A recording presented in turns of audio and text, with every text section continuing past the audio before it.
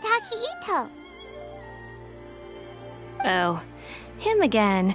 Sure, I have answers. We've already done some investigating for the Tenryou Commission. But first, do you have enough Moro to cover the fee? I've heard all about your travels. After everything you've been through, I'm sure you understand the way these sorts of things work. How much Moro are we talking about here?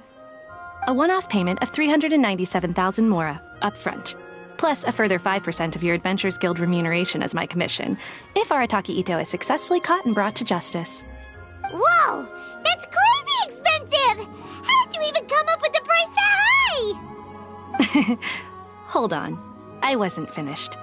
It just so happens the initial fee has already been paid in full by the Tenryou Commission. All you'll need to pay is the small commission fee. And, as for that amount, I'll settle things with the Adventures Guild once we have Itto. So, from the way I see it, you guys are getting a pretty nice deal. Now then, to give you the full picture in this case, we must first recount a well-known Inazuman fairy tale. A long, long time ago, in a village lost to time, there lived a crimson Oni and a blue Oni. They were the best of friends. The crimson Oni looked fierce, but was gentle like the humans. The blue Oni looked human, but was reclusive, like an Oni. The crimson Oni wished to befriend the humans, but they were scared and threw beans at him whenever he came near.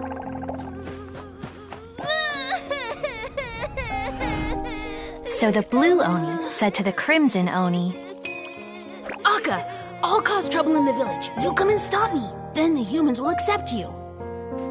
As planned, the crimson Oni chased the blue Oni away. The crimson Oni's deeds spread throughout the land, and people finally accepted him. But when the crimson Oni went to tell the blue Oni the good news, he was gone and left only a letter behind. I went traveling. Don't come find me or they'll treat you as a naughty little Oni.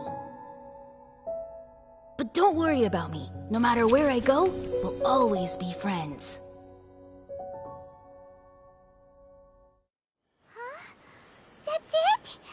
What about the little blue Oni? Whatever happened to him?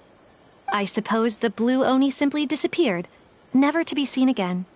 Only the crimson Oni remain now. But the blue Oni was just an innocent little kid! Of course it does. Otherwise, I wouldn't go through all the trouble of telling it. One interpretation is that the story is actually broadly based on historical events and that Arataki Itto is, in fact, a descendant of the Crimson Oni. What I'm trying to tell you is that the Oni have sacrificed a lot in the past in order to finally integrate themselves into human society. But there are still some volatile personality traits in the Oni bloodline. Every generation of Oni inherits these traits. So while Arataki Itto has never been known to commit a wrongful act in the past, can we ever completely rule out the possibility of him one day allowing this side of him to take over? But how could he do that? After the blue Oni's sacrifice? That would be such a betrayal! That's a very old story. Nobody knows how long it's been since the blue Oni disappeared. We can only assume that they have long since died out, in which case, it would be quite a stretch to say it still counts as a betrayal at this point. Besides, the suspect has already confessed. What is there left to discuss? According to my investigation, he was headed southwest.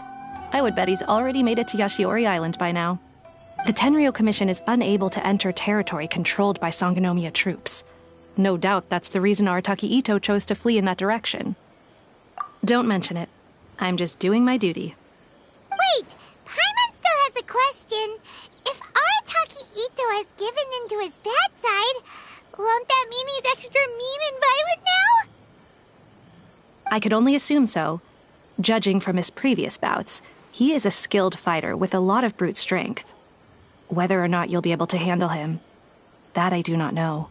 Okay, but what's up with people throwing beans Ah, yes. Now that you mention it, I seem to recall that Arataki Itto is allergic to beans. In fact, all Oni will avoid beans, but especially Itto. I heard that just touching a bean is enough to incapacitate him. If you could weaken him a bit by triggering his allergies, perhaps you'd have better luck subduing him. Right! Knowing our target's weakness will make things a whole lot easier. It just so happens that I have a bag of beans right here. I was planning to use them to make some porridge, but I think you will find a better use for them. Of course, I will charge the Adventurers Guild a fair and reasonable rate for the beans. Sneaky! But also, thanks! Let's head to Yashiori Island and start looking for Itto! Welcome to Bonton Sango Detective Agency. What will you have me solve?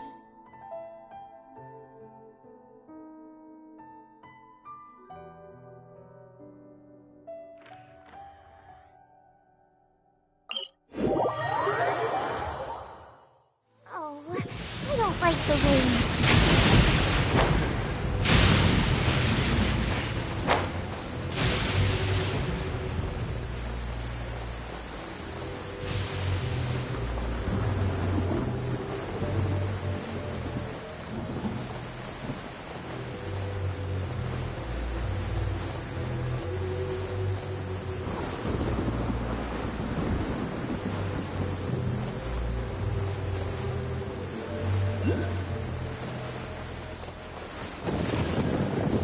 According to Detective Sango, Itto should be somewhere around here.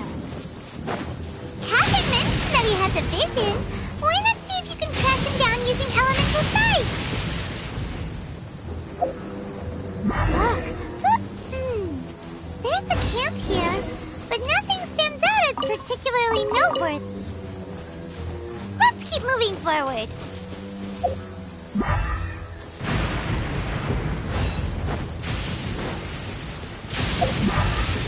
Race you!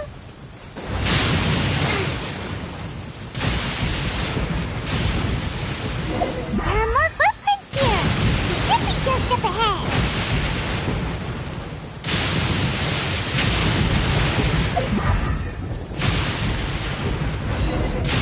Wait! Could that be him? Is that Arataki Itto? He doesn't seem to be looking this way. Perfect. Let's try the beans Detective Sango gave us. It'll save a lot of hassle if we can avoid a fight.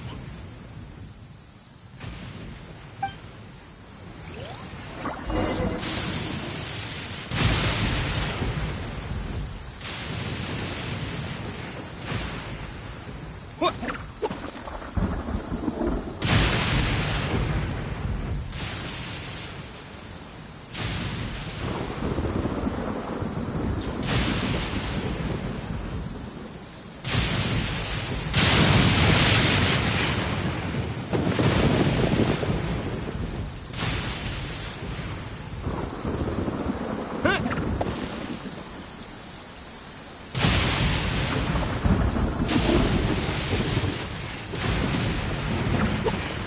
Beans!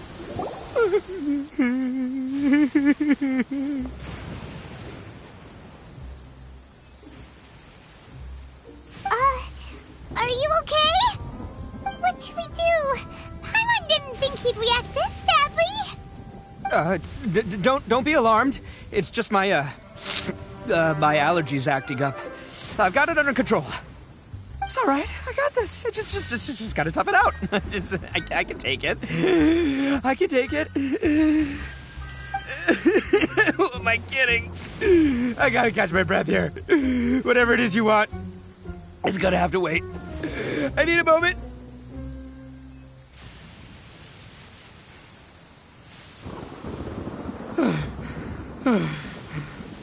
Need a moment.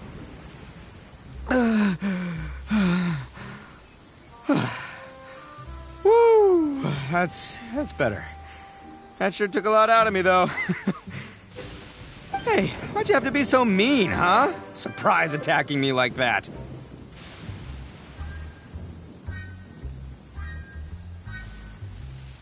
Hey, whoa, take it easy. Just stop with the beans, okay? So you're here to bring me in. How in the world did you find me all the way out here anyway? Well, whatever. If you think I'm going back with you, you can forget it. I'd walk away if I were you. I pack a mean punch, you know. I don't want to hurt any regular folks like you. That's pretty big talk considering all the beans we have. Yep, that's right. Me. All by myself. Nobody else. As boss of the Arataki gang, I gotta nab a little food and drink when we're running low. That's only natural, right? Yeah, but nabbing people? That's taking it a bit far, don't you think? Not when their families will pay good mora to see them again. Easy pickings. And the extra mora means I can, give some to my gang to spend on themselves.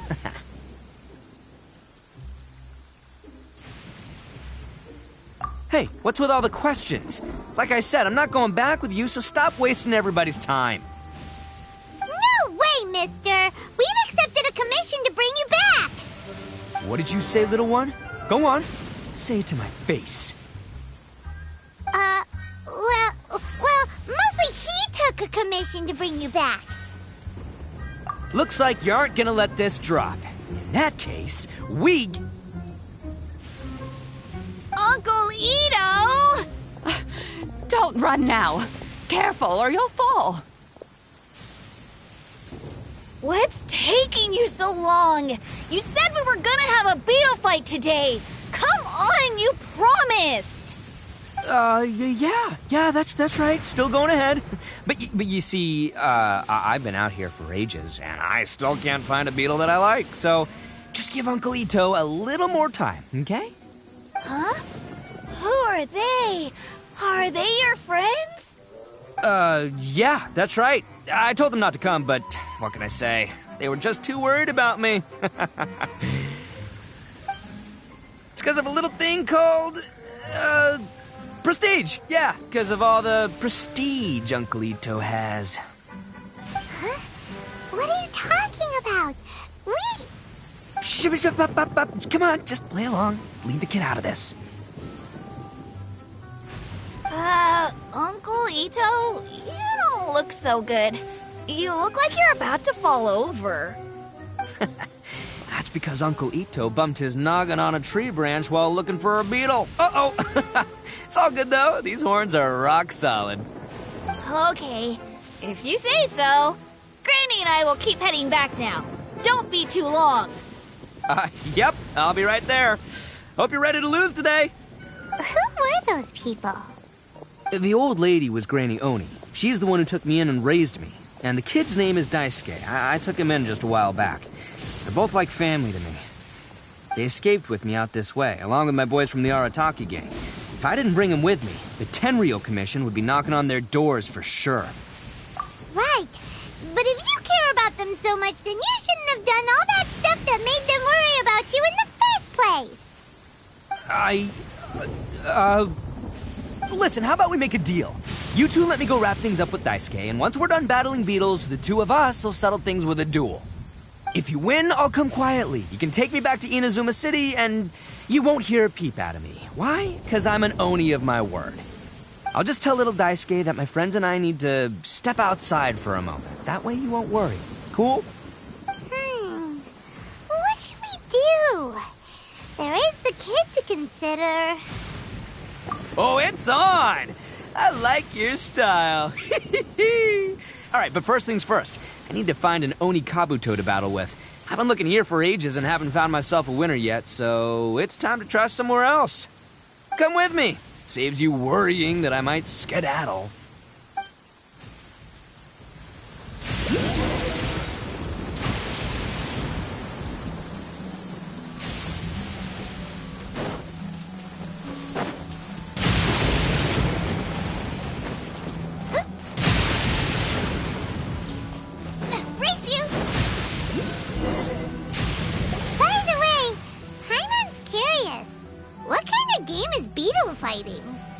You guys have seen Oni Kabuto out in the wild, right? Even though they might look menacing on the outside, they're big softies on the inside. Most of the time, they're just sitting there doing nothing. But let me tell ya, once the Oni Kabuto start fighting, they won't let anything get in their way. The grand game of beetle fighting is a match where your beetle tries to flip the other beetle onto its back. Hey, it's not just some kid's game, okay? There's way more to it than that. I have taken part in more beetle fights than you would believe. At least 800. I may have even crossed the 1,000 mark by this point. Anyway, after a while, you can tell a beetle's fighting potential just by looking at its shape, size, and the patterns on its body. But it's not just about all the physical stuff. Oh no, your Oni Kabuto's got to be in the right headspace as well. If it's not up for a fight or doesn't have the guts, well, then it's game over. Boy, are you two lucky you ran into me. When it comes to beetles, I'm the expert that the experts go to. I'll show you all you need to know. But we're not the ones that will be playing. We're just here to keep an eye on you. Oh, yeah. Anyway, not a problem.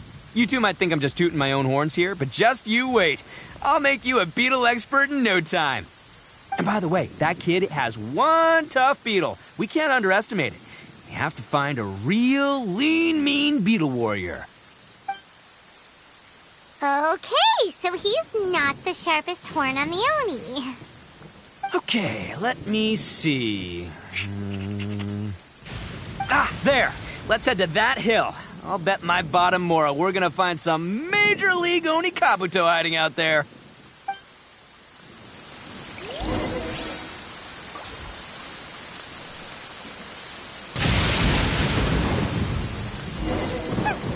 Uh-oh! Lightning storm! Just our luck. Well, hopefully that'll... Oh, darn it, they're all gone. Let's hop down from here and take a look. My gut's telling me that Look! You see all those purple things? It's a whole pile of Oni Kabuto! Now that's what I'm talking about! Huh? Oh, what the... Ah, no! Not lavender melons! Well, even a pro like myself can make a mistake from time to time. It's okay, just gotta roll with the punches. Let's try somewhere else. This is the one! This is the one! See? As long as you're in my company, you're guaranteed to find yourself an Oni Kabuto. Yeah, it's on the smaller side, but size isn't everything in a beetle fight. Just let the expert explain, okay? What smaller beetles lack in strength, they make up for in agility. They usually got a whole bunch of sick moves just ready to whip out when the right moment comes. Listen, you can never see a beetle's true energy until it's in the ring. It might look a bit young and docile, but that's got its advantages. Haven't you ever heard the saying, don't judge a book by its cover? Young beetles that have never fought before always go all out in their first fight. Older beetles that have already been through the wars tend to just cower in the corner the moment they see a strong opponent. Hey, didn't I say not to worry? Come on, just have a little faith, would ya? My experience is telling me that this Oni Kabuto was spawned to be a champion. Right here! Look what Paimon found! If we're gonna battle some beetles, then Paimon wants in! It's not like we have anything else to do. When you hopped down, Paimon flew off somewhere else nearby and found this one. What do you think, Itto? It's big and strong and looks like a real fighter. It matches everything you said about a good fighter beetle. Bet the one you guys found must be way bigger.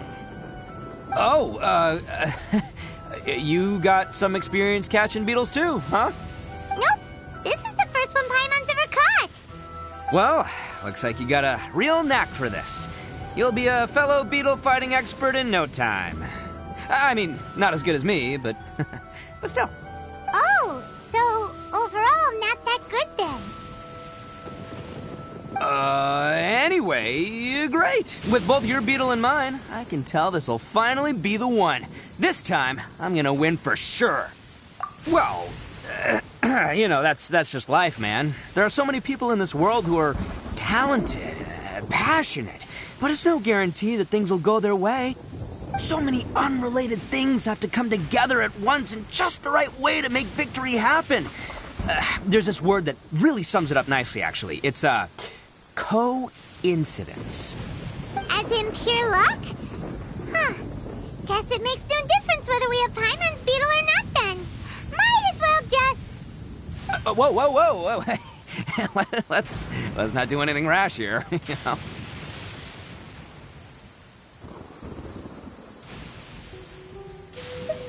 I think both of these fine beetles have a shot at winning. Let's just hang on to them and give them both a try. A true warrior never leaves a good beetle behind.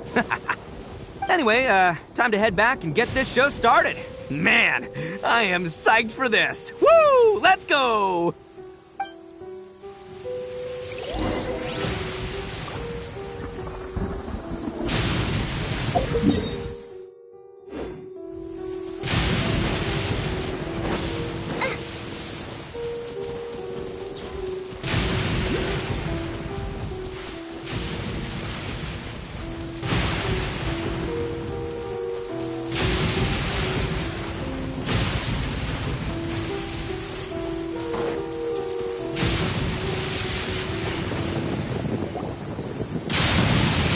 Finally! You're back! Can we start our beetle fight now? Yeah, sure thing, buddy. But you better watch out. I brought a real winner back this time. Don't worry. I'm not scared of your beetle. Go, Stripey Ghost! I've got this fight in the bag. Let's go, Nimble Ninja!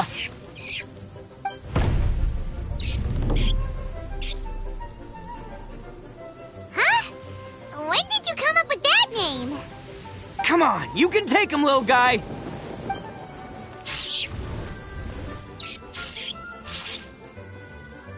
Ha! That's right! Finish it!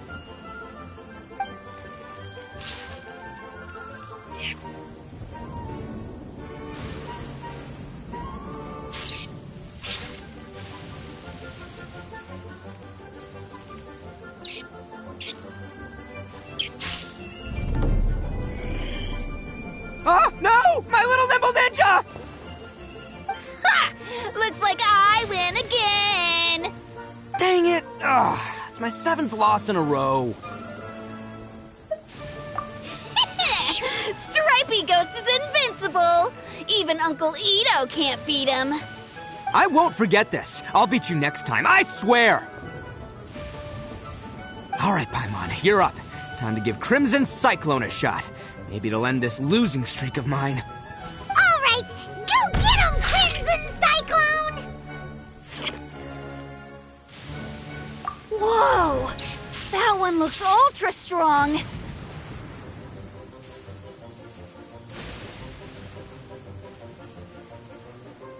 But it's still no match for you, Stripey. All right, little guy, use your Super Paimon Tornado! No, I can't believe it. I lost. Yay! We won! Ha! Paimon knew Crimson Cyclone would be the best! Boy, did that one put up a fight. Woo! It wiped the floor with Stripey Ghost. I know a real beetle trainer when I see one. Way to kick some beetle butt, partner. See? Paimon's got real talent! Of course, Crimson Cyclone has to take some of the credit, too.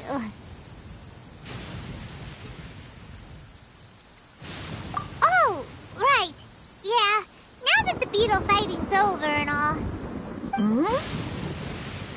This is for you, Daisuke. Huh? For me?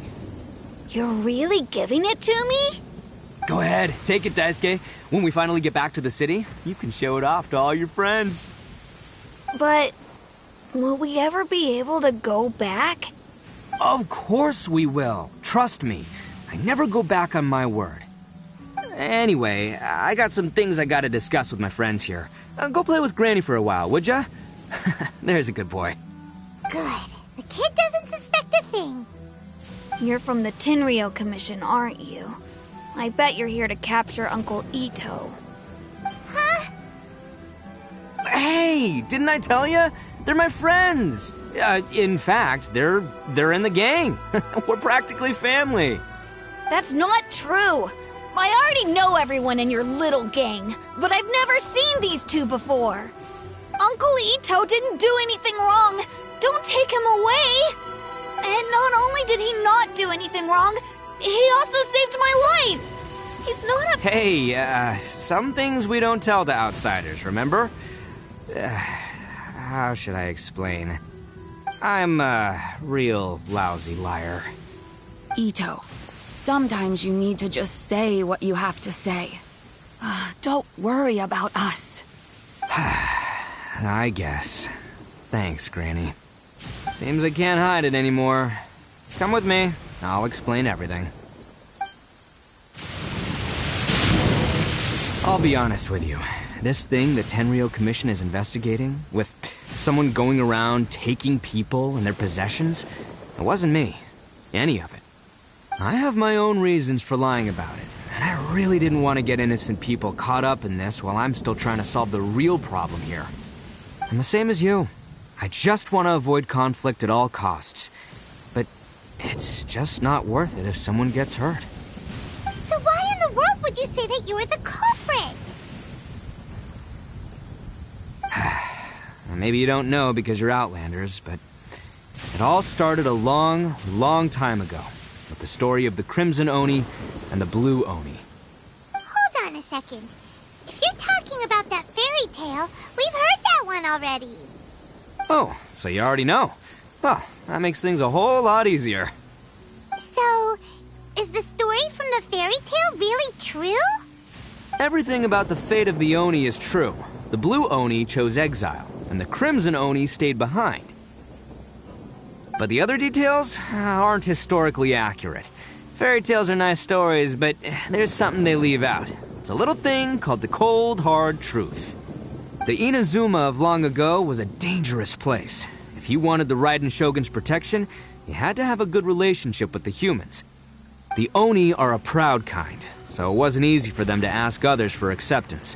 Over time, the Oni eventually split into two factions.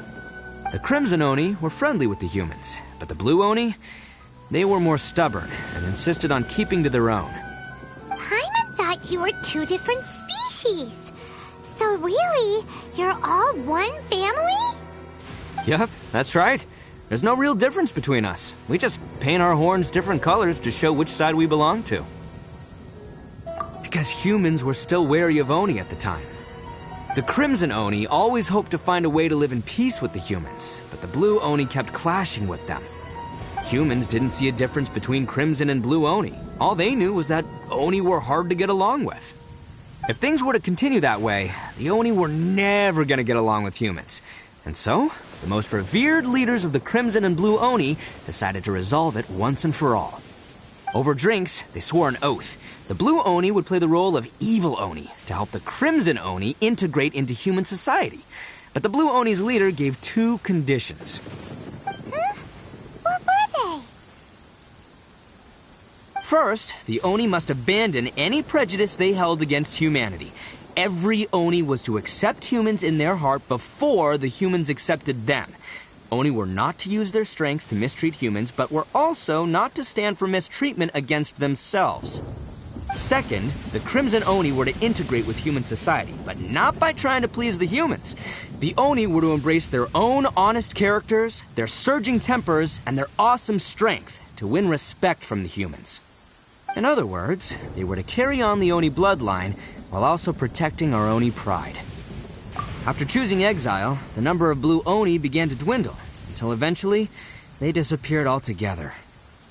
Since I first heard the story of the Blue and Crimson Oni as a kid, I've heard it countless times in my life. Not once did I ever imagine that the Blue Oni clan had actually survived. So you're saying the real culprit was a descendant of the Blue Oni? That's right. Most people don't pay attention to the color of an Oni's horns. They probably don't even know that Blue Oni exist. But nothing gets by the Arataki gang. At the scene of the crime, they saw an Oni with different color horns than mine. Still, it'd be strange if the culprit really was a descendant of the Blue Oni. I can't bring myself to accept it. Exactly. They would give up their life before abandoning their pride. I've always respected the Blue Oni for the sacrifice they made. And I know the aspirations my ancestors had for the future of all Oni. Our pride does not allow for any wrongdoing. You don't steal from other people. You don't harm other people, period. My guess is that the Blue Oni was tricked or forced into it somehow. But I don't have any evidence. That's right. If I didn't step in, the Tenryou Commission would have definitely caught them by now. But what does Daisuke have to do with any of this? He said that you saved him so he knows your story, right? He was the one I managed to save from the Ronin after I sent them running from the scene. He was off playing somewhere when they came by and ransacked his house. By the time he came back, his parents had been taken. The whole reason I'm in this is to help this kid find his mom and dad again. I never wanted to tell you any of this. My original plan was to knock you both out and take my family to hide somewhere else. There's more to this than just one Blue Oni. There's a dangerous group behind everything that's been going on. I didn't want to get anyone else caught up in this mess. That's everything. The whole story. If you don't believe me and want to drag me back to Inazuma City, then I'm going to fight you with all I've got. But if you're willing to believe me, then please, give me a little time. Once I find the Blue Oni, I'll turn the both of us in. Yep, Paimon too! Just treat it like we're here to keep an eye on you. So, you... all right. I knew you'd be reasonable. I knew it. I was thinking right from the start, these two fine folks, they're just out here in the pursuit of truth and justice, man. Yeah, we are gonna get along just great. Well, I should tell you, though, things could get a little dangerous, so be ready for anything. Don't say that I didn't warn you. Don't worry about us. We're seasoned adventurers. All right, then our first job is to investigate where this Blue Oni is hiding out. There's a victim of his that saw him up close, currently taking refuge at Sangonomiya's camp. I figure we can start by talking to him.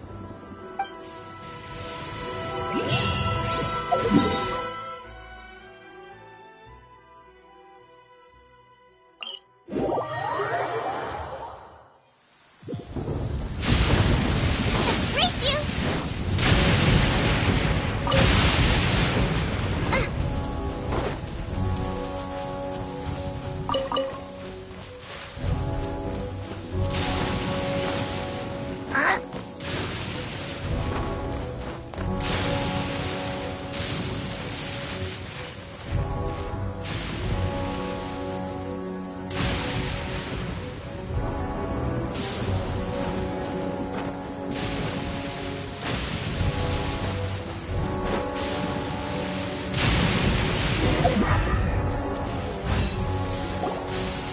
Yo, you must be Masato.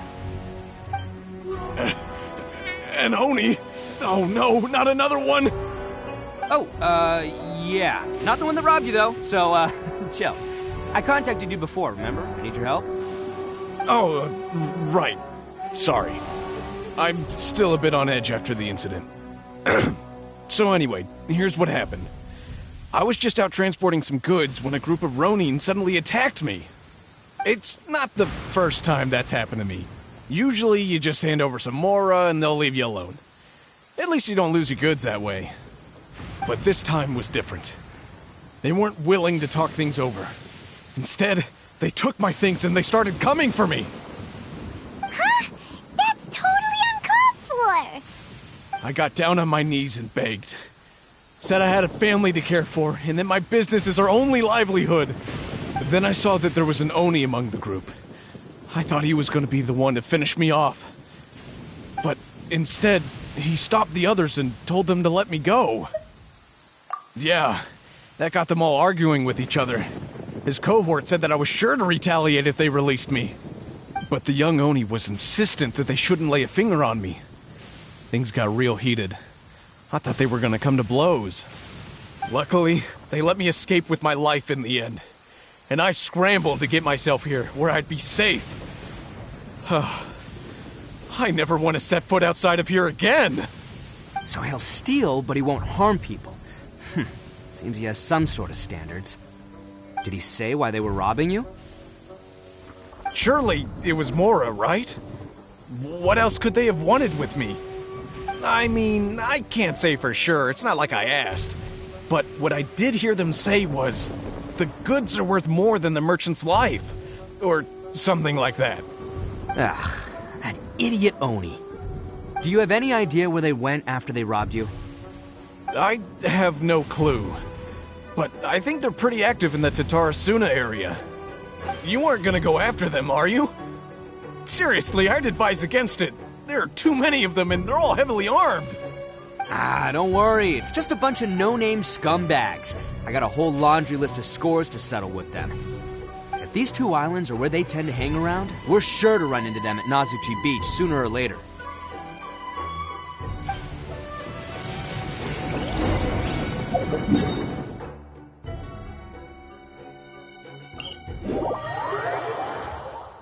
The rain has stopped. Come with me. Let's pick some matsutake.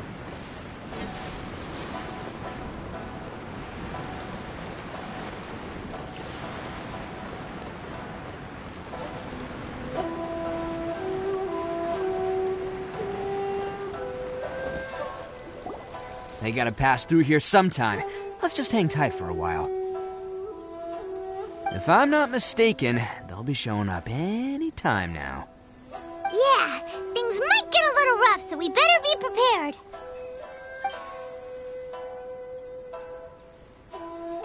Oh, here they come! Yeah, there they are. And one of them has horns. All right, it's go time. Let's get him.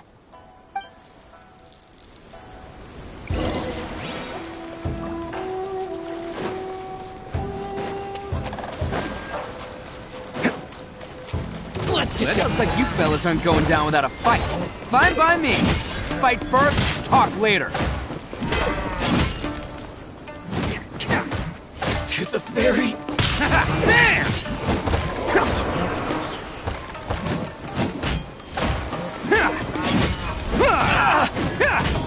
Finally. It's my lucky day.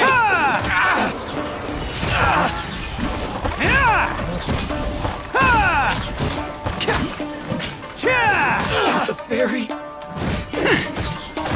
How's this? Finally, to the ferry. Hey, don't even think about running. It's me, Arataki Itto, descendant of the Crimson Oni. I know who you are. From the day we are born, every blue Oni knows their purpose. We all know our fate is one of self-sacrifice. But what about the Crimson Oni, You don't know anything about us. Not our miserable history, or any of our names. Mine's Takuya, by the way. But you don't even care, do you? Because those who get sacrificed should be forgotten, right? No, you're wrong. I never knew the Blue Oni had survived to this day, and the moment I found out, I was determined that I would find you.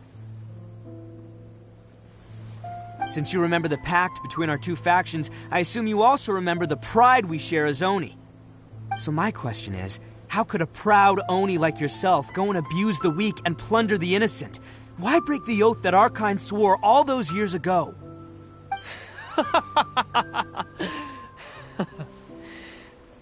Huh? What's so funny? Who are you to talk about pride and oaths with me? The Blue Oni gave up everything, just so the Crimson Oni could live peacefully in human society. But let me ask you, Arataki Itto, what exactly do you contribute to human society? You're a blundering fool who can't hold down a real job, a laughingstock of the town, and worse still, you let them get your vision during the Vision Hunt decree. Protecting the Oni pride? Ha! You wouldn't know how if you tried. You're a disgrace to the Oni kind. Hey, come on. None of that stuff's a big deal. I mean, you're really hanging me out to dry here, man. Since when do you care what other people think? You just do whatever you want. It's not like anyone can stop you. But do you have any idea of the kind of life my kin and I have lived while you've been hanging around in human society? We were cut off from the rest of the world. We severed all contact with it. And since then, we've had no place to live, no stable source of food. No clothing, no medicine, nothing. Besides the oath we swore to uphold in our so-called Oni pride, we had nothing. So, that's why you joined a band of thieves? That's right. Why should I accept that life? Is holding fast to a worthless oath supposed to help me provide for my family and friends? I've abandoned our Oni pride. It's meaningless. I want to live. I've given everything that I've stolen from humans to my community. What I've taken will at least keep them from starving and ease their pain. That's what matters most to me. Yeah, and besides, the Blue Oni sacrificed themselves so that Oni could be accepted as part of human society. If people see Oni causing trouble again, then that'll defeat the whole purpose of the sacrifice you made. You make a good point.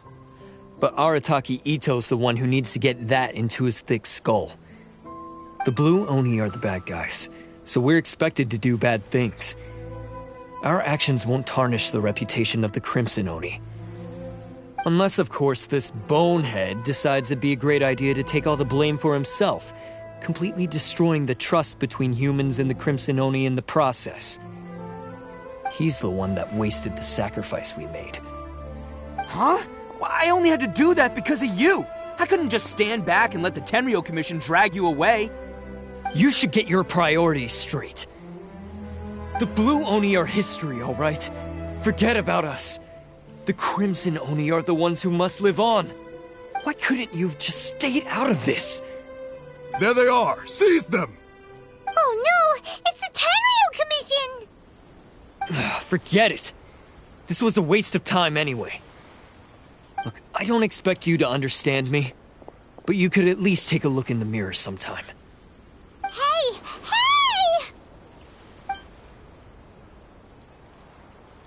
He got away! Uh-oh, we need to get out of here too! We can't get caught here. Looks like I'm up to bat. Just wait here and we'll escape together when the time's right. Whatever you do, don't attack any of the Tenryou Commission, or they'll be after you too.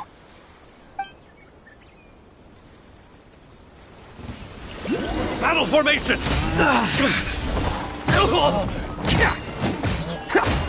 Soldiers! Come on, men! He won't get away this time! Just give yourself up, Arataki Itto! Withdraw. I must withdraw. Get them! Who wants some of this?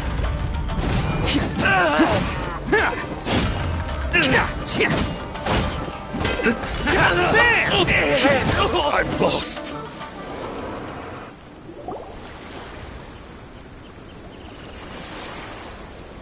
Man, they really came out in force today. I'm kind of flattered the Tenryou Commission sent so many. But I still haven't completely recovered from the bean attack earlier. I'm starting to lose my edge here. No way. All that would do is send them after our Blue Oni friend instead. But I have to settle things with him first, man to man. Then what should we do? The Tenryou Commission's about to arrest you! No choice but to keep kicking some Tenryou butt! Hey, boss! Thought you'd have all the fun without us? Granny Oni sent us. We're here to lend a hand. Maybe we can't take him, but we can sure slow him down. Now's your chance. Go! Hey, I told you to stay out of this one. Well, we're in it now. Come on, there's no time. Go! Do what you gotta do, boss. All right, then. Watch yourselves. Soon as I'm done, I'm coming back for you. Come on, you two. Time to roll! Don't let them get away! After them! Hey, you guys want some of this? There's plenty to go around. Run for it, boss!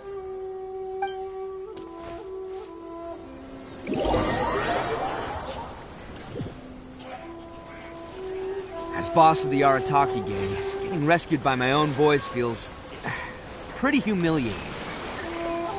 I promise to never let you down, boys. Alright, we've got some footprints to follow. Let's find Takuya. It was real touching and all what they did, but those few guys weren't much of a gang. Hey, it takes Mora to run a gang, okay? Huh. Is it just me, or are there more and more footprints here? A wrecked cart and some goods. Look alive, we've got company. Reveal thyself. Rain outlines your fate. Teamwork is teamwork. Midnight Phantasmagoria. There's more! Witness the power of Gawak. Finally, Seems they definitely don't want us going any further. Let's see what's waiting for us up ahead. Huh. Besides the footprints, there are other signs of life here too. Must be plenty going on around here. Let's investigate. They couldn't have just disappeared into thin air. Unless they're... Hidden entrance, yes! Alright, I think we just found their hideout. This is gonna be where they keep all the people they took. Paimon thinks Takuya's probably in there as well. Huh? Fire away? Of course I did. Come on, I'm not that dumb. But it takes a world-class blockhead like Takuya to think his ideas are actually gonna work. So I'm here to save him no matter what. Huh? What were you two talking about? Are you keeping Paimon in the dark again? Let's go.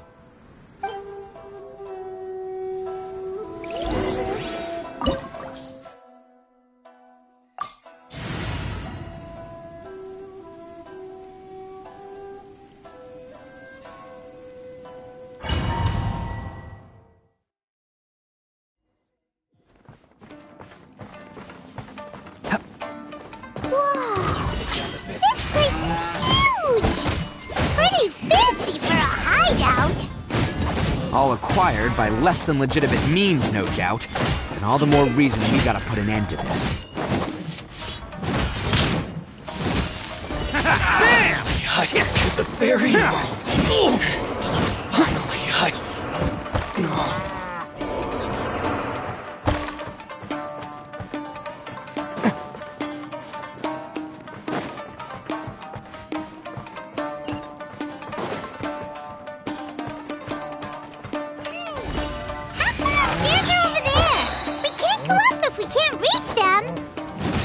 No problemo.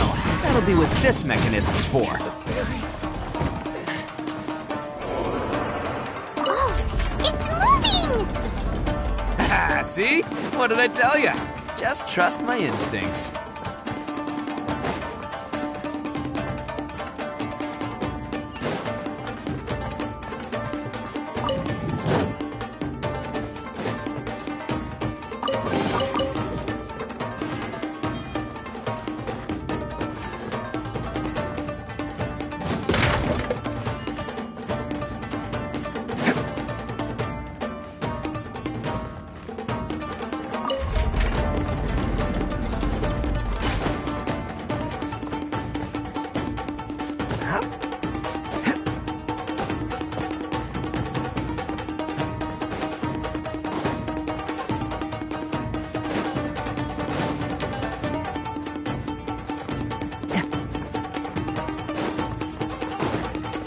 Can't catch me.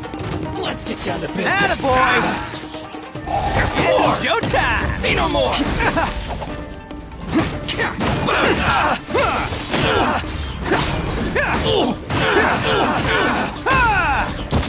To the fairy. I am the fairy. To the fairy.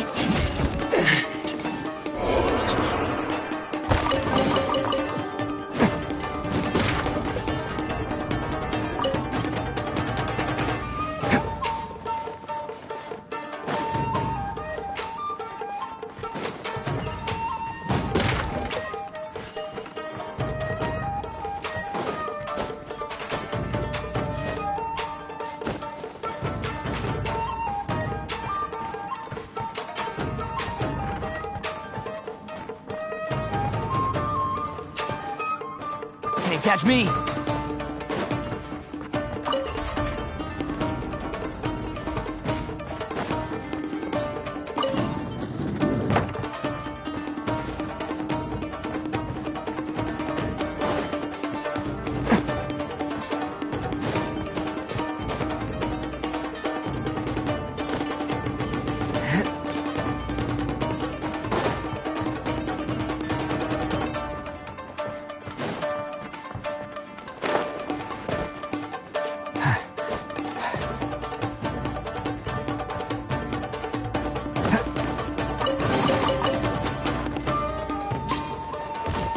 Can't catch me!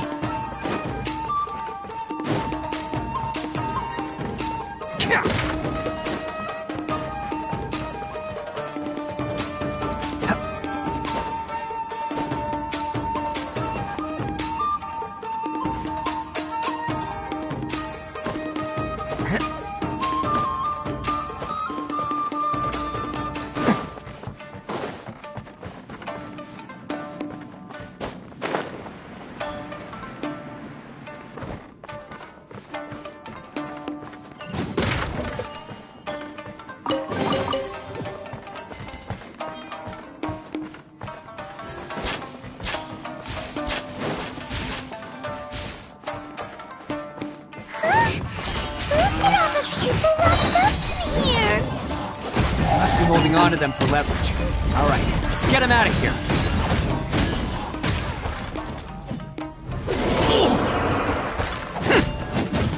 Finally. No. Get the berry.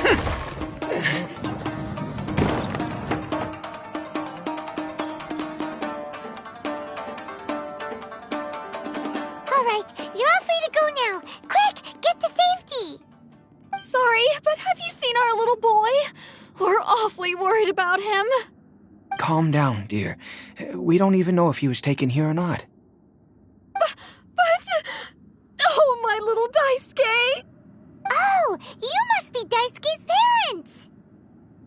Yes, that's right. Have you seen him? Where is he? Is he all right? Don't worry, he's safe and sound. Someone's looking after him now on Yashiori Island.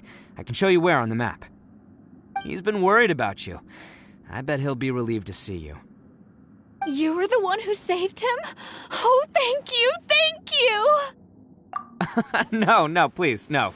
No need to thank me. It's my pleasure, really. It's just who I am. It's what I do.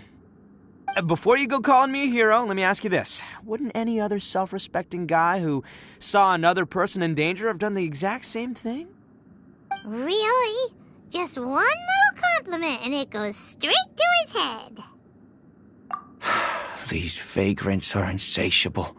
They'll do anything for money. No one dares stand up to them for fear of what they might do. Oh, would they really do anything drastic? No, actually, because one of the guys, the one with Oni horns on his head, has always shielded us so far. Oh, in fact, his horns look just like the ones this guy has. At night, he would secretly bring us food and water. I don't understand what he was trying to do. Are you a friend of his? Or perhaps a relative? Relative, I guess. Oh, maybe there's something secretly troubling him. He seemed different from the rest of the gang. They seem like heartless crooks, but I'd say he comes across more like a confused child who made some poor choices. Let me put it this way. There are a few things he needs to straighten out in his head, and I'm here to point him in the right direction. I'm glad to hear that. He's lucky to have family like you. Don't worry. He'll be in my trusty hands. I'll help him see the light. Anyway, you should scram. It's still not safe here. Yes, thanks again. You've rescued our entire family. We are indebted to you. Huh. A child that made some poor choices. Anyway, let's get going, while we still have time.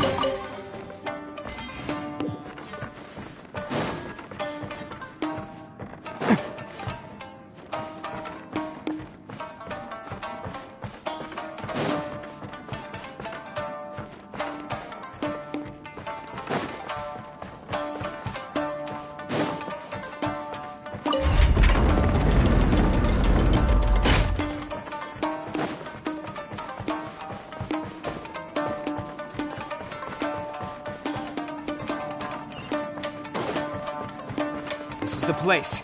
The jig's up. Surrender while you can.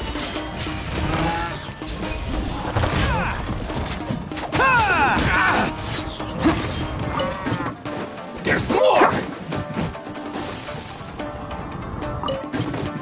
Bam! It's showtime!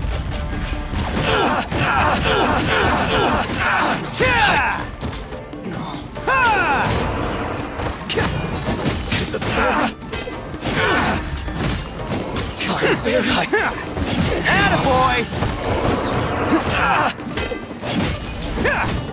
Finally, Bet you think you won, don't ya? So naive. This is my home turf. I'll let you in on a little secret. A long time ago, I picked up this rare paper charm. It's very precious to me. What makes it so special is that if you tear one piece, the other piece starts tearing too.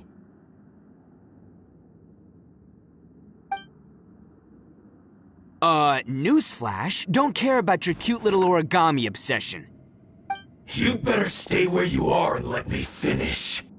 Aren't you curious what the other piece is used for? I'll tell you. It's now the critical component of the mechanism, and when it gets torn, this place goes up in smoke. Yeah, the whole hideout is rigged with explosives and ready to blow. What?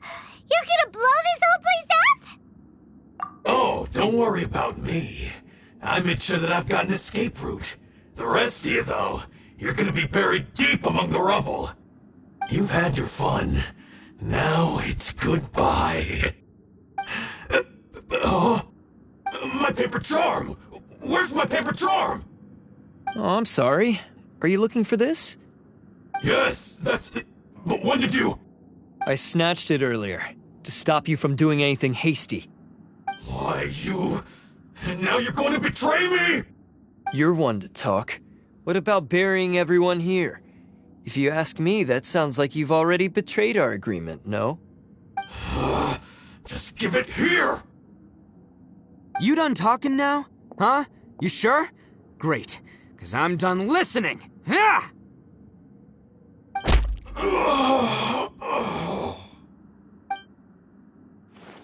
Great work, Takuya. You arrived in the nick of time. Stay away from me.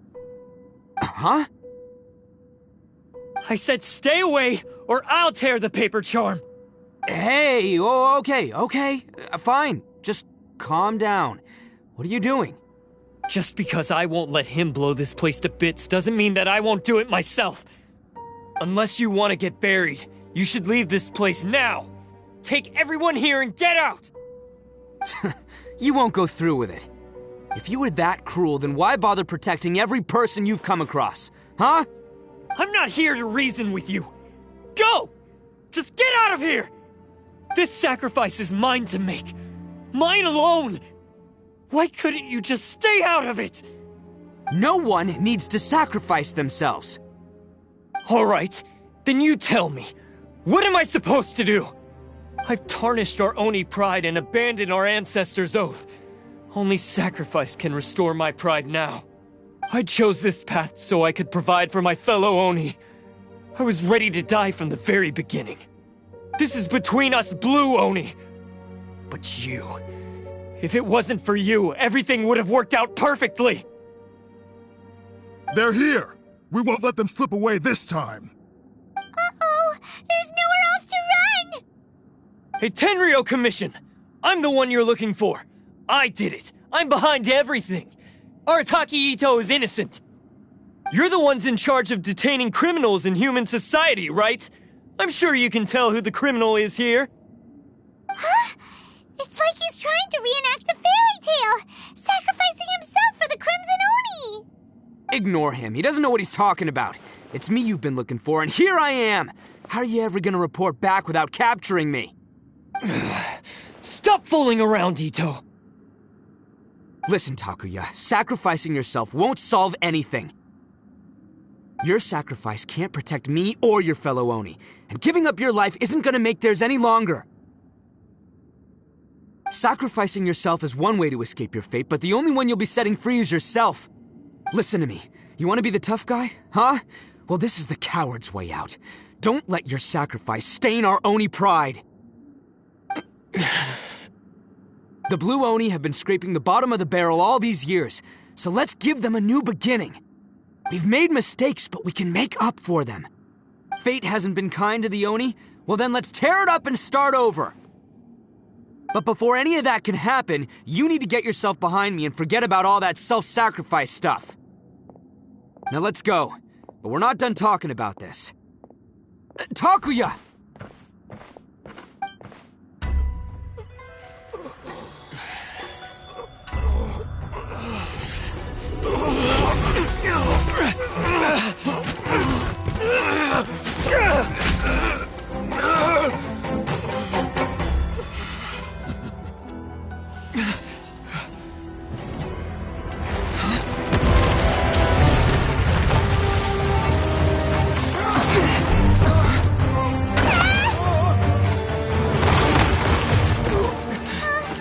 I'll take care of this.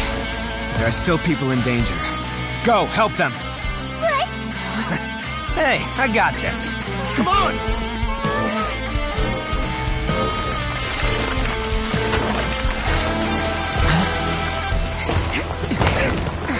Forget about me! Just go! It's what I deserve!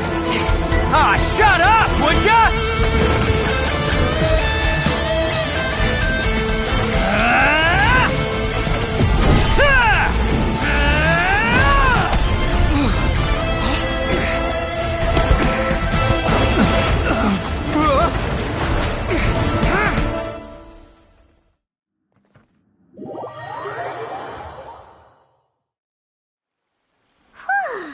We managed to save everyone!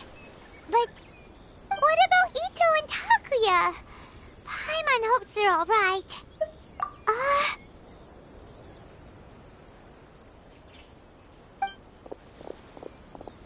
Look! It's Itto and Takuya! That's gonna hurt tomorrow. What's up with the looks on your faces? I said we'd be okay, didn't I? I'm sure I'd be looking a whole lot sharper right now if it wasn't for that brutal bean attack of yours earlier. Why? Why would you do this for me? I'm the guilty one here. I don't deserve this. Because we're Oni, that's why. We share the same blood, brother. Our parents and their parents before them never taught us that it was okay to abandon family in need. I just wish you'd come to find me sooner. If you knew about me all along, then you should have come and asked me for help. I never would have dreamed of turning you away. The Blue Oni disappeared so that they wouldn't bring trouble to the Crimson Oni. If I came to you for help, wouldn't that just undo everything the Blue Oni have done? Not to me. I've always respected the Blue Oni for their sacrifice. Nothing they did was in vain. It's only because of them that we have survived to see today, and built a world where Oni and humans can live side by side. Honestly, everything that I have now, I owe to the Blue Oni. And let me tell you, the Inazuma of today wouldn't see you as a villain just because of the color of your horns. You say all that, but in spite of everything, you're barely getting by. That's just how I roll, man. You remember the pact, don't you? We're not supposed to suck up to the humans. We're supposed to earn their respect. Every member of the Arataki gangs had a tough time trying to fit in. Take Akira, for example. He snores like you wouldn't believe. Or Genta. He's got a serious temper problem. And Mamoru, well, he's colorblind. Even Granny Oni. She got that name for taking me in as a kid. We're all rejects and outcasts in some way, but we don't care. You want to talk about pride? Well, in our gang, we're proud to welcome anyone who's been through adversity with open arms. But don't worry. The Arataki gang's already a bunch of misfits. You really think you could cramp our style? We've dealt with the Kairagi and the people they took captive. I assume the two of you are finished talking. Takuya, based on the findings of our investigation, I hereby announce that you are officially under arrest for forceful seizure of people and property. Please do not attempt to resist. All stolen articles will be reclaimed. That means we'll be seizing all the goods you passed on to your kin. No, please don't! Without those goods, they'll... It's all right, Takuya. Those goods never belonged to us anyway. Don't worry, I'll help take care of your kin. Now that I know the situation, I'll personally make sure they never suffer again. Might want to put your grand plans on hold there.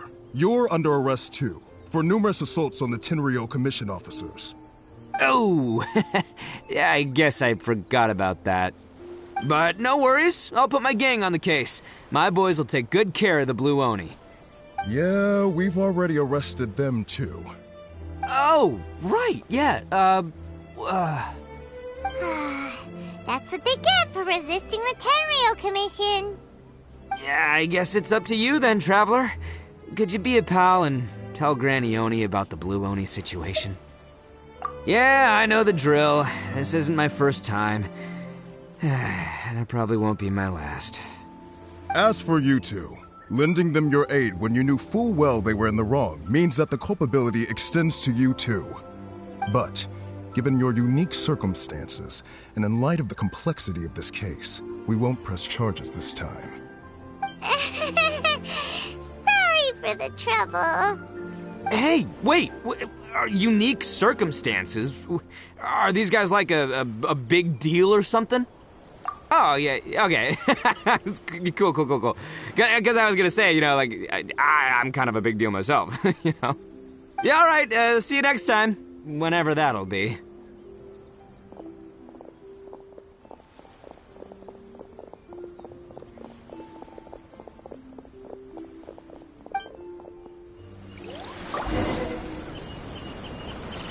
Well, he's pretty. Weird. But at least he's not a bad guy.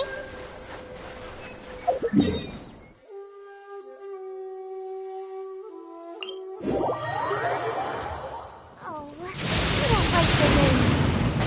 Don't hit me!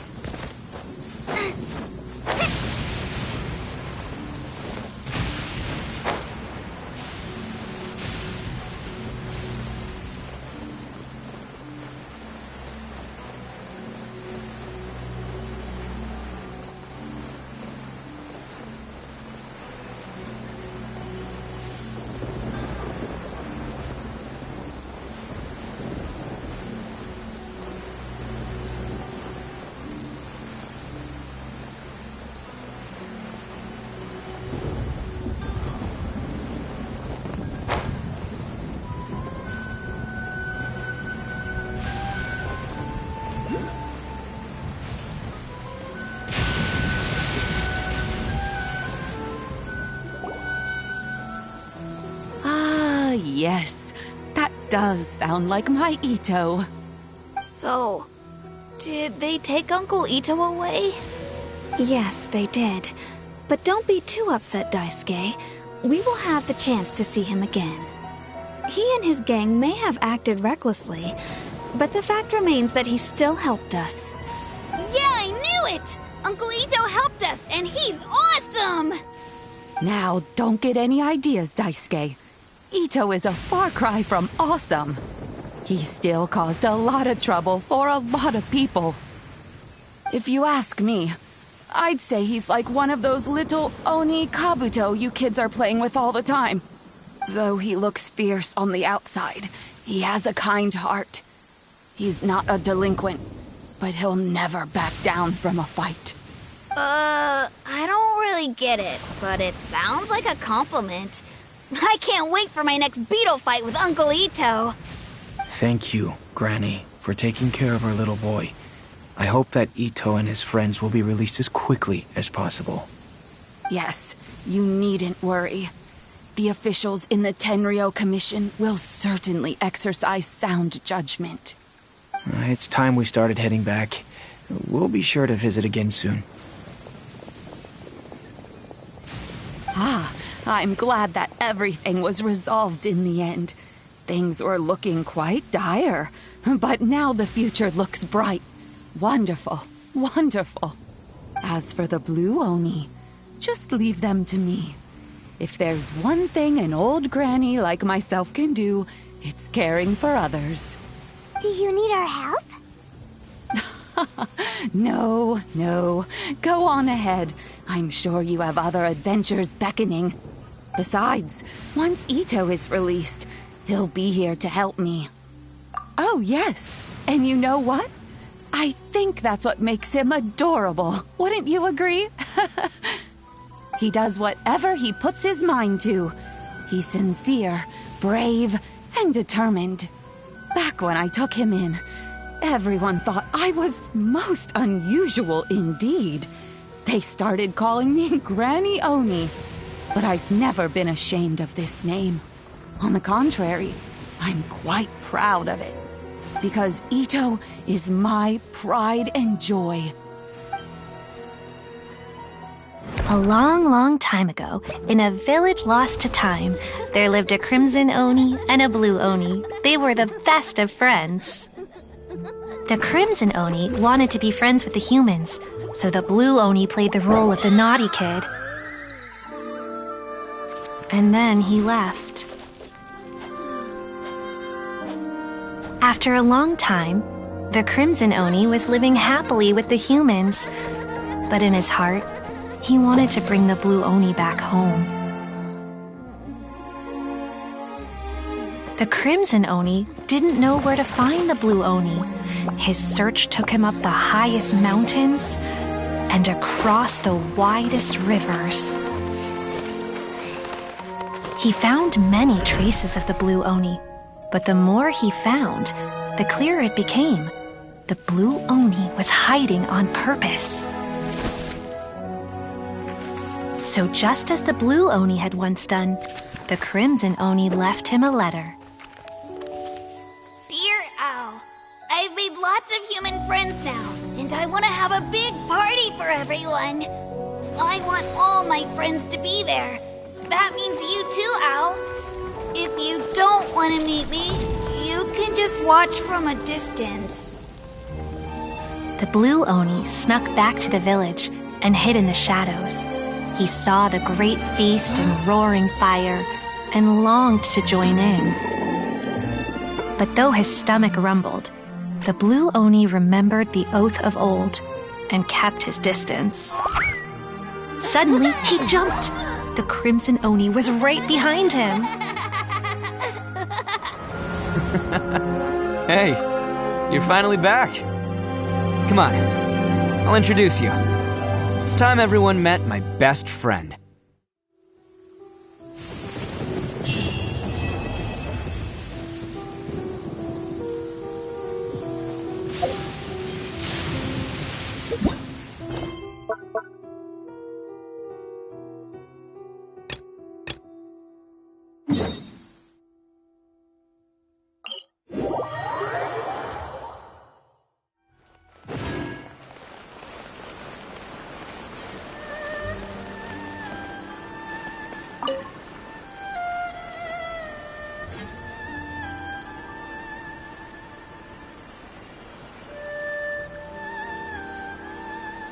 Ad Astra Abyssosk.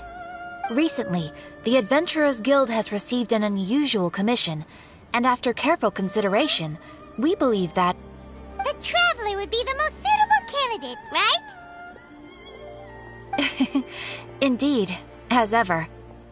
I will spare the pleasantries then. May I ask if you two are available to help? Well, let me go over it briefly. Our client for this job is the Yashiro Commission. Apparently, Rift Hounds are attacking the roots of the sacred sakura nearby Mount Yogo in great numbers. Rift Hounds? On Narukami Island? Yes. We are not sure where exactly these creatures come from. But this time, they are attacking in alarming numbers with great aggression and a clear target. The sacred sakura is of tremendous importance to Inazuma. I trust you are aware of this already? Good. Then you can see that this case is very urgent indeed. Is the Tenryu Commission aware? Yes, and they are already taking action of their own. However, given that the sacred sakura's root system is vast and complex, and faced with the unpredictability and scale of the Rift Hound's attacks, they are finding it difficult to defend against them. Their main priority is to protect the civilian population, so they are actively looking to cooperate with all other available forces to eliminate the monsters. The Adventurers Guild is one of the key parties assisting the Tenryou Commission with their work. But so far, the combined efforts to combat the Rift Towns has failed to substantially ameliorate the situation. You have our deepest gratitude. Your confident response puts me far more at ease. I will mark on your map the areas where Rift Town appearances have been recently reported. I hope you won't encounter too much trouble overcoming them. Relax. We'll be back before you can say Ad Astra Abasosk.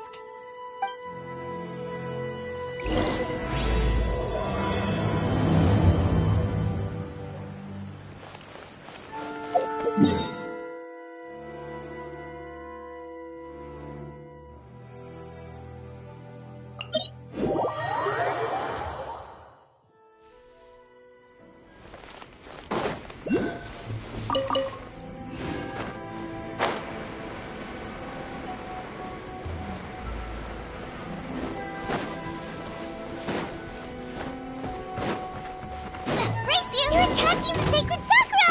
Stop them!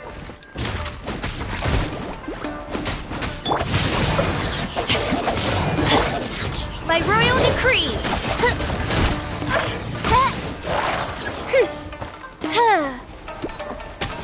You're toast!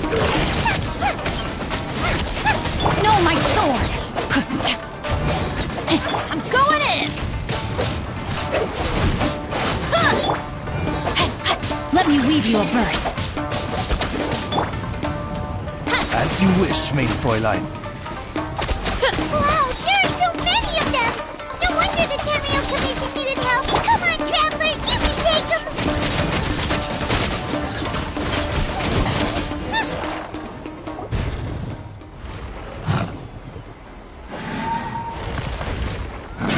Torn to oblivion!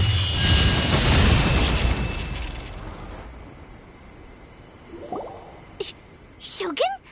Wait, no! Could also be A! Oh, it's you two. It has been a long time. We have not seen each other since the resolution of the Tenryou Commission crisis. Okay, sounds more like A. It is you, right? You sure made short work of them! That was amazing!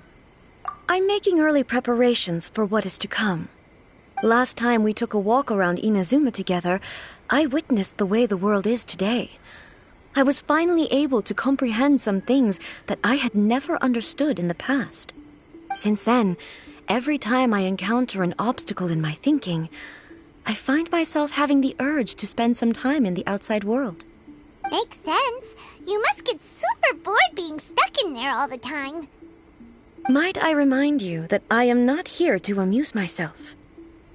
Recently, I have observed a number of changes in the external world from the plane of Euthymia. The most serious of these being the attack on the sacred Sakura by numerous Rift Hounds. I considered this matter worthy of my attention, so I pursued them, and they led me here, where I happened to run into you. If the Shogun rather than I were to discover them, yes, perhaps she would have left the situation alone. Why? Because she's just a puppet? Precisely. According to the rules I designed for her, matters of this nature are to be delegated to the Tri-Commission. But Rift Hounds attacking the sacred Sakura... It brings back bad memories of that terrible disaster. A disaster? Yes. 500 years ago, a great catastrophe befell Inazuma.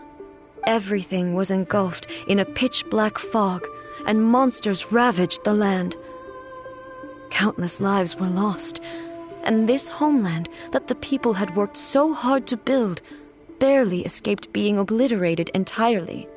The monsters committed many atrocities on Inazuman soil, and the Rift Hounds were always their advance guard. Their duty was to tear open a passage through space with their claws and teeth, and then call in even more powerful beasts. So you've heard of it, too. That's an episode of history that I am loath to recall. Maybe to you, It seems like my response to these creatures was an excessive one.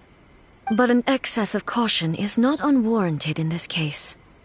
Guess you can't argue with that. Since we are both here for the same reason, let us work together.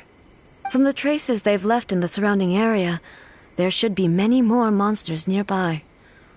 All of them must be eliminated. Paimon feels so safe when we're in Ace company.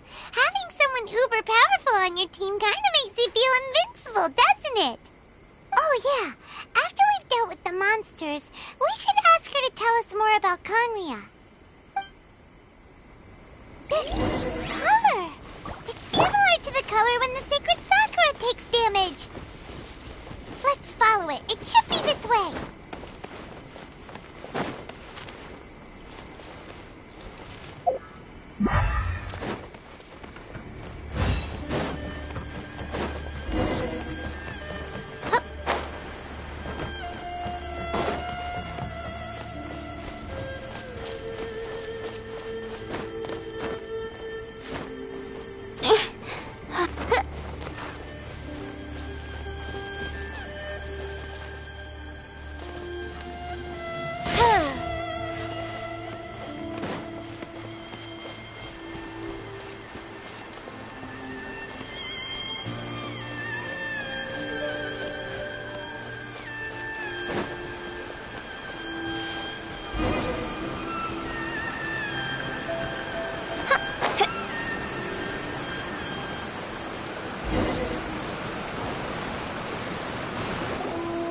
We are lucky.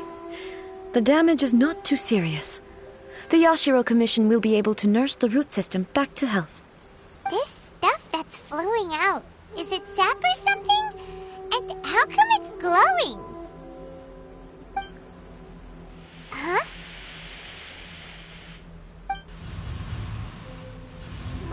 What's this? Could they be dead people? It wouldn't be the first time we'd seen ghosts on our journey. But why would they appear here? Let's search the area. Perhaps we will find out. I can't go on like this. Not when the other troops are counting on me. What happened here? Could you tell us? Who are you? What are you doing here? Run quick while you still can! The monsters will be back. And once you're in their sights, I'm telling you there's no escaping them. We will defend Inazuma until our dying breath. You don't know? Inazuma is engulfed in darkness. Beasts and horrifying monsters are everywhere. They are merciless, ferocious, and they will devour everything in their path. Every last trace of humanity's existence, I tell you. They'll devour it all. But look, none of that seems to be going on around here. Not right now, but they'll be back. Look, get out of here. Now! There's no time left. The almighty Shogun is gone. So is Kitsune Saigu. There is no one left to rely on but ourselves. I don't know how long we can hold out for. But if we abandon our hope, then we've got nothing left at all. Don't worry, I'm right here. It's the Shogun? You're back. Please, we beg you. You have to help us. You have to save Inazuma. Only the glow of your supreme lightning can dispel this terrible darkness. Please, or the whole of Inazuma will be reduced to a hunting ground for the beasts. Calm down. The war you speak of is over. Over? But what do you mean? Shogun? Look around you. The grass grows green and lush, and a soft breeze blows. This is Inazuma at peace, as you will no doubt remember. There are no monsters, nor is there anything else here that could threaten your life. What? But how? Just moments ago, they were everywhere. I saw them tear my comrade to shreds with my own eyes. Hey, calm down. Everything's fine now. Huh. I think I understand. Almighty Shogun, you saved Inazuma. Yes, we were right to place our trust in the Almighty Shogun. As long as the Shogun is with us, Inazuma will last for an eternity. Thank you, Your Excellency. Thank you, thank you. What's wrong with him?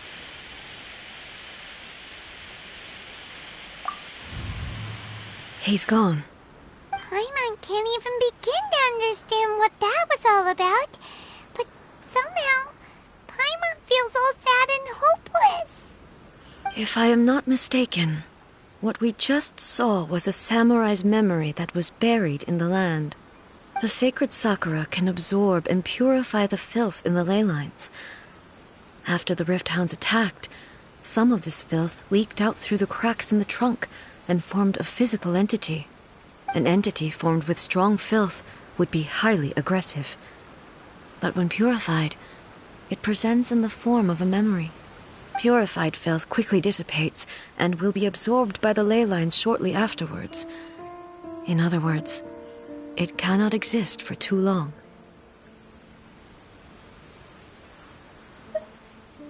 So the memories of the ones that died are all appearing at this moment?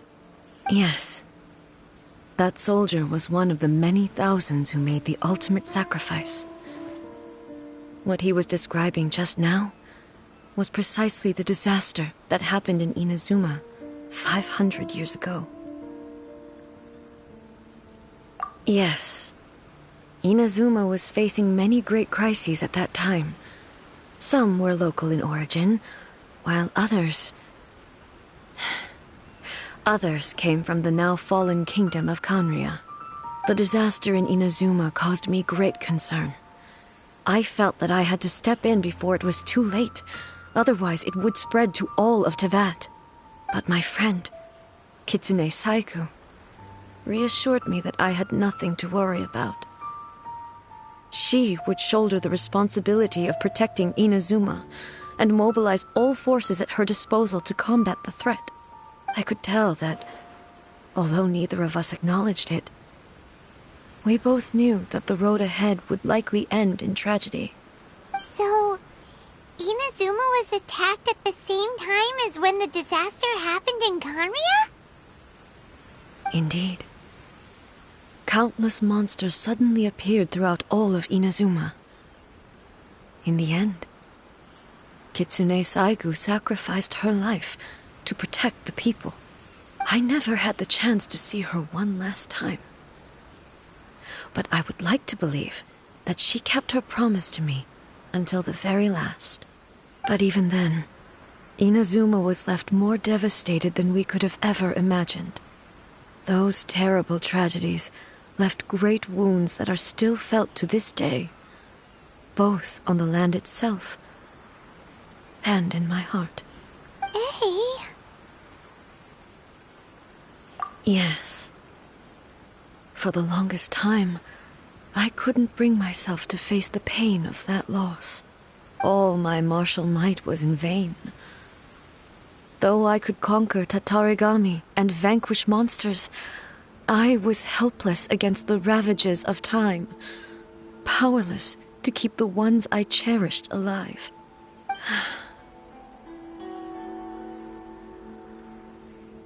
But after my clash with human ambition, I thought long and hard. Now I realize I cannot fixate on the past forever. When I traveled around Inazuma with you, I caught a glimpse of how the nation has progressed over the centuries. A glimpse of human potential. Everything far exceeded my expectations.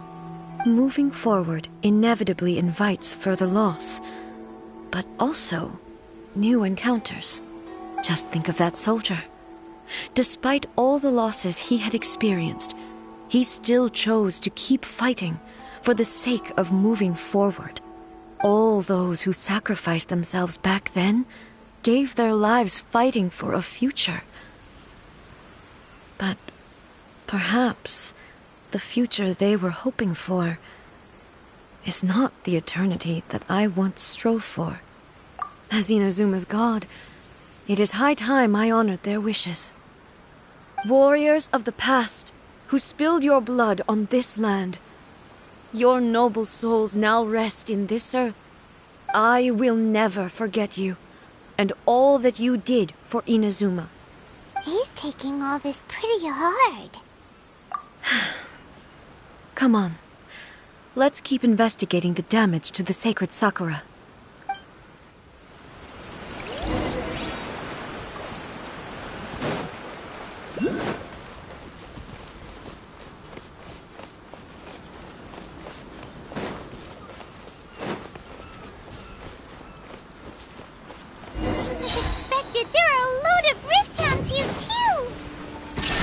Leave them to me.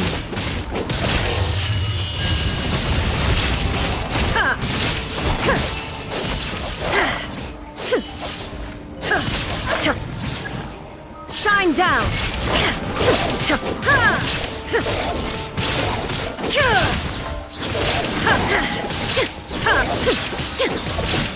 Illusion shattered.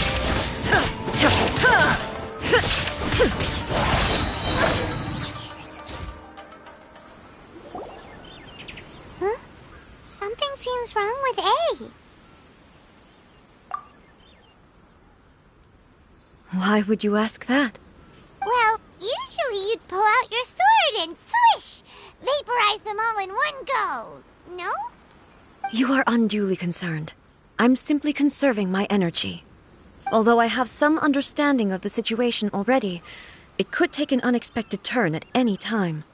I must be prepared for anything. If there are more formidable monsters lying in wait in this area, I must make sure I have the strength to face them. Ah, makes sense! Spoken like a seasoned shogun. The roots seem pretty badly damaged this time. We definitely need to tell the Yashiro Commission about this. Hey, the same light is leaking out again!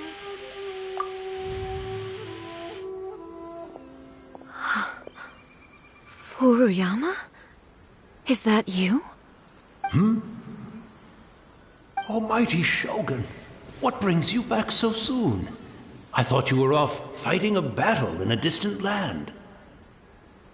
Fighting a battle in a distant land? Sounds like this guy's talking about 500 years ago, too. Allow me to introduce Furuyama. He is a tea master and a member of my retinue. Though blind, Furuyama is unparalleled in his ability to appraise tea. He brews some of the very finest tea in all of Inazuma. Your Excellency, you shower me with praise undeserved. I have simply had the good fortune to be in Your Excellency's presence long enough to become acquainted with all the skills that are required of me. It sounds like the Almighty Shogun has brought a guest. I'm afraid I'm unable to serve you any respectable refreshments on account of the current situation. But please, sit and rest. After all, it's quite a mess out there. What should we do? Yeah. Sheesh. There's monsters everywhere out there. It's pitch black and loads of people have been injured. I see. So, they have fought their way this far already. Most of the residents in this neighborhood have already escaped. They wanted to take me with them, but it seemed rather pointless to me. So, I decided to stay. And now the Almighty Shogun is here, I have even less reason to run away. Imagine if this was something that even the Almighty Shogun was powerless to resolve. Where could I possibly run to then? People flee out of a desire to live on, and the desire to live on stems from a feeling of having unfinished business in life. But me, I have no such thoughts, and I have no regrets. The almighty Shogun often speaks to me about her dreams over tea. Just listening to her stories. I've been blind for many years, but her vivid descriptions took me on a splendid journey to all the most beautiful places in Inazuma. Over time, I've come to understand her mindset. Quite the romantic at heart, a true dreamer. One thing she always says is, good things don't last forever. Everything changes, fades, disappears completely over the passage of time. And so, people must make the most of the life they have, seize the chance to enjoy it while it lasts, and have no regrets in the end.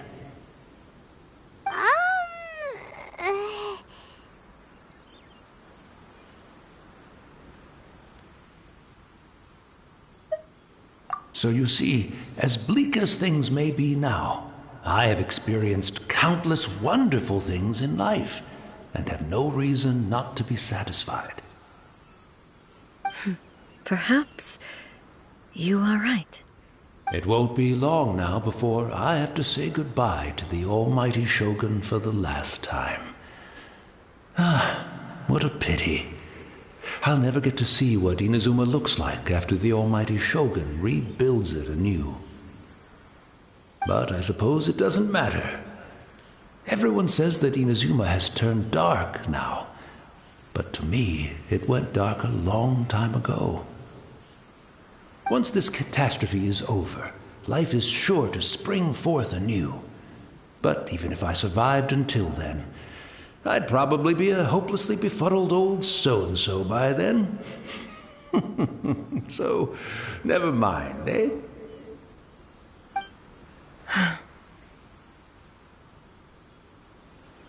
Oh, goodness me.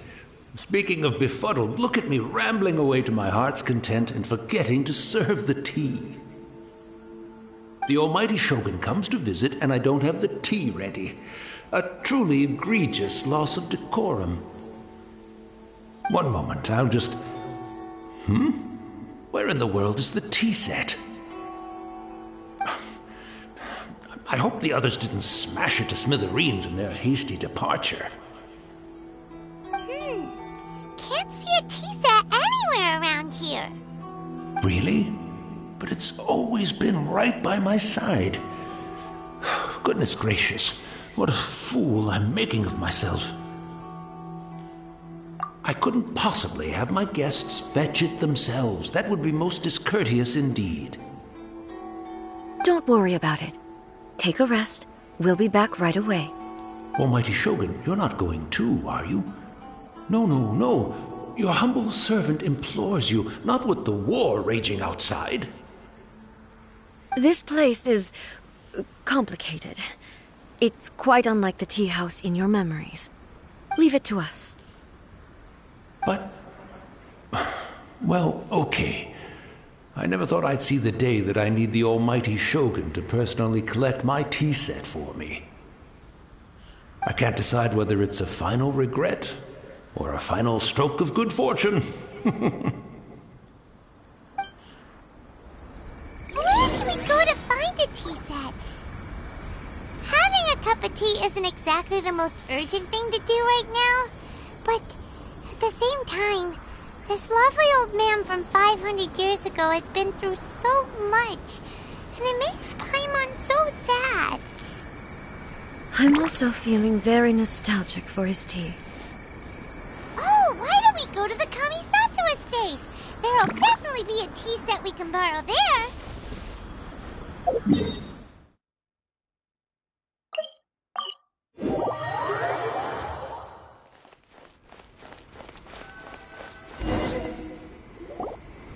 It's the Traveler. And the almighty Shogun.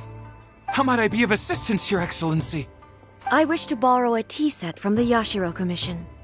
Oh, sure. I'll fetch that for you right away. Please step into the courtyard and have a rest, almighty Shogun. Oh, and I'll inform my lord about your visit immediately. Ah, and the tea set. I'll bring that here as soon as it's ready. Be at ease. I'm not here to see Commissioner Kamisato. Actually, I'd prefer to spend this time chatting with the Traveler. Please, fetch the tea set at your convenience. No. I am your humble servant. I daren't think of my own convenience when the Almighty Shogun graces me with her presence. I'll deal with it right away. Well, it's not often we have the chance to chat. I'm sure you must have a lot of questions. Right. Paimon wanted to ask that too. The Almighty Shogun that he described didn't sound anything like you at all. I seldom had the time to drink tea. Any free time I had was spent practicing martial arts. So, in the vast majority of cases, the one he made tea for was the former Electro Archon, who was also my sister, Raiden Makoto. He may well have had an inkling about there being two Raiden Shoguns, but he always acted as if he was completely unaware of it. The philosophy of life that he shared with us just now, that was Makoto's view on reality. She always saw things that way. You and Makoto had pretty different views, huh? Indeed we did. It was the biggest difference between us. In her eyes, the most precious things in this world were dreams. The yearning for a better future held by living beings. They are similar, but not identical. When you came charging into the plane of Euthymia, I saw human aspirations light up the sky far above in the form of countless stars. This somewhat shook me. Now, it seems like she was right, while I took the wayward path. Wow, there sure was a lot going on beneath the surface. Makoto saw a bigger picture than I did. In her view, a dream is more imaginary, more abstract than an ambition. An ambition is a yearning for something material, or a concrete outcome.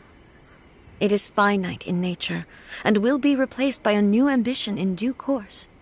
Makoto was more concerned with the force that drives humans to constantly generate new ambitions in the first place. It is something innate, rooted in instinct. In other words, it is something eternal. That's, quite a lot to take in. To put it simply, Makoto wasn't concerned about outcomes. I didn't understand at the time. How can we say that we are maintaining eternity when things are constantly moving forward and evolving? I suppose what it comes down to is the definition of eternity she set out with. Yes, it does. I always thought that she must have grasped some elusive, arcane wisdom to arrive at the conclusions she did. But in the last analysis, Makoto's philosophy was, on the surface at least, an elegantly simple one. Notwithstanding that it was also the more prudent choice, based on a more mature, far-sighted outlook. Do you feel you're starting to understand her better now? You have already witnessed my previous views on eternity. But now, I no longer cling to what was lost. I suppose that means our differences have been reconciled. Almighty Shogun, I found a tea set. This one in particular should be fit for your Excellency's use. It's quite beautiful. Thank you. You are too kind. A humble servant such as I does not deserve the gratitude of the Almighty Shogun. It's all good, sir. She's actually pretty chill. Let us return. We ought not keep Furuyama waiting too long.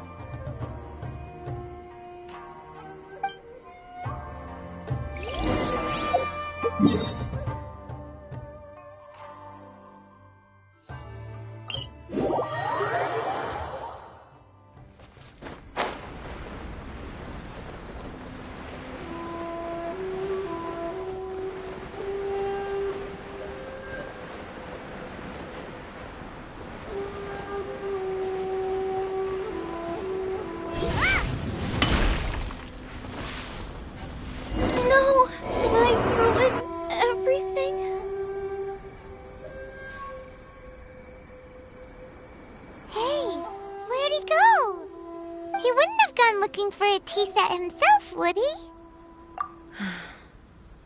Or perhaps the ley lines did not have the power to sustain him for very long, as was the case with the memory we saw earlier. So we won't get to drink his tea? We didn't even have a chance to say goodbye. The information held in the ley lines is complex and disorderly. The fact that we were able to meet him to begin with was a miracle of fate.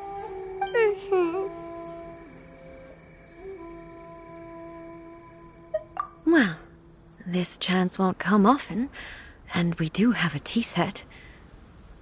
Perhaps I should try my hand at making us a pot of tea. I've watched Furuyama brew tea on many occasions. I doubt I should have any major problems doing it myself. The tea is ready. Please give it a try. So many thoughts were racing through my head as I was brewing it. I'm not sure how to explain it. You're right. But the things we've seen today have brought back many memories for me. I've been reminded of many people, too. Kitsune Saigu, Makoto, and all the other friends who I watched pass even further back. Back at the Yashiro Commission, I kept the conversation reasonably lighthearted. But now, I'd like to broach a heavier topic, if I may. The events of 500 years ago not only robbed me of my friend, Kitsune Saigu, they also took Makoto away from me, for good. She died in that disaster too? Yes. She went to Conria alone, without telling me. Unlike me, Makoto was no martial artist. Whenever similar crises had arisen in the past, I was always the one to face them in her stead. But this time, the circumstances were so grave that Makoto had no choice but to leave me behind. Or perhaps it was more that she went ahead of me, put herself in front of me, so that I would remain hidden. And yes, it was too late. I arrived only in time to hear her dying breath. She had already lapsed into unconsciousness by that point, so all I could do was enter into her mind. As far as you're concerned, it would be somewhere similar to the plane of Euthymia. It was there that we bid each other a final farewell. I cried bitterly. Even in those final moments, I couldn't understand her actions. Why did she go to Conria first, and not I? Why did she keep me in the dark about it? Was it to shield me? It was there and then that I resolved to pursue eternity. As a testament to that decision, I saved her realm of consciousness just before it collapsed completely, and brought it back to Inazuma. That's quite a story.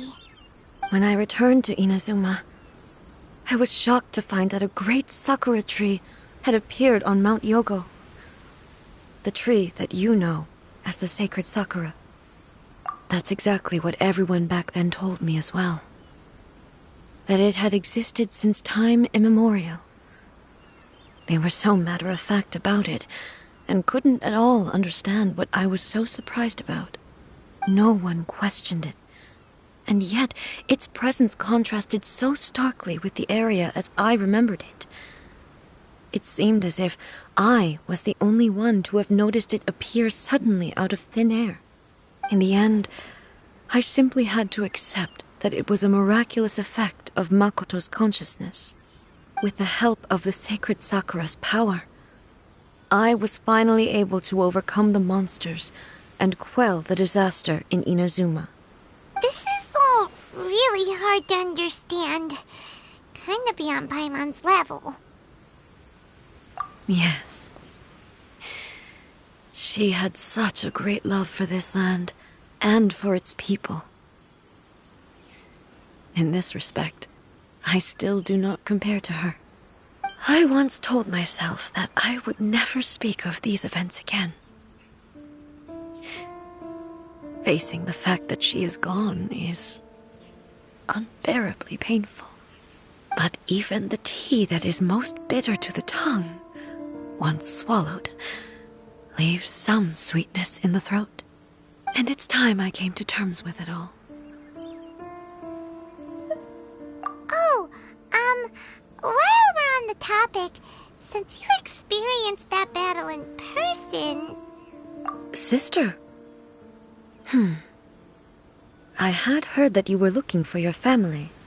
You mean to say that she was somehow involved in the Conria disaster? Based on what we've learned so far, it seems so, yeah. I'm sorry. I wasn't there for the whole thing. By the time I arrived, the worst of the fighting was already over. And also, my mind was consumed entirely with the plight of Inazuma, and the fate of those closest to me. So, I am afraid I can't help you. Oh, well, that's a shame. But it can't be helped, I guess. Boy, both of you have experienced great tragedy. With this last cup of tea, let us honor the Tea Master's memory. Thank you, Destiny, for giving us the chance to meet again. We should go. Let's keep following the traces. Very well. Based on my investigation so far, I believe this next pack of monsters should be the last.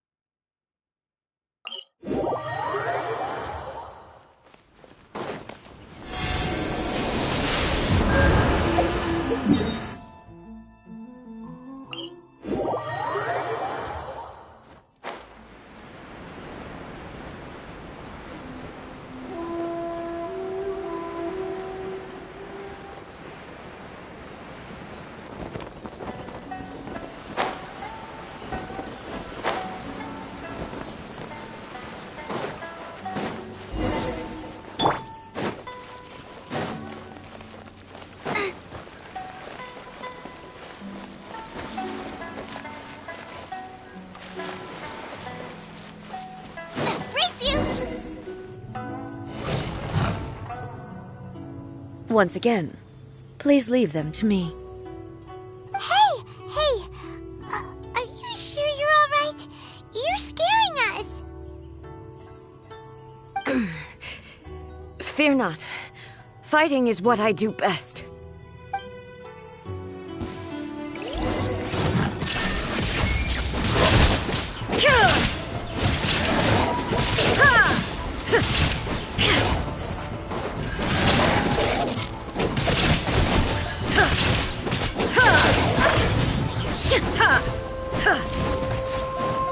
Shine down!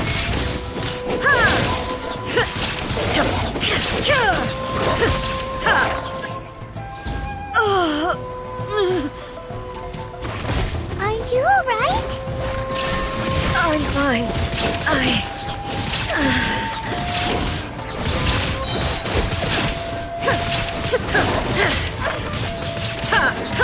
There is no escape!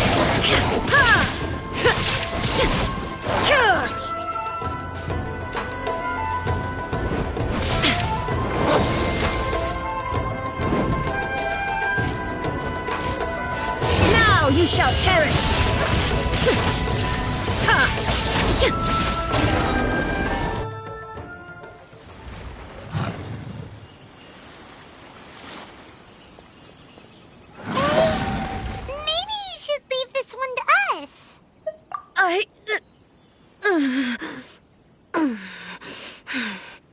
My apologies. Don't worry about it. Just take a breather and get your strength back. We'll deal with the monsters.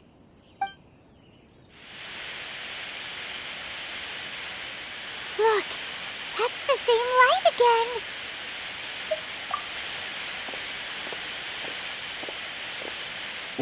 Where am I? Who are you? Almighty Shogun, you're here too! Are you injured, Your Excellency?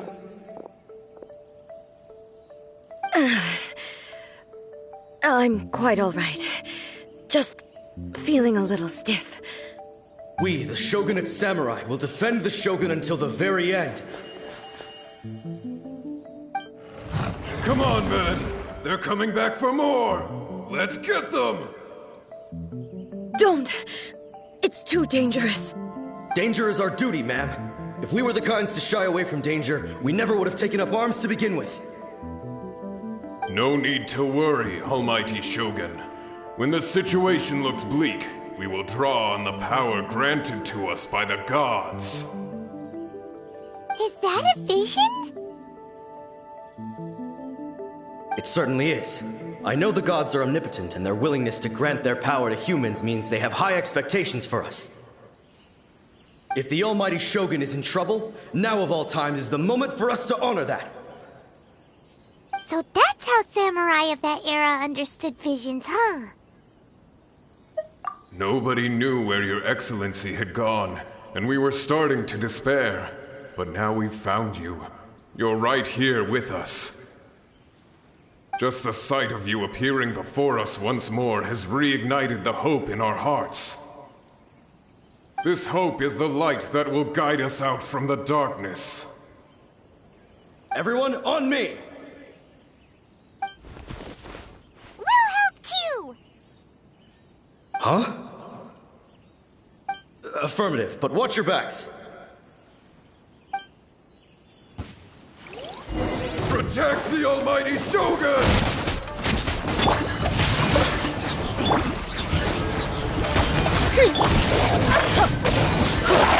Let's light it up! Teamwork is dreamwork! Witness the power of good luck! Out of the frying pan, into the fire!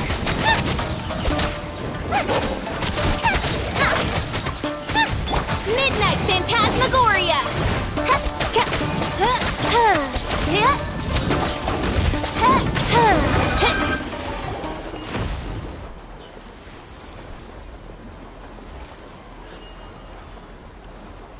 It seems like their attacks are finally over. I've never fought so fiercely before. Thank you all. Are you okay? Maybe you should keep resting. I'm fine. I feel much better already. You fought phenomenally. It was truly awe-inspiring. The monsters will definitely come back. And when they do, it'll be more than a few Rift Hounds this time. Quickly, escort Her Excellency back to Inazuma City, and regroup with the General's forces as soon as possible. When everyone sees the Almighty Shogun safely returning, their spirits will be lifted. Well, what are you guys gonna do? We will stay here and guard against the monsters' advance. We cannot afford to let them get any further. We are brothers in arms. As long as we stick together, we can face any number of monsters that come our way.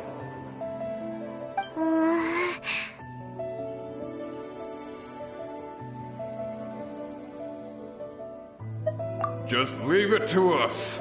Fighting is what we do best. But the Almighty Shogun is the only one of us with the power to change the present state of affairs. Only Her Excellency can turn back the tide of despair and lead us onward into the future.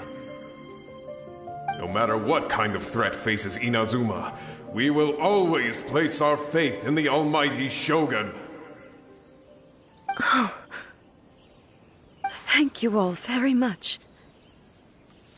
I promise you that I will create a bright future for Inazuma. I should not have left it this late to make this promise. But from this moment forth, know that I shall be true to my word. Don't worry, Your Excellency. We will never doubt your word as long as we live. With you leading us, we will claim back everything that Inazuma has lost. Glory to the Shogun! Glory to the Shogun!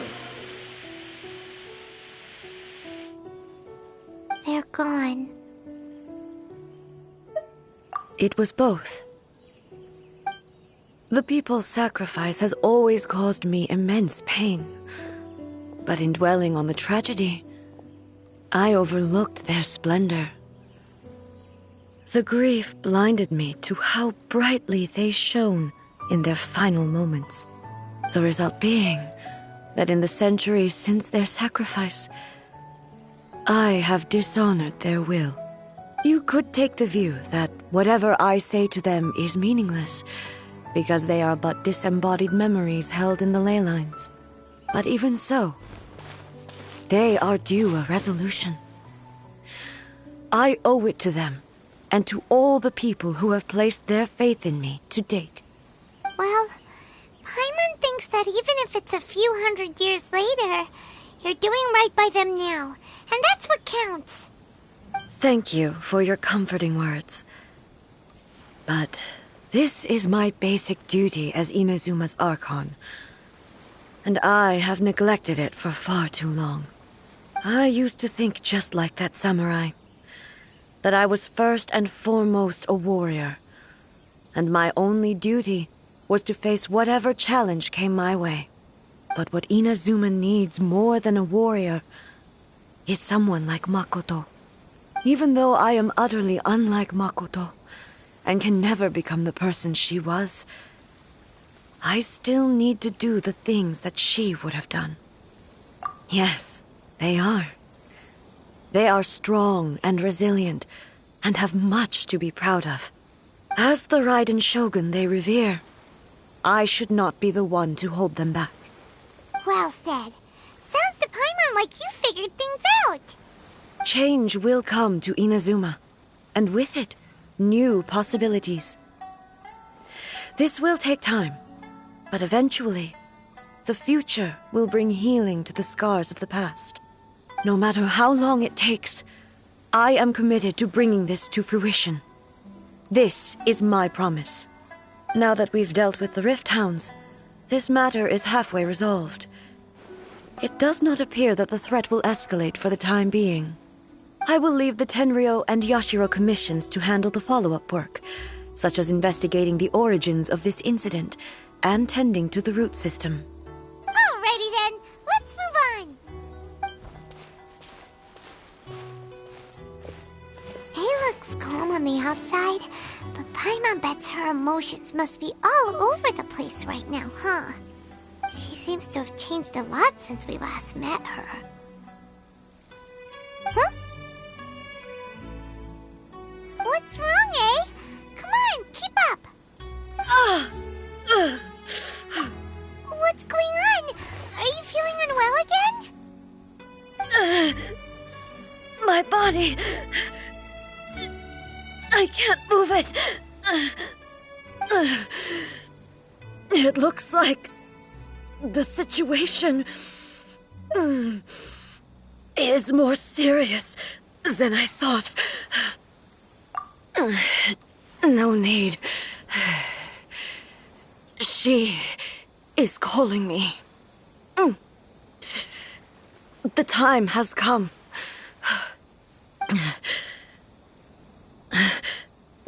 Can you help me walk?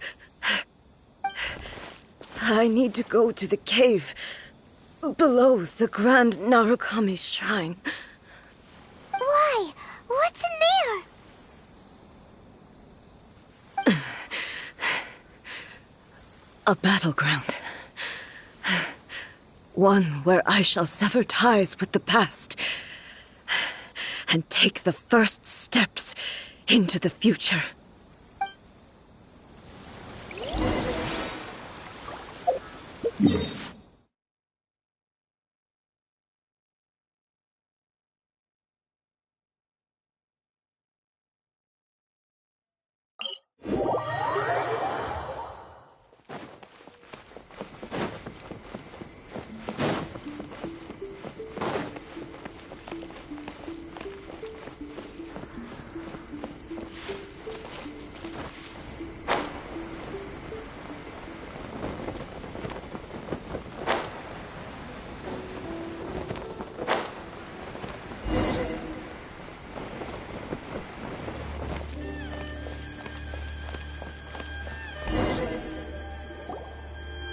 We're finally here.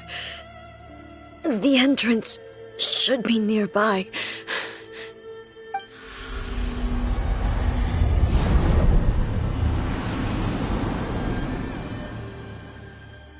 Whoa! Where'd the Torii Gate come from? It's getting worse again. But it's fine.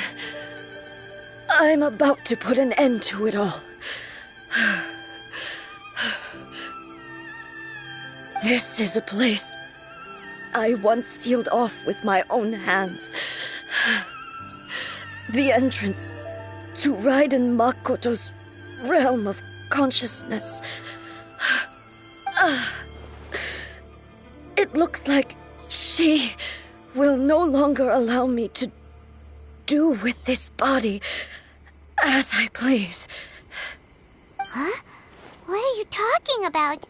And who is she? Makoto?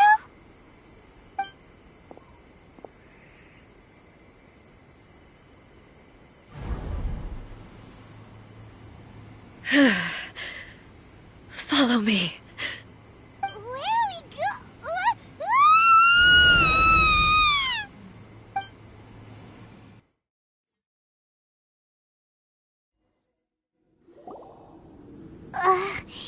Paimon's dizzy.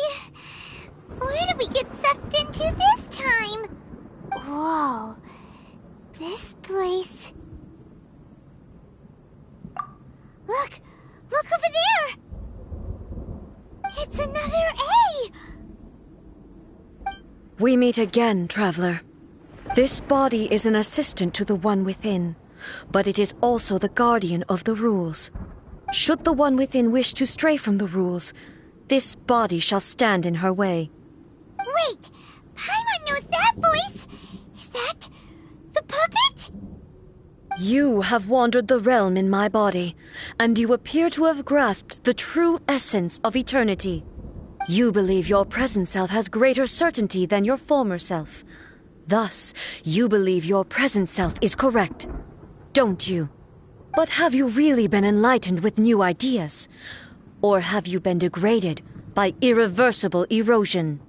I'm here to show you my answer. We are both warriors, and the dialogue we must now have shall be conducted by the blade alone. Wait! The atmosphere in here just took a turn for the worse! Are you alright now? The discomfort I was experiencing earlier was caused by the Shogun rejecting my continued use of her body. As she indicates, once I started entertaining the idea of change, I became hostile in her eyes. But inside a realm of consciousness, I exist independently of her. She cannot affect me in this way. Though she is a puppet, the Shogun has her own consciousness too. When necessary, she appears here to confront me. Paimon gets that everyone has their internal battles and stuff, but not like this! It's a bit extreme! Hey, showdown with the Shogun? Never thought we'd see that day! The rules I set for the Shogun are... No. The Shogun herself is the manifestation of my past ideals. The very foundation stone of eternity. It shall not be easily swayed. I would not try to change her if it wasn't necessary. Isn't there any other way? Can't you talk it through or something? But they both just want the best for Inazuma. My form is a symbol of supreme majesty, in which has been vested power over all the realm. It is the cohesive embodiment of all that constitutes the Raiden Shogun. It inherits Ei's pain, the pain of inevitable loss that comes as she moves forward. So too does it inherit her determination to reach eternity. Every action undertaken is for the sake of resisting erosion. Determination, courage, love, hatred, all of these will be degraded and distorted by the incessant flow of time. only rules shall remain constant for eternity. Those were my thoughts when I created you. Now, they are towering obstacles that I have no choice but to overcome. You wish to make yourself my enemy? I am your past, the everlasting law, the guardian of eternity. And I am she who promised a dream to her subjects. Raiden A. In the end, even the proud and mighty Oni Musen was cut down and disgraced. Though your blade has been cleansed of her blood and filth, never shall it shine as brightly as it once did.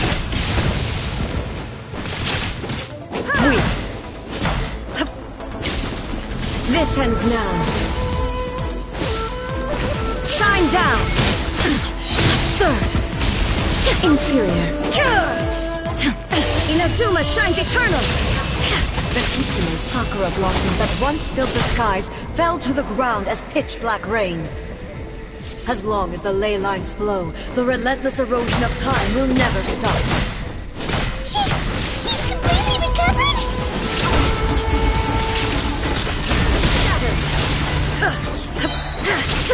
Torn to oblivion! Your verdict is decided. Pathetic.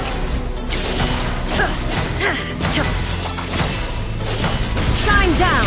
The divine lightning that envelops all of Inazuma will fade silently into the clouds. There shall never be another. Never. For the rest of time. Stillness transcended! Inazuma shines eternal! Inferior.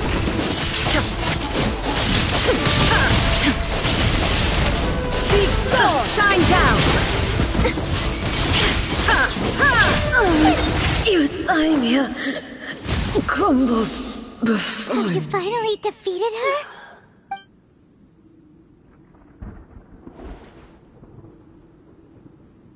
It appears your martial prowess has not dulled. But how long can your will remain strong? How the heck? In this realm of consciousness, her existence is tenacious indeed. She was built to resist erosion. Her will is stronger than any other living being's, including you and me. Then, does that mean this is gonna be a never-ending battle? Maybe. But I have to prove to her that my present will is no product of erosion. The future I shall forge will be a grand undertaking, one that will be resistant to erosion. If I don't do this, the Shogun's rules can never change, and Inazuma can never move forward. This is my duty. No matter how long this battle may last, months, years, centuries, and no matter how many times we must fight, I will defeat her. 500 years ago, humanity proved their strength in battle. Here in the present, they rely on their ambition to challenge wayward practices, tear them out like the diseased wood of an old sakura tree, so that new, healthy branches might spring to life in their place. It is about time that I learned to trust them. I understand that. But if the dreams of which Makoto spoke are true eternity, a short moment for which the Shogun does not exist is nothing to fear. I fight for the everlasting future of Inazuma. However long the battle may last, it is but a drop in the ocean of eternity. I vow to the subjects of Inazuma that I shall one day return. This is my oath. Please, be my witness. During my absence, I place everything in Miko's hands. But this means that...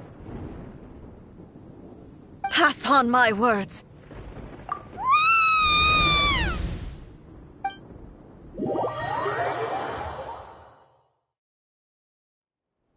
Looks like we got kicked out. Oh, what do we do? Are we really just gonna leave A and the Shogun to keep on duking it out in there forever? She was making sense. to change the Shogun's rules, but still...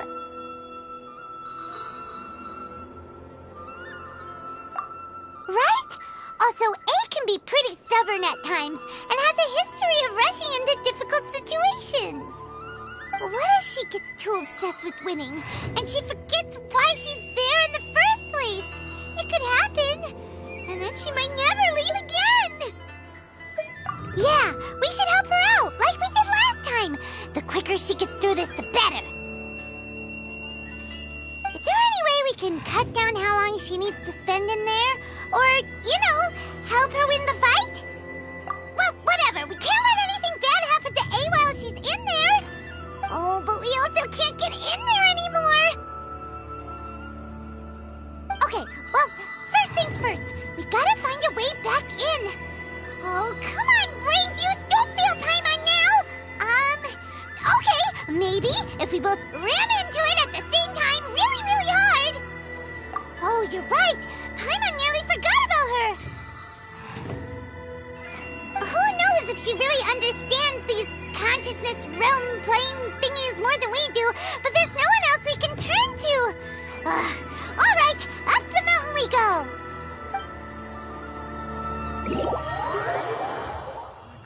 Whenever you are troubled.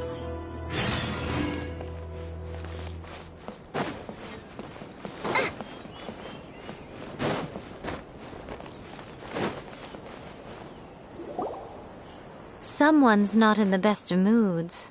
Let me guess. You're all tangled up in another situation and need me to unravel it for you. I hope you realize how lucky you are. If it was anyone else, I don't think I'd have the patience to keep greeting them with a smile after the first few times. But you're always smiling. That was a figure of speech, do you understand? Nitpicking my turns of phrase. The sheer audacity. Oh, yeah. Something really big's happened. It's A. She...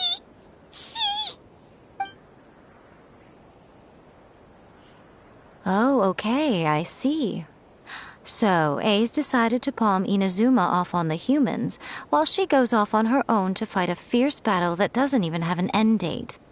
Impossibly stubborn. Jumps straight to the most extreme course of action imaginable, presumes her sheer will can see her through, despite a near impossible goal that requires nothing short of the very peak of her abilities. Yes, that sounds like A all right. You know as well as I do that she's always been like this. Why start fretting about it now?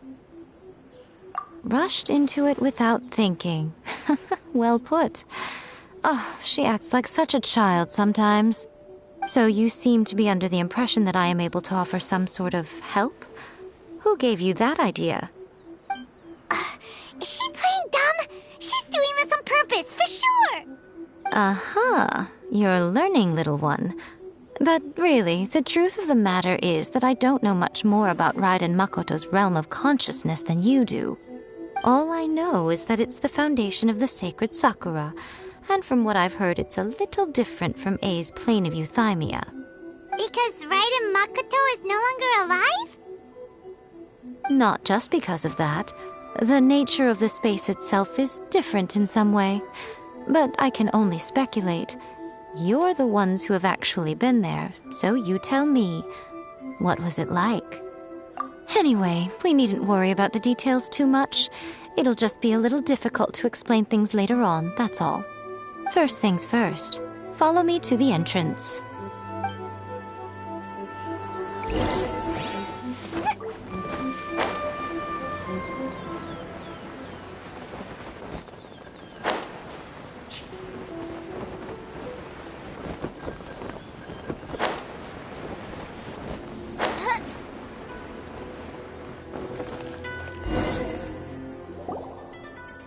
Now then, I always have my ways. It's just a question of how crafty I need to be. To the outsider, the realm of consciousness is a very abstract concept. Luckily, I'm A's familiar, so I can sense her rough whereabouts.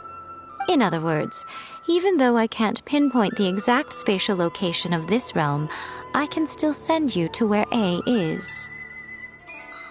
So, it's abstract, but has a location. But you don't know where it is, but you can still send us there. What? Yes, no need to try and understand it. Let me put this simply. Right now, she is surrounded by chaos. Everything is turbulent and disordered. If you try to force your way in, you could be swept away by a giant wave that sets you down in an unknown corner of space-time. This is precisely why when entering the plane of Euthymia, it's much safer if you place your consciousness in a physical object first. What? Alright, well, Paimon, stay here then. You two can go in. Suit yourself. Worst case scenario, all we stand to lose is A. So what's the big deal? You... Paimon's had it up to here with both of you! Oh, fine! Paimon's coming too. Oh, well, if you're quite sure, then of course. Now, I shall send you on your way.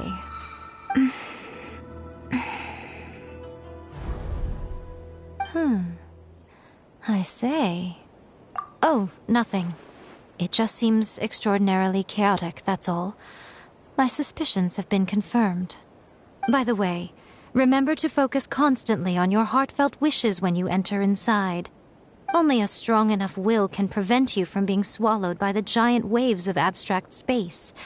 Only if you are strong enough can I deliver you to the right destination. Well then, the door's open. Hop on in. I'll stay outside and provide what stability I can. I'll be ready to respond if anything happens. I'm placing my god in your capable hands. For my sake and for Inazuma's, please. Bring her back.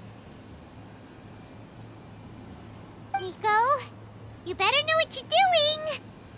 That's enough chatter. Get to work.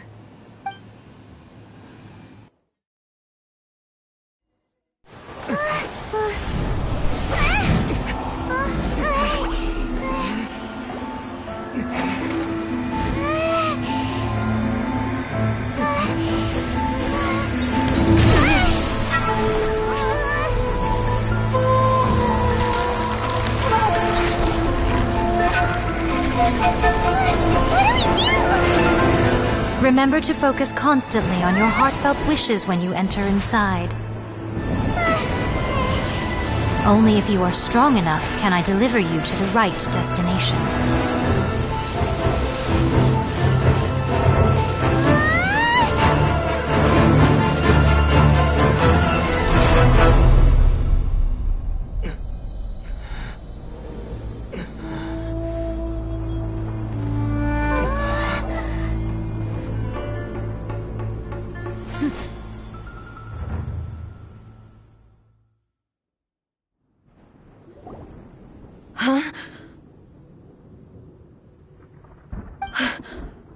How can this be?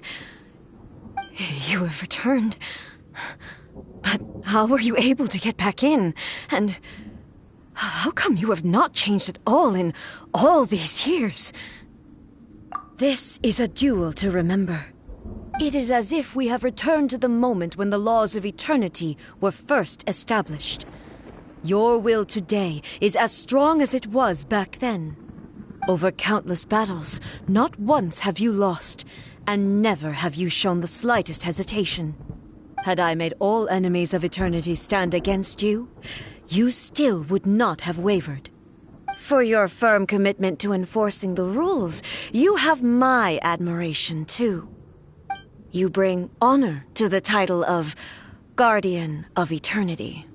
Now these two return once more to this space. An inevitability of fate, perhaps. Then, let this be our final duel. The conclusion to that which began 500 years ago. Final duel? So you're finally willing to... Stand back, traveler.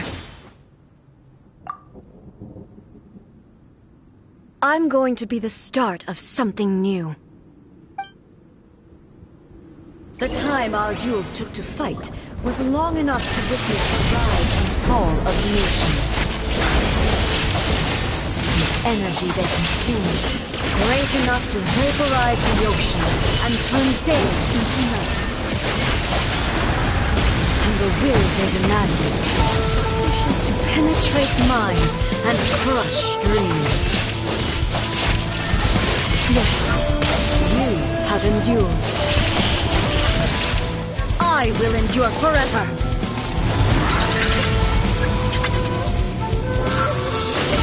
Shine down!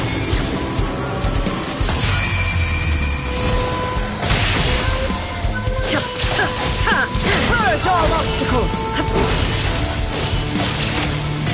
Inferior!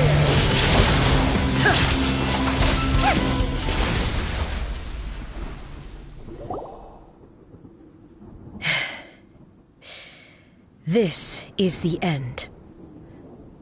You have won. I believed you were incapable of transcending the past. But it seems my belief was baseless, and I underestimated your spirit. But a will that cannot be eroded has no way to embrace the future. You need not worry about the future, and you aren't alone. I know your power more than anyone else. Had I relied upon my strength alone, I would have lost this duel for sure.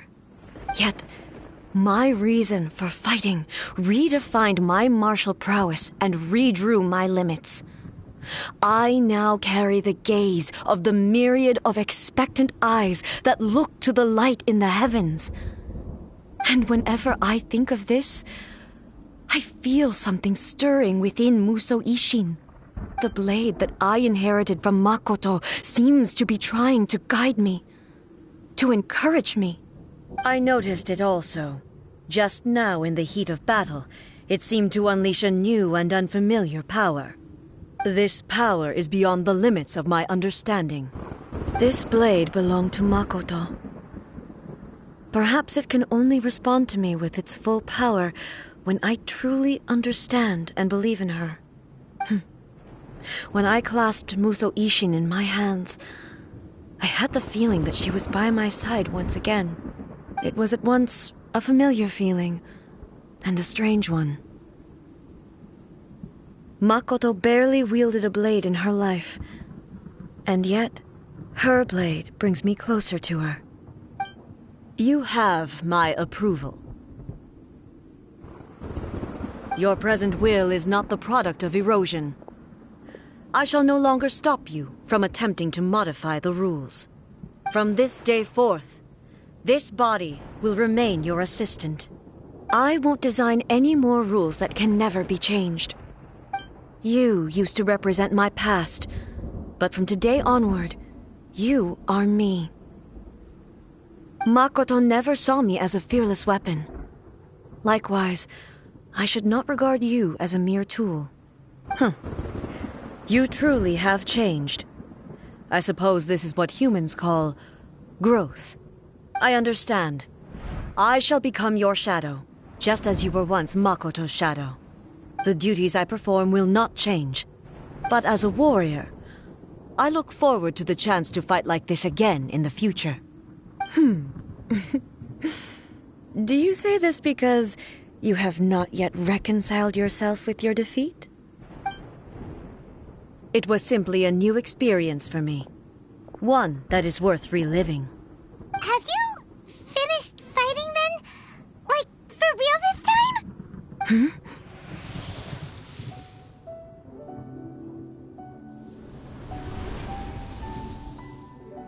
Hello, A.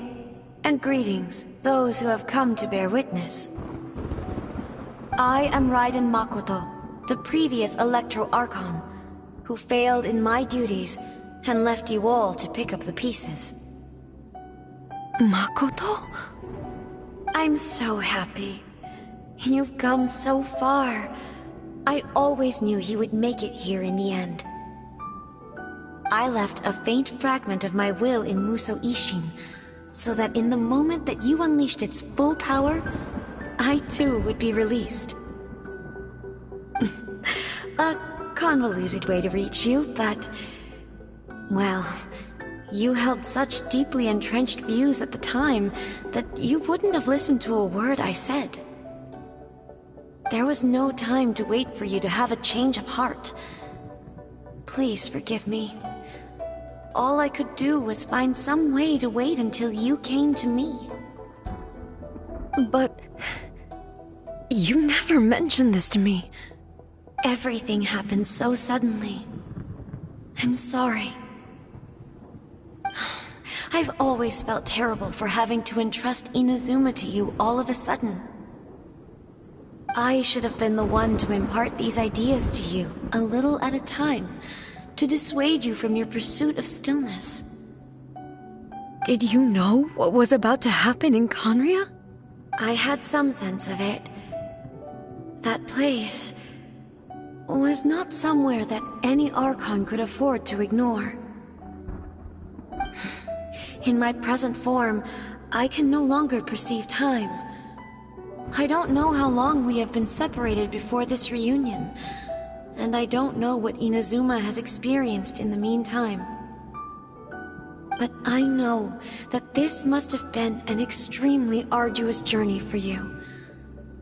And I'm sure you must have wanted to shed tears many times along the way. Don't look down on me. See? You admit it. It was with this possibility in mind that I left a parting gift for you.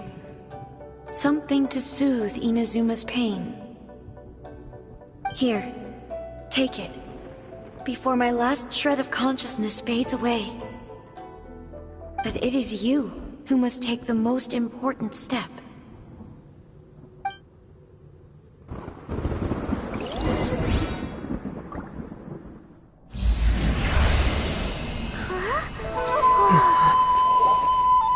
The light turned into a seed? The miracle tree that blesses the people, in this moment new to the world and yet to be known. When to plant it, where it shall bloom. She who brings it into being must let her heart and dreams decide. Grant it life, eh? Is it really?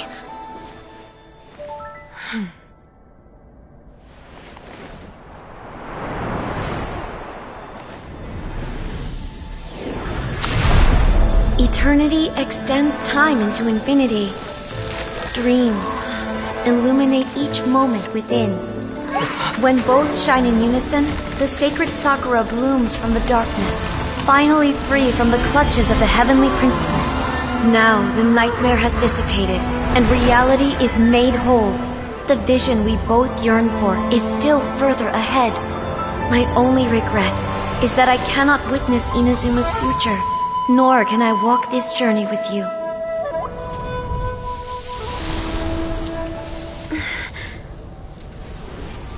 Do you know, I am so happy right now, because my final wish has now come true.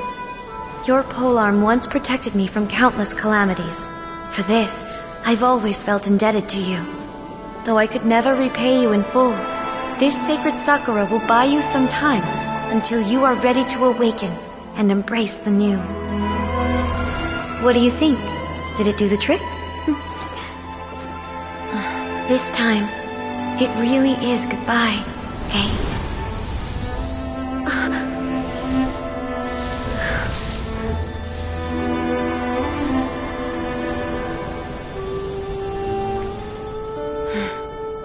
Goodbye, Makoto.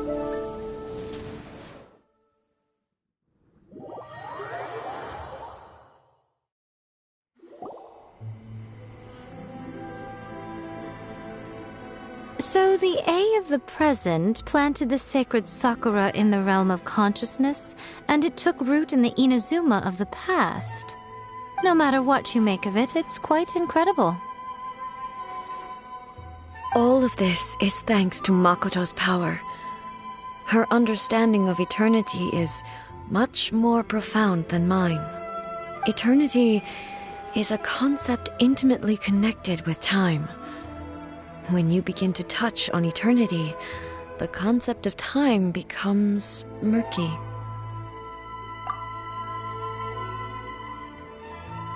A place where time is meaningless and cannot be understood with ordinary logic. So that was the turbulence I was sensing. Perhaps that is the reason why you were able to return precisely to this point in time without any problems. And yet, that sense of disorderliness has now completely disappeared. I don't fully understand yet. But my intuition tells me that the reason for everything, it's that seed. Well, I'm not convinced that it was Makoto's power alone. I know what you mean. Perhaps a higher power really was involved in all of this. But whatever the explanation, her solution is what saved us all. Without the sacred Sakura, Inazuma would likely have been completely swallowed up centuries ago by that disaster and the filth. I know you've always perceived there was something special about the sacred Sakura, but to me, it has always been there. You've tried in the past to prove to me that there's a connection between the sacred Sakura and Makoto's consciousness, but unfortunately, you never did persuade me, did you? No, but I understand why now. It was because the sacred Sakura hadn't even been planted then. But don't you think that tree looked a lot different than how it does now? The sacred Sakura is within my purview at the shrine, so obviously I get to prune it exactly how I like it. Ugh. Now we see who's pulling the strings. I'm joking. That tree has been through a lot since it first sprouted. We have the loving care of Kitsune over the ages to thank for how it appears today. And obviously I played my part too. It's fair to say that very little time passed between the moment you came out of that realm and the moment you re-entered it. But in that same time, centuries of battling took place on the inside, did it not? Traveler, if I'm guessing correctly, you were repeating your wishes to yourself in your mind, weren't you? At that time, I could sense A's whereabouts, but I also sensed anomalies in the flow of time within that space. Suffice to say, time added a whole new dimension to our search. Simply establishing a location was not sufficient.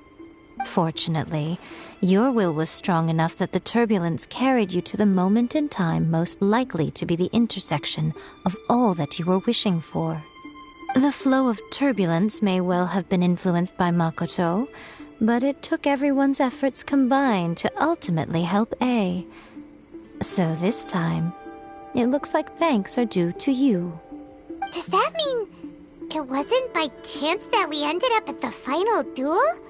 We were always meant to be there to witness what was going to happen? I thought that the flow of time was the same on the inside and the outside, so it was a great shock to me when the traveler reappeared. My first thought was, has a great disaster befallen Inazuma? But it turned out you had come to rescue me. You came for my sake, to help me reach the best possible outcome. You too have my thanks. You have done much for me, and I will never forget it. A, how are you feeling now? My body has fully recovered, and the Shogun's will no longer fights against me. Always thrilled to hear you're in good health. But I was really asking about your emotions. Have you managed to calm down? After all, you saw Makoto in there, didn't you? I only heard her voice. I wouldn't say I saw her. I'll be fine. It brought a few things back, of course, but I've made my decision to move forward. I have to say, this has reminded me once again just how brilliant Makoto was. She predicted all the ways in which Inazuma's future could unfold, all the way back then.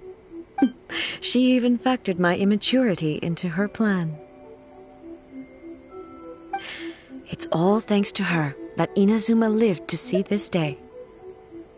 I just planted a seed. Yeah, it was thanks to everything you did that you got to see her again. That's amazing!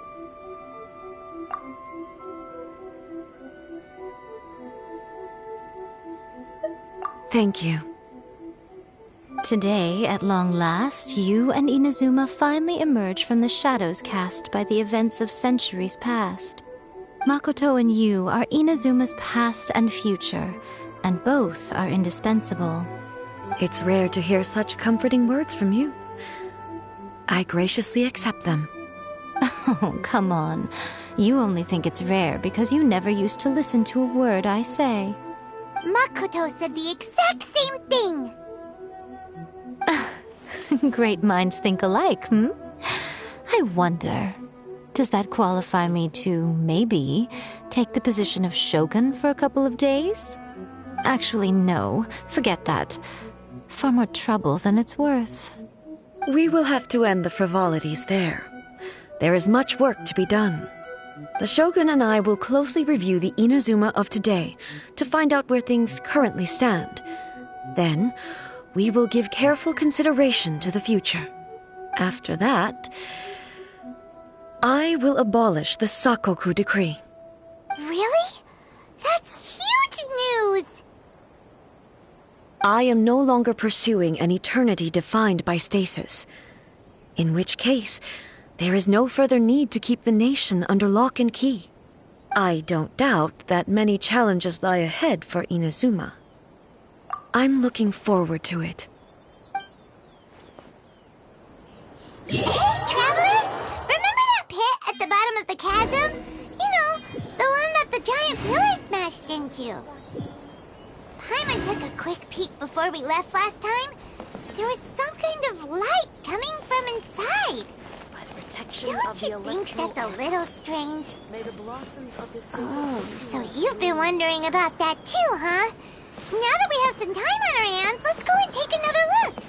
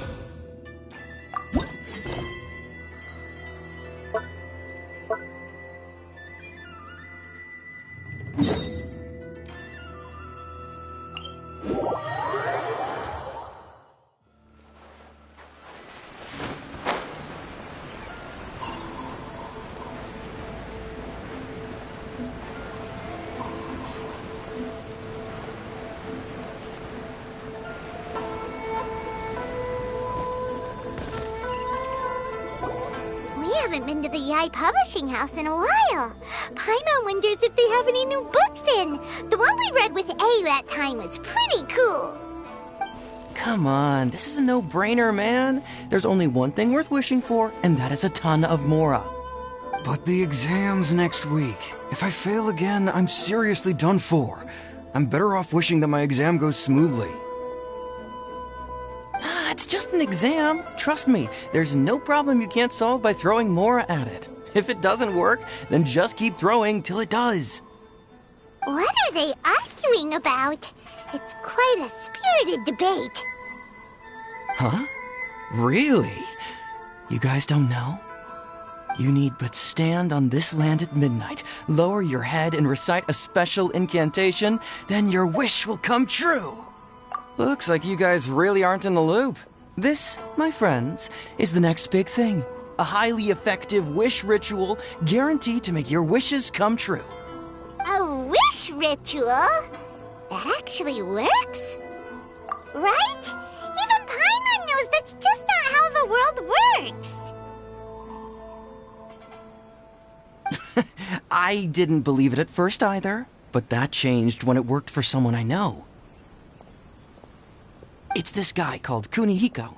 He's practically always been unemployed, wastes his days away, and he owes a lot of money. Like, a lot. But get this. I don't see him for a few days, and suddenly I find him dressed to the nines and feasting at a high-class restaurant. I heard it directly from him. He used this wishing ritual, and the next day he woke up to find his whole bed filled high with mora.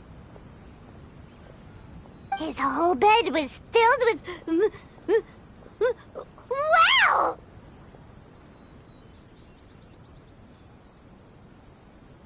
Of course, I'm sure the part about waking up lying on a bed of mora is a bit of an exaggeration. Whether you believe it or not, it's not exactly a difficult ritual. It can't hurt to give it a try, right? If you're still feeling skeptical, just ask around.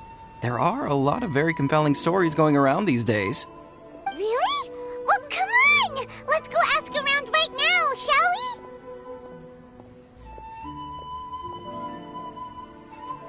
Well, if it really is true, then just think of all the Mora Paimon could... Oh, and you'd finally be reunited with your twin, too! Let's go, let's go!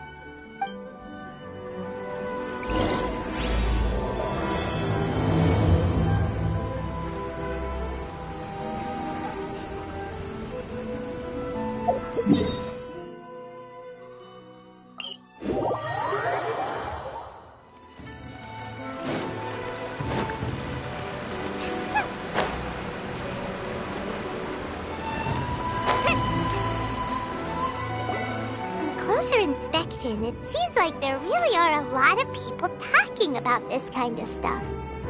Hey, see those two? Paimon remembers them from the AI publishing house. One's an editor and the other's an author. Grasp the thought in mind. Clear like the light of the moon. As close as kin with you. No, thou. Wait, thee? Hear my summons, right? No, it's not hear my summons, it's heed my summons. Heed! You're never going to get it down at this rate. Hey! What are you guys up to? Whoa! Sheesh, you scared me! Okay. Where did I leave off with the incantation again? Incantation? Are you guys trying out this new wishing ritual stuff too? Junkichi is trying it out, to be specific. He's hit a bit of a creativity block recently, so... I'm helping him make a wish so that he can move past it. I mean, I obviously don't, but Junkichi never listens to an outside opinion, so all I can do is go along with it. Mr. Shigeru, can you please be a little more accommodating? This is extremely important to me. People have had all kinds of wishes come true. Become more attractive, get rich quick, ace their studies. I'm just a poor, struggling writer looking to get over a creative hurdle. Is that so much to ask? Anyway, I just know this is going to work. I have a gut feeling about it. Didn't you say the same thing when you went to make your wish at the Grand Narukami Shrine? Oh, I just know this is gonna work. I have a gut feeling about it. The Omamori from the shrine take too long to have any effect on your luck. All right, enough of that. Help me get this incantation down. My new book depends on it. Look, to be completely honest, I think you need to sit down and have a good think about what kind of story you want to write. Where's all that self-confidence you had when you first started out? Look at you now, trying dubious methods from any old light novel. Wait. What? This wishing ritual comes from a light novel? Yep, it's from the one called A First-Hand Guide to Summoning Spirits. No, it's most likely a self-published title. It just appeared out of nowhere and took Inazuma by storm. As a fellow writer, I'll refrain from passing comment on how well the story is written, but everyone is saying the wishing incantations it contains are the real deal. Look, Junkichi, yes, everyone's saying it's real, it works, but that's only half the story. I've also heard lots of people saying that everyone who's had their wish granted using this method starts behaving strangely. What's so surprising about that? They're probably just giddy with joy at having their wish come true. This is starting to sound a little suspicious.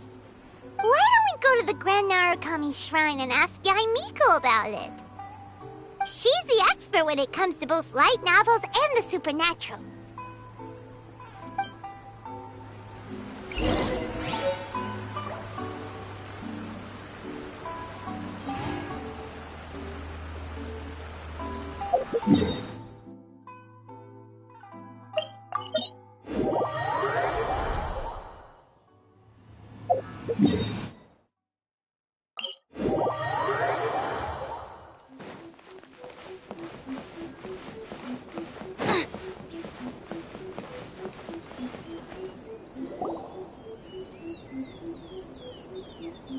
Miko! Great, you're here! Well, hello there, young ones. What brings you to the shrine? It just so happens that I have a wonderful novel here. I highly recommend it.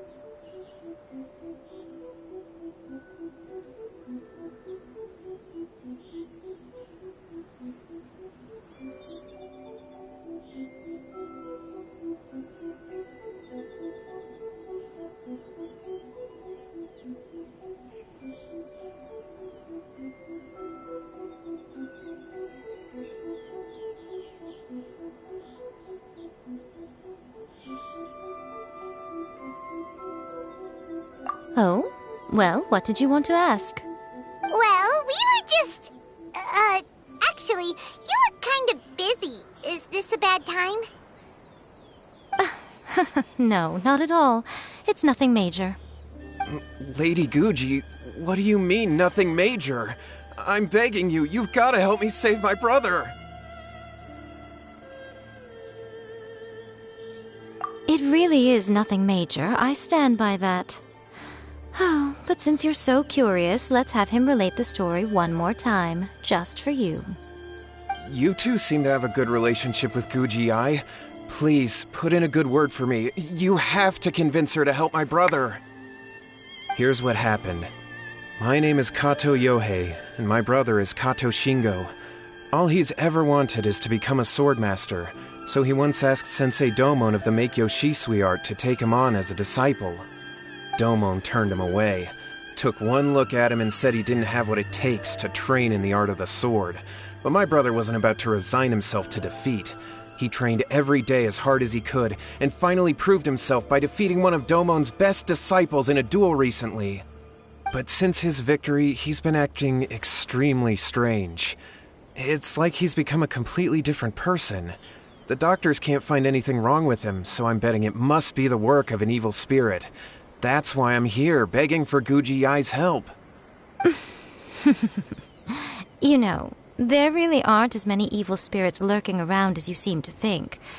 Your brother achieved the goal he'd been striving toward for as long as he can remember, and now it's gone.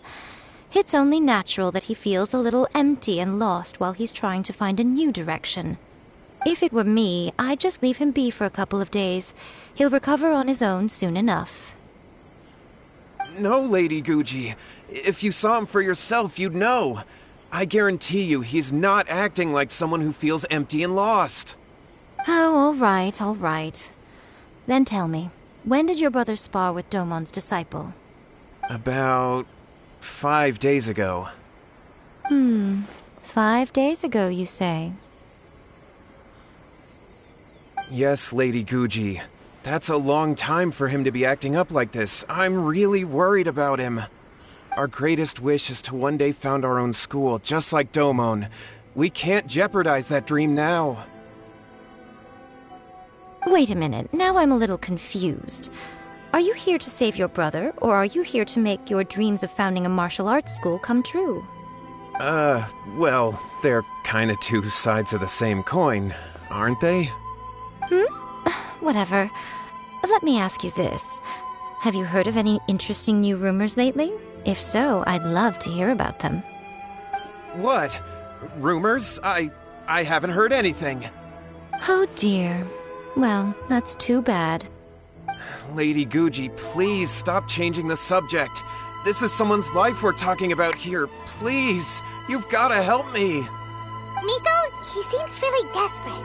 This thing with his brother sounds really bad. Come on, you should help him. Okay, fine. Then it's decided. Yay, Miko! So you're gonna help him? Kato, whatever your name was, these two guests are trusted acquaintances of mine, and in fact, they are experts in resolving all manner of strange and supernatural phenomena. Exorcisms and that sort of thing are all in a day's work for them. Yeah! Wait a sec! Really? Is that hesitation that I detect in your voice? So let me get this straight. You come begging to me for help, I actually recommend someone for the job, then suddenly you start doubting me? Not at all, never. Whatever Lady Guji says, I trust wholeheartedly. Thank you, too, for your willingness to help. Please follow me. No, hold on a hot second, Miko. We may be a lot of things, but we ain't exorcists! Don't worry. If he wants an exorcism, just grab a handful of salt and mutter some mumbo-jumbo while you're sprinkling it around.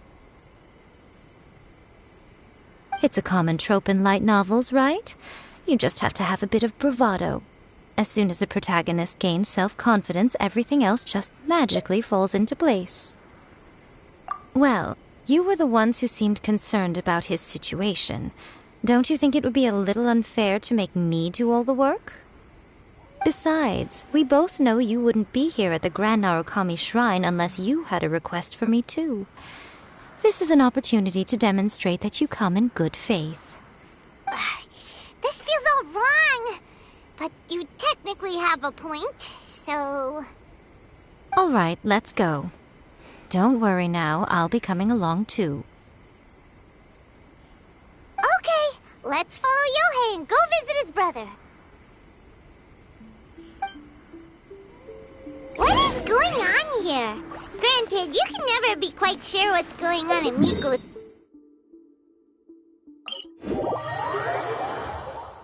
Well, a life's at stake here, so it looks like we'll have to deal with that first before we'll get the chance to ask her about the incantation.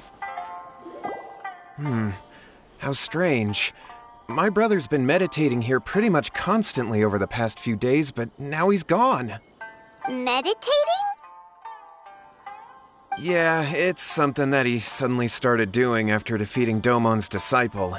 He just sits there alone, talking to himself. It's pretty disturbing, actually. But that's not important right now. Where the heck could he have gone in his current state? This does pose a bit of a problem. If we can't find your brother, well, we can't perform an exorcism with nothing to exorcise, can we? Kato, whatever your name was, given the circumstances, why don't you start by going to find your brother and also picking up a handful of salt on your way? We'll need to use it during the exorcism. Okay. Okay, got it. I'm on it. Miko, what about us? Shouldn't we help look for his brother too? No need. While What's-His-Face is handling that, we'll take a walk around and ask people what they know about the two brothers. Maybe we'll find out some amusing details.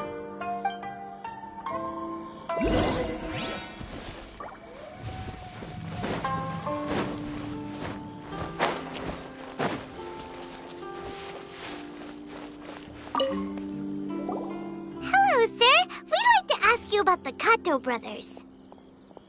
Oh, are you debt collectors?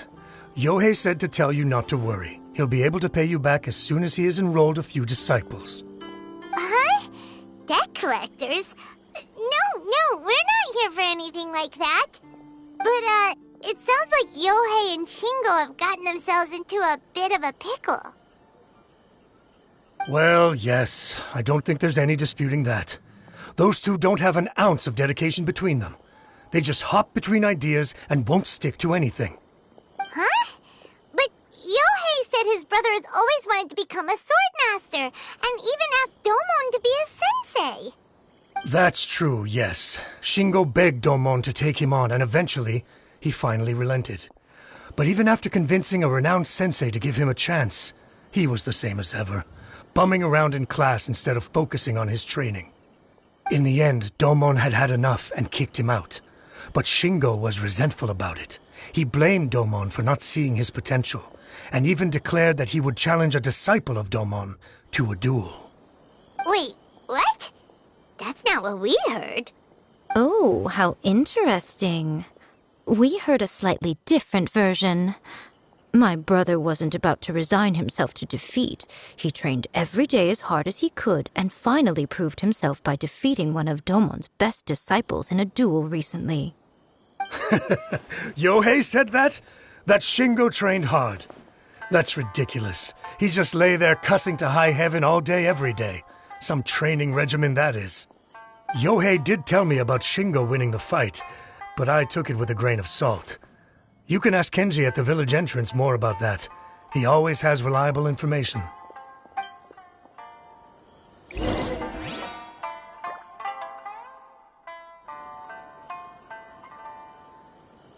So it's her.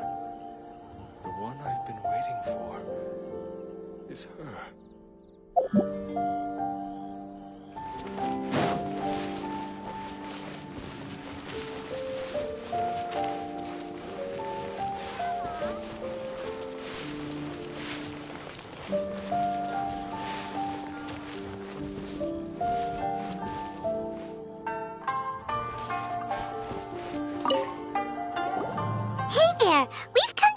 About the Kato brothers.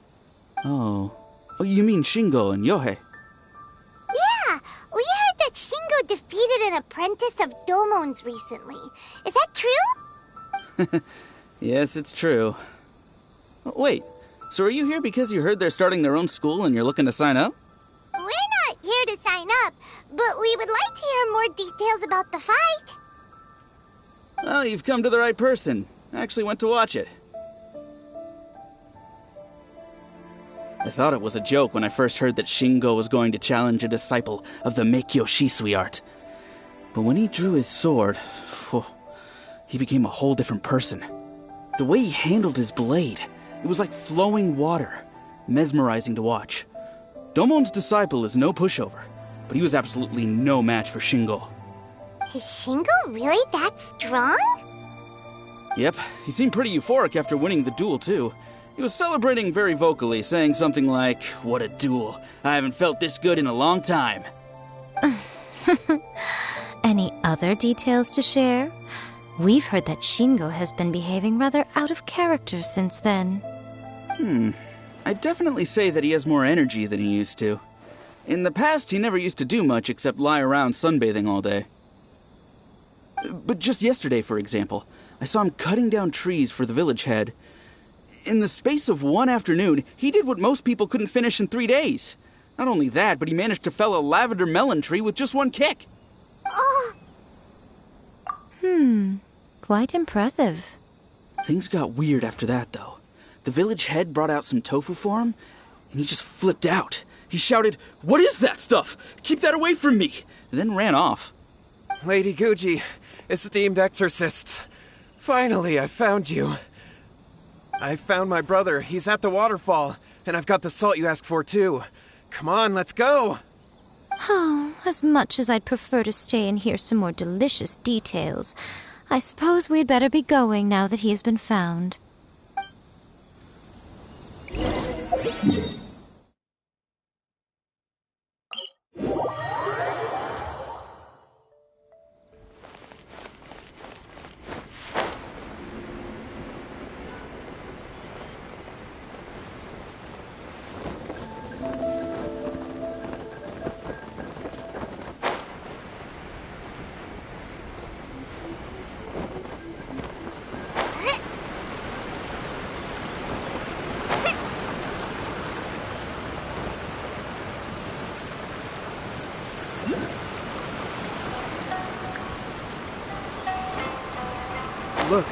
Look over there.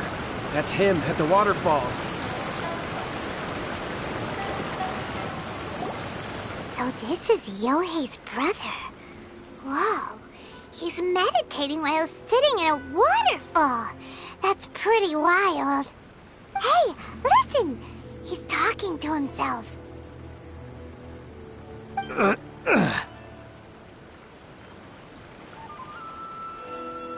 Woo! How's that? Can you feel it? Can you feel the feeling of manliness? Found your own school. Ha! So shallow. How can a manly man aspire to something so lame? Please, spare me. Spare me. I can't feel the manliness. I can't even feel the cold anymore. I can't take any more. I'm gonna die. Yohei. Yohei! Save me! Save me! Did you hear that? All the nonsense aside, he's going for help!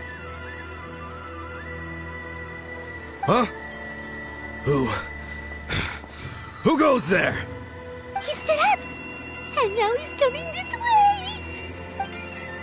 No, don't come any closer! Help! What do we do? Miko, think of something!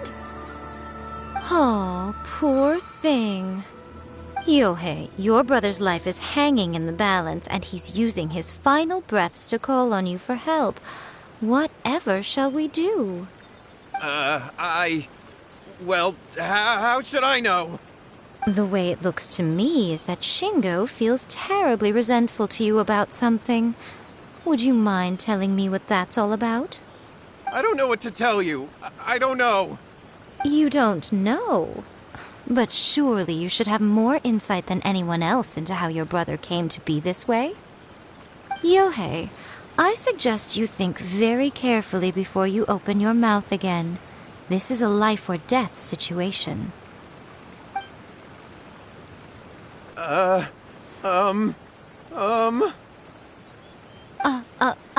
Your brother is your closest relative. You must have noticed straight away when he started acting out of character. And yet, 5 whole days pass before it occurs to you to come and seek help from me. You really expect me not to notice the gaping holes in your story? But I... As you wish. It's fine by me if you don't want to tell the truth. But after Shingo dies, you'll be next. It's futile trying to escape. Anywhere in the world you run to, it will be right behind your back. After all, you did summon it together. Ah! All right, I'll talk. I'll tell you everything. My brother and I used a wishing incantation. We made a wish. Yes, that's it. The one that's all the rage right now. You just have to recite an incantation at midnight and your wish will be granted. Just like the book described, we drew the magic symbol, stepped inside it barefoot at midnight, said the incantation, and lo and behold, spheres of light appeared all around us. After my brother wished to become a swordmaster, it really worked. Out of nowhere, he suddenly had these amazing sword skills. But his whole personality changed too. Because I was worried that if he goes back to normal, he'll lose his skills with the sword. If that happens, it'd ruin our plans to start a martial arts school, and we'd be back to being poor. I just wanted to keep this under wraps until we'd managed to get the dojo set up and paid off our debts. So then, why'd you go to the Grand Narukami Shrine? Well, 'cause with the way he's acting now, I was worried that rumors might start spreading that he's gotten involved in the occult arts or something, and then no one would want to sign up as his disciple. So I was thinking that maybe Lady Guji might have a way to get my brother back to normal, but let him keep his sword skills? My, look at you with your ingenious schemes. Stop deluding yourself. These newfound sword skills are not his. They belong to the spirit that has possessed him. You're right. We were wrong to do what we did. We had this coming. All right, then. Your turn now, my little friend. Toss the salt, and then draw your sword.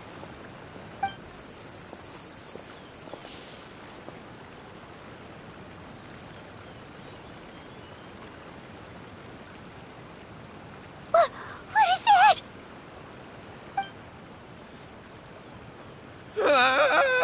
It's the spirit! See that? That's what you summoned. And look, now that Shingo's no use, it's coming straight for you. Save me! Save me! Miko! He fainted! What do we do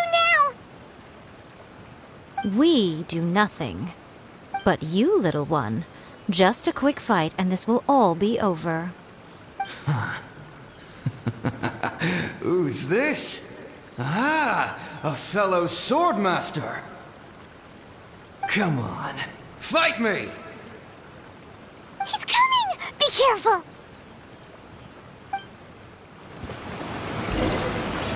Loba, get them! Let me go! Oz, reveal thyself! No, my sword!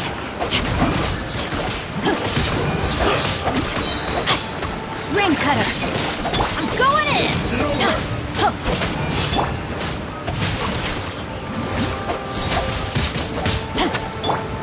As you wish, sweet Fräulein.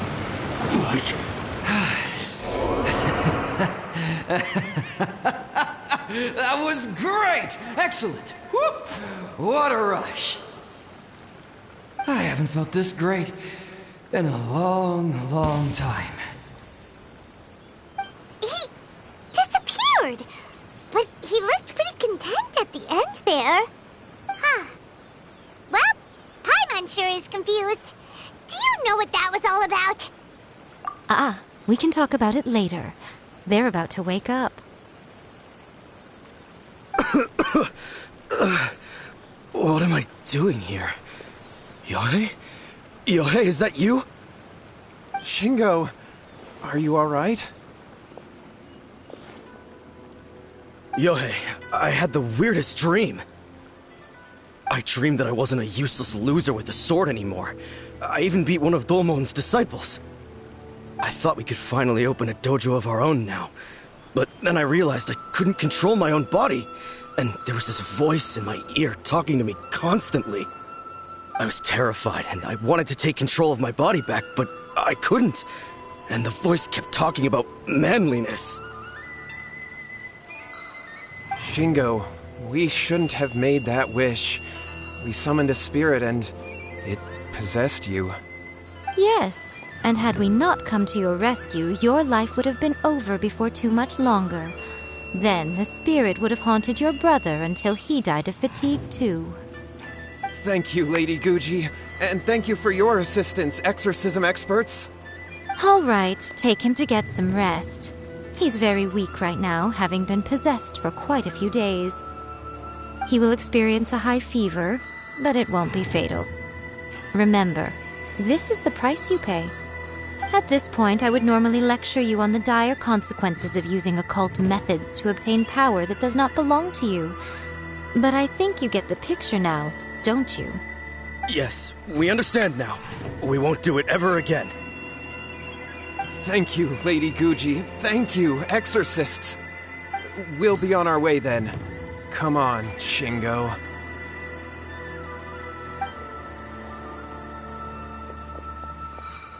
Miko, would they really have lost their lives if we hadn't gotten involved? And if so, why the heck were you so reluctant to help out? They would have been fine. I had to scare them a little, though. Otherwise, I hardly think these two lazy rascals would have learned their lesson. So, what was it that possessed Shingo? You saw it all for yourselves. I'm sure you can figure out what kind of spirit had possessed him, can't you? Paimon's got it. It was an Oni. Correct. Although it possessed Shingo, it didn't have any ill intentions. As a matter of fact, it actually seemed like it was trying to train Shingo to become bolder. Fair enough. But it seems like it had the opposite effect. Tossing salt caused it to temporarily leave Shingo's body. Then, you exhausted its strength by fighting it, so it disappeared. Even if we'd done nothing at all, Shingo would have eventually become too weak for his body to host the spirit, and it would have left of its own accord. Of course, it would have been more stressful for Shingo and Yohei that way. Still, the experience may ultimately have been more effective than me scaring them into submission with a little exaggeration. Whew. Well, the main thing is that nobody got hurt. All right, seems like we've wrapped up everything here. Come on, off we go. Hold on, Miko. You say everything's wrapped up, but are you sure about that? You mean you disagree? Oh, you mean that they got the incantation from that book. Yes, I know the one. Actually, that book's the whole reason we came looking for you at the shrine today. Incantations seem really popular right now. Human beings don't have powers like us yokai. It's quite understandable for them to be interested in incantations to summon the supernatural. That's not the point. The problem is that the incantations in the book are actually capable of summoning spirits and stuff, and loads of people are trying it. Even then, humans only have so much strength. Even if they do successfully summon a spirit with the incantation, it won't stay with them for very long. I really wouldn't fret about it. But who wrote this book, and why? Don't we think there might be a bigger safety risk here? What do you think, Traveler? You're right. Big events in the light novel market should be at the center of her attention, surely. But she doesn't seem to care about this book at all. Lady Yai, I finally found you. Kuroda, what are you doing here? I'm here to report on Yai Publishing House's sales for the last month. All the numbers are here. Please, take a look. Let me see. What? We're losing market share? Yes. Overall bestseller, reader's favorite, and trending ranking. We're being beaten in all categories. One book is topping the charts. It's called A First-Hand Guide to Summoning Spirits. Both of you, back here now. Miko? What is it? You have a really scary look on your face right now. Things just got serious. A First-Hand Guide to Summoning Spirits is an all-round hit, summarily beating the novels of the Yai Publishing House by every analysis. Just what is that supposed to mean? I worked extremely hard to promote our latest featured work, and now a rival book comes out of nowhere and steals our thunder. If this isn't the very definition of intolerable, I don't know what is. I have to come up with a counterplan, and you are going to help me. Huh? How is this our problem all of a sudden? Paimon, please. Who wrote this book and why? Don't we think there might be a bigger safety risk here? Oh, am I to take it that the safety of the people of Inazuma isn't so important in your eyes after all? Wait, what just happened? Again, you technically have a point, but this feels all wrong. Nothing's wrong, okay? Come on. We're going to war. I'm going to head back and make some preparations. Meet me outside the Yai Publishing House.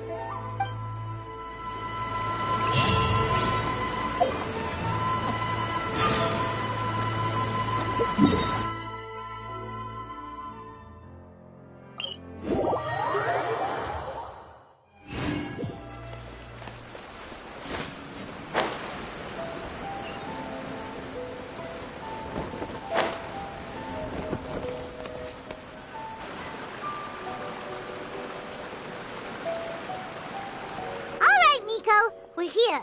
So what's your plan of action to deal with this rival book? Why don't you take a guess? I'll give you a hint. It's to do with the Yai Publishing House. Oh, Paimon knows! Come combine the reputation of the Yai Publishing House with the status of Guji Yai and tell everyone that the incantations in that book are dangerous. Oh, wow. Your first guess and you got it absolutely wrong.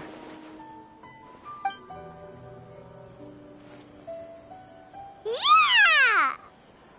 Wait! Seriously? That wasn't it? A first-hand guide to summoning spirits is the hottest light novel right now. If we did as you suggested, we would effectively be advertising to everyone that the incantations are real. In bending over backwards trying to warn everyone about the dangers, all we would accomplish is to create more curious readers ready to try them out. Also, sales for the book would only increase further. Okay, yeah, that would be pretty catastrophic. Oh, how about we confiscate all the copies? Leaving aside the issue of the enormous manpower and resources such an operation would require, going to such lengths over a light novel would be extremely disruptive to the lives of Inazumans. But that means there's nothing we can do.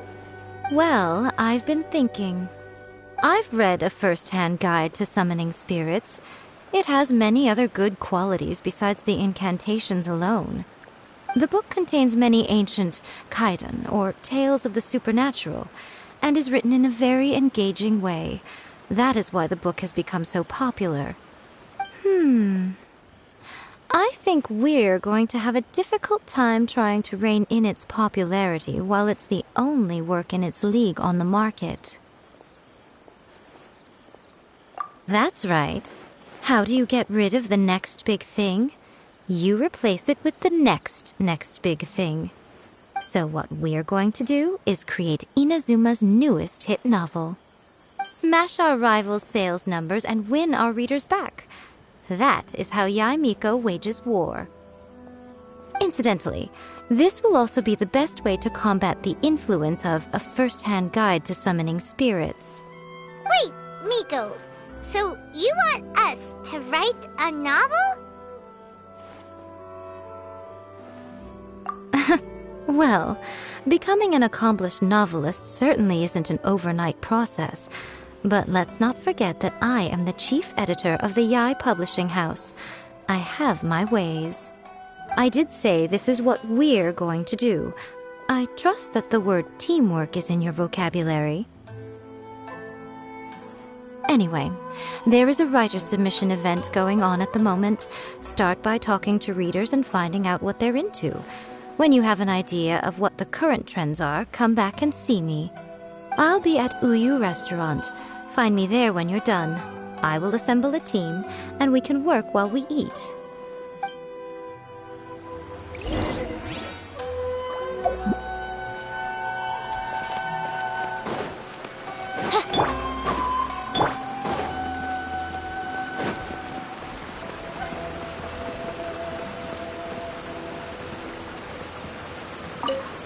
I've been reading light novels for a long time now.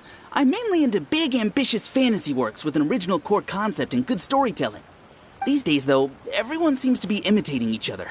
Most of the time, I can guess what the story is about just from the title. The only recent book worth mentioning is A First-Hand Guide to Summoning Spirits.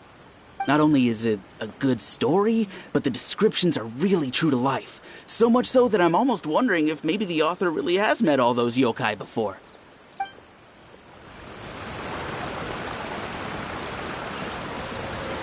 The key to a successful light novel is having good illustrations.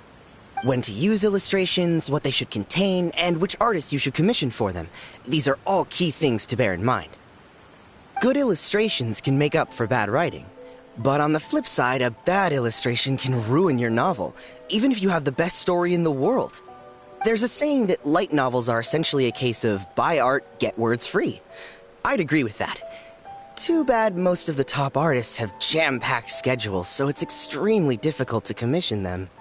The illustrations in A First-Hand Guide to Summoning Spirits are incredible, but it's unlike any art style I've ever seen before. I'll be honest, I read light novels for the cheap thrills. In most traditional stories, the protagonist usually has this long and drawn-out character arc, usually involving a process of separation, loss, and ultimately growth and renewed strength. It reads well and everything, it's just a little slow-paced for me. By contrast, there's this popular light novel at the moment called A First-Hand Guide to Summoning Spirits, where the protagonist is super strong right from the get-go. That's what I mean by cheap thrills. Action-packed right from page 1. The protagonist is a kitsune who has not only mastered the secret art of incantations, but also tea ceremony, painting, and calligraphy. There's much more to light novels than Paimon realized. Let's go tell our findings to Yae Miko.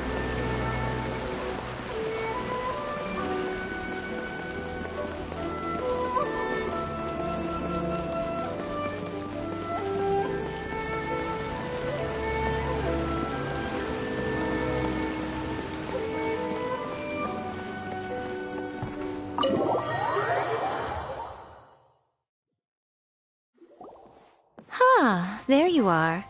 Let me introduce the team. You've already met Junkichi and Shigeru. Shigeru is an experienced editor, and Junkichi is the author he's partnered with. Junkichi's working through a creative lull at the moment, but all his past works have been very popular with young people. He's developed a distinct and enduringly popular style. Satomi is Yae Publishing House's ace in the hole. Her specialty is that she can write all kinds of completely different stories and all under different pen names. As for what those names are, well, that's a trade secret. They will be teaming up with us to collectively create the novel that knocks A First-Hand Guide to Summoning Spirits off its perch. So, feeling better about my plan now? Uh-huh. It definitely makes sense. Now then, tell me what you found out about readers' preferences. All very true. An original core concept, a fast pace, quality illustrations, and lots of action. This is the formula that will guarantee good sales numbers. More importantly than that, even though it's a work of fiction, we have to deliver a sense of realism. Paimon followed pretty much all of that, but there's still one question. What are we actually gonna write about? For example, we know we need an original core concept, but how do we come up with one? Before you can answer that question, you have to understand your target audience. Take A First-Hand Guide to Summoning Spirits, for example. When I read it, all I find is common knowledge to the kitsune, but to the general public, it's bursting with new and interesting ideas. It all comes down to the size of the information gap between author and reader.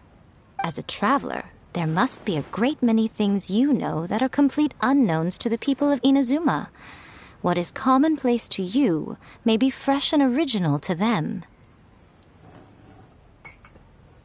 Oh, right! So maybe we can take inspiration from our time in Mondstadt and Liyue. But that would make it a completely different genre than A First-Hand Guide to Summoning Spirits. Is that gonna be a problem? Not at all. You don't have to worry so much about how to compete with that book. All you have to do is provide some interesting ideas based on your travel experiences. As long as the core content is interesting, my expert team here will be able to flesh out the details. Alright, let's start with Chapter 1 then. What are you thinking?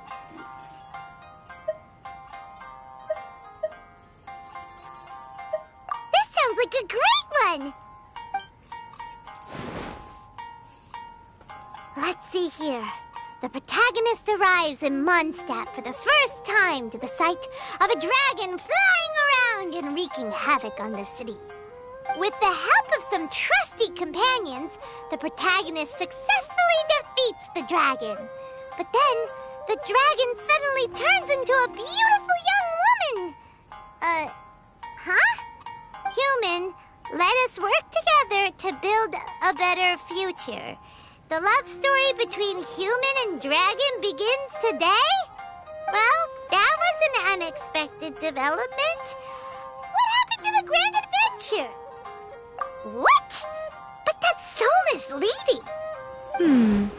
Out of a maximum of 10 points, I'd give that a 9. The story certainly goes in an unorthodox direction, and the Dragon Girl sounds destined to be a hit character. Approved. What the heck? Good job, little one. You're not only drawing on your own experiences, but it seems you're filtering them through the lens of the kinds of light novels you've read in the past. I think you really understand what we're trying to do here. Thoughts from the experts? Are we able to work with this general framework to make an interesting story? Yeah, we think it works. I tend to overcomplicate the core concept if I'm not careful, so this deals with that problem. That's good. Okay, we're done with Chapter 1. Let's move on to Chapter 2. Huh? Won't that do for now? Readers will devour your content a lot more quickly than you'd think.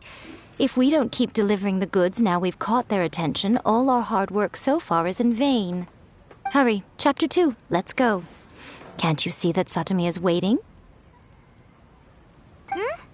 What's wrong with you? You don't look so good. What a pity. I thought your beginner's luck would carry you a little further before it came to this. But alas, the time has come prematurely. Before it came to what? What's happened? The bane of our existence, writer's block. It's your arch-nemesis for life, appearing without warning and inflicting a pain worse than death upon the writer. They sell their souls just to get their muse back. Sounds awful!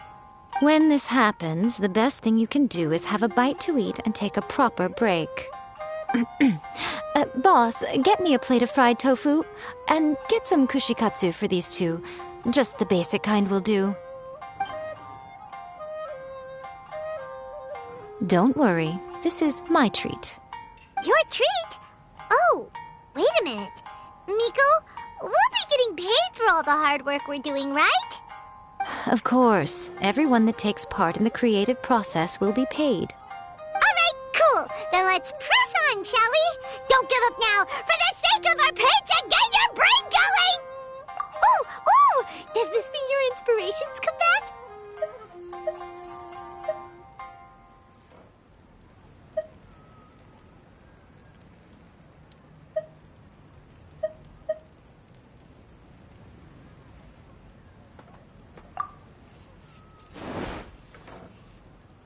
The Liyue Academy has more student clubs than you can shake a stick at. And as the new kid on the block, the protagonist is the one they're all fighting over. There's the Culinary Club, the Architecture Club, the Funerary Club, even the Coconut Milk Research Club. But in the end, the protagonist chose to join the Rock and Roll Club. Taking a chance on their youthful dreams, 4 newcomers to the Academy form a rock and roll band that really begins to take off. Paimon loves it! I give it a 9.5. A classic tale of youth and friendship. It never gets old. I especially like the head of the club. Great character design. She really has rock and roll coursing through her veins. I can almost feel the heat from that fire in her soul. Approved.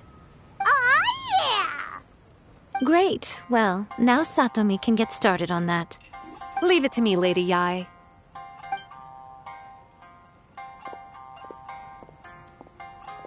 Let's write about Inazuma in the 3rd chapter, shall we? I can help with this one. We can use the Vision Hunt Decree or your experience in the Resistance. Any ideas?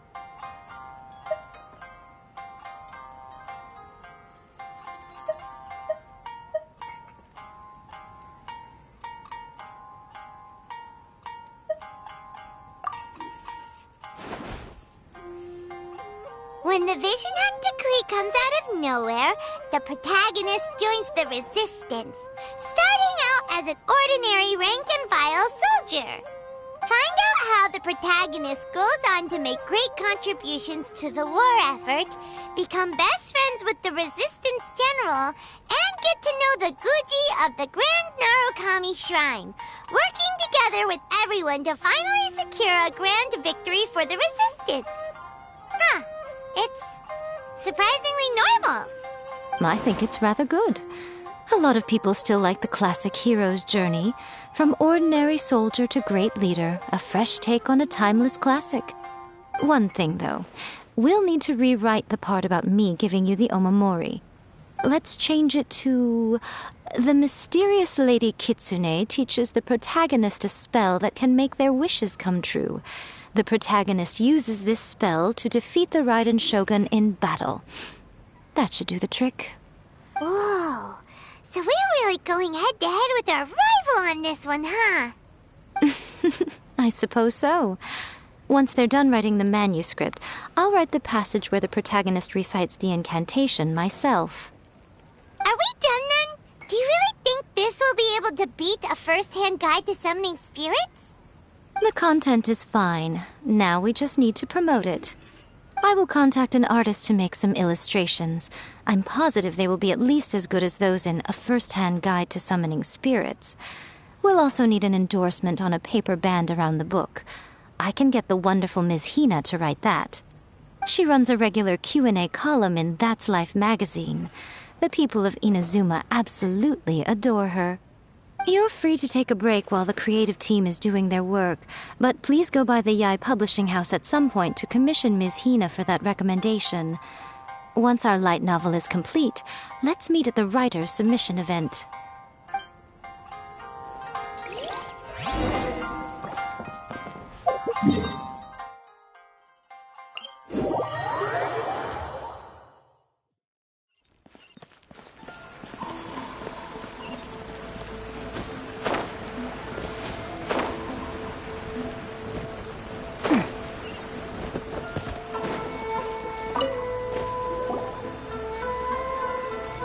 Miss Hina doesn't usually do endorsements, but since it's Lady Guji that's asking, we'll see what we can do.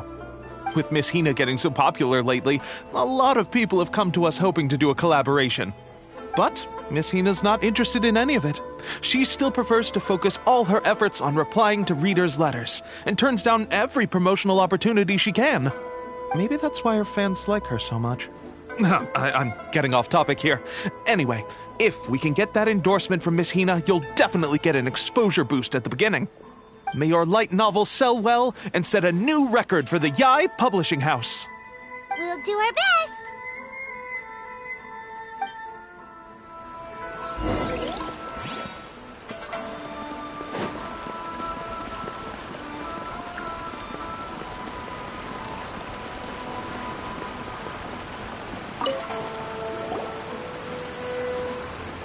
Are you sure you'd like to submit this entry? Let me see. The Miraculous Adventures of the Traveler by Thousand Hands. What a strange pen name. Definitely your doing. Having been around you so much recently, Paimon's slowly starting to understand your unique tastes. What do you mean, strange? It took a lot of work by a lot of different people to get this thing finished. Don't you think it's a very descriptive pen name? We'll get this printed as a matter of priority and conduct trial sales in pilot locations throughout Inazuma. I'll announce the sales numbers in 3 days. Uh-oh. Paimon's getting a little nervous now. Do you really think this is gonna work? That's right. Be confident in your work. That's exactly how a light novelist should be. Okay, then I'll sign you up. Please come back in 3 days for the results. Thank you all for your submission. I wish you the very best of luck.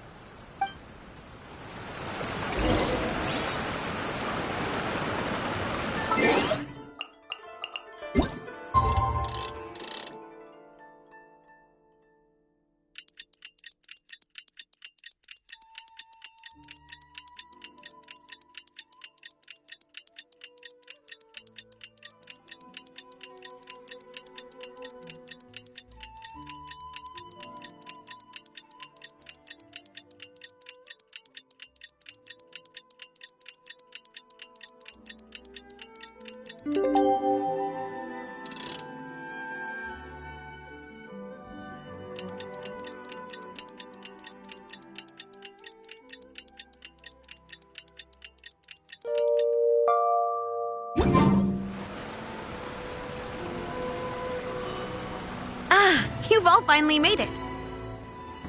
Good news, everyone. I just received word that your light novel is flying off the shelves. Multiple sales locations are asking when we'll be printing more copies. Woohoo! That's great! This level of success is an amazing accomplishment for a new work. Most new books don't sell 30% of what you've sold. I have free copies for each of you here. Please take them. The payment will follow shortly, and I'll notify you to come and collect it when the time comes. Oh yeah! The whole reason why we made this light novel was to combat the influence of a first-hand guide to summoning spirits. We sold a lot of copies, but it doesn't feel like we accomplished our goal. How do we know whether it worked? Oh, don't worry. The change is already underway. Shh. Listen to what the people around us are talking about. The conversation has already moved on, hasn't it? Hey guys, have you heard about this latest Kaidan thing doing the rounds? You just need to recite the incantation from A First-Hand Guide to Summoning Spirits at midnight, and your wish will come true! Oh, that? That's a throwback. That's old news, man. No one's talking about that anymore. The Secret Spells of Lady Kitsune is the new hit thing. I've already memorized all the incantations. The Secret Spells of Lady Kitsune? What's that? You haven't read it yet? Okay, so supposedly, if you recite the spell in there on a moonless night, you'll receive protection of the Kitsune and all the other powerful yokai. They can make any of your wishes come true. I heard that the incantations in A First-Hand Guide to Summoning Spirits have weird side effects. This one guy wished for a load of mora and got it, but then one night it all turned to leaves and he developed a high fever. They actually had to use one of the secret spells of Lady Kitsune to get rid of the discomfort. That proves that the incantations in this book are more potent than the ones everyone was trying before. Pretty much everyone I know is desperate to try it out. Just waiting for a moonless night. Really? Well, I better go and prepare too. Well, feeling less worried now? Wow, you're right! Everyone's shifting focus! But what's this moonless night that they're talking about? Hyman doesn't remember that detail from the brainstorming session. This is something that will become very important to us further down the line. All right, it's time to move on to the next phase of the plan. Eh? There's a phase 2? Of course. Behind every book that hits the market lies an author, right? Oh yeah, if we leave him to his own devices, he might just write another guide to summoning spirits. Also, we still need to figure out what his motive for writing it was. Exactly. That's what we need to take care of next. Fortunately, I've already managed to identify the author. He's a failed light novelist named Tomoyuki. But when we went to ask him about it, he had no recollection whatsoever of having written the book. Yes, this is another case of possession. Only this time, whoever possessed him actively sought him out. After his novel submission failed, he was walking aimlessly in Araumi. In frustration, he shouted out, "Please, someone, anyone, help me write a truly amazing novel." After that, he lost consciousness. But the spirit that wrote the book has already left him now, right? So what are we supposed to do? Simple. It wrote a summoning incantation in the book, didn't it? So we can just use its own method to make it manifest itself. And you, my little friend, are the perfect candidate for this role. Oh, what are you talking about? The fun's just about to begin.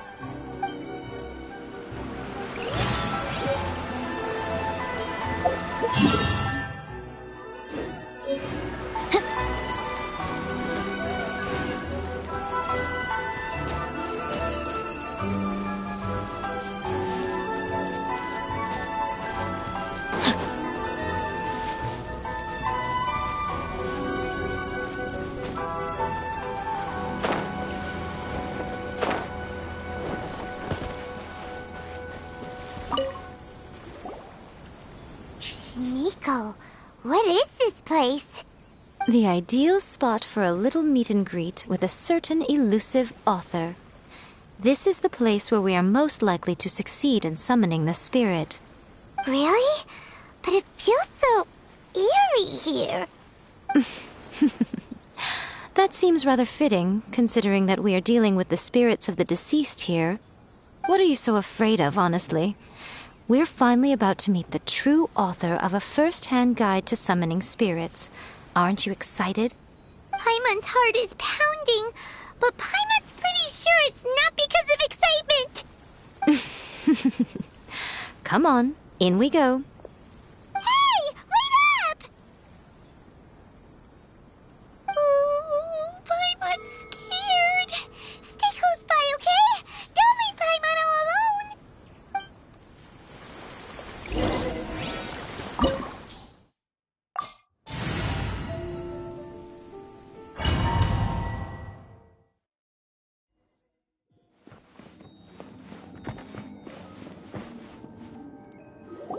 What a weird painting. Miko, do you know what it's supposed to show? Probably a scene from ancient Inazuma. It's a good piece of artwork and all, but it's also kinda eerie. So it's a bit scary. Looks like the artist signed their name. Rakusai? It's not very clear. Let's go inside and take a look.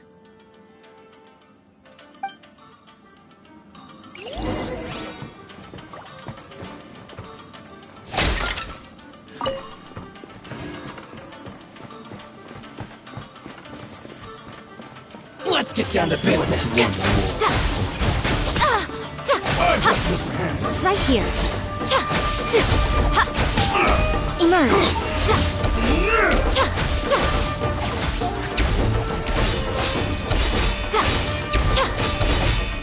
Right here.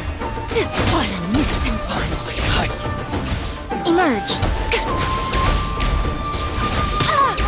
how's that? The berry? Right now. Emerge. Right here. Emerge. Cut down. Like this.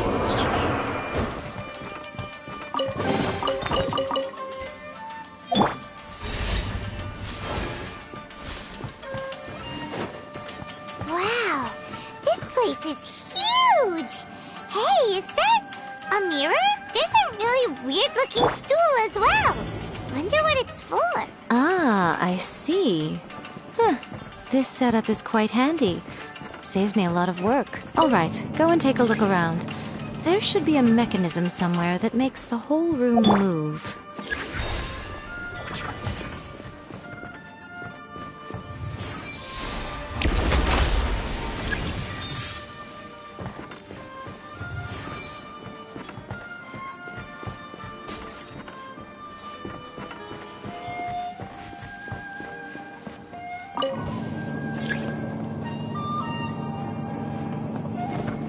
Right here, right now, right here.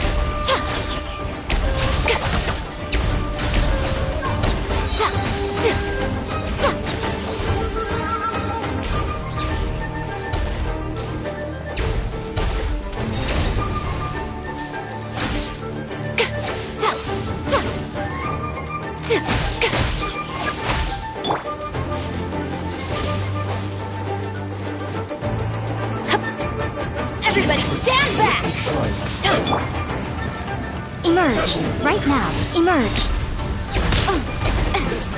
I'm always watching. Right now, right here. I'm ready. Cut down.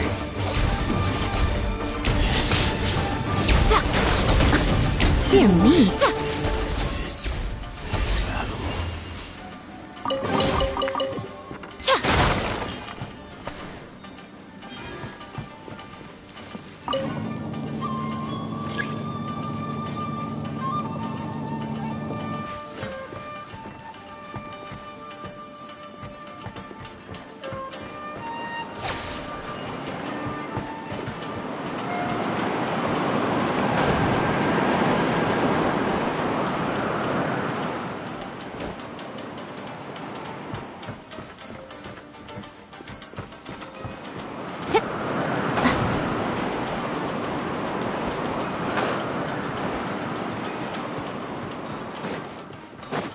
Emerge. Let's get down to business. Right now.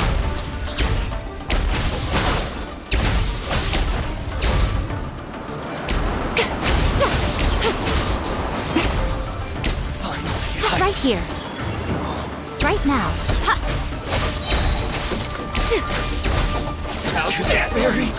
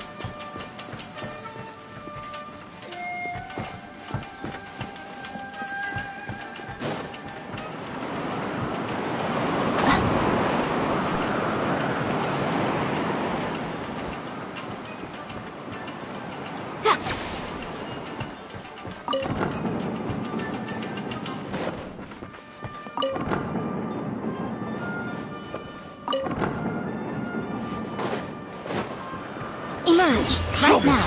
Emerge. Nothing lasts forever. Right now. Right here. Emerge.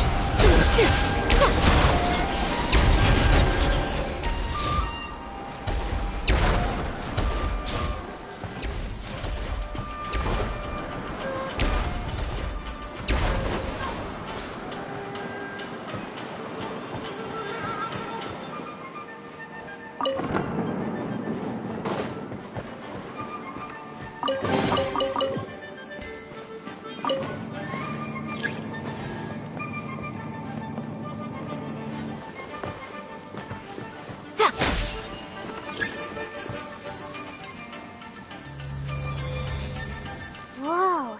It's that painting we just saw. It's turning this way along with the whole wall. It's getting eerier and scarier. What is this place? Okay. Next, I will show you a secret kitsune spell.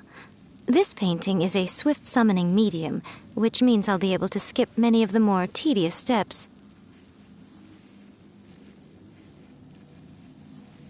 The murky mirror reflects the view of Inazuma in a bygone age. Spirits stirred by the sight of the past will be easily drawn to it. You're up next, little one. Come on, sit yourself down here. Yes.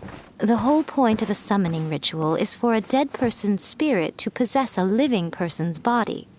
You saw what happened to that Oni samurai spirit. After leaving the host's body, he was only able to maintain his form for a very short time before disappearing. Are we positive that summoning a spirit to possess the traveler isn't gonna have any lasting negative consequences? Oh, you really care about the little one quite a lot, don't you? I'm a little jealous. I wish my friends were caring like that. Anyway, are you scared, little friend? Don't you worry now, it'll be over soon. Just think of it like having a dream. Sit on the chair, stare at the painting, and relax your body and mind. Try and be natural. There's really no need to be nervous.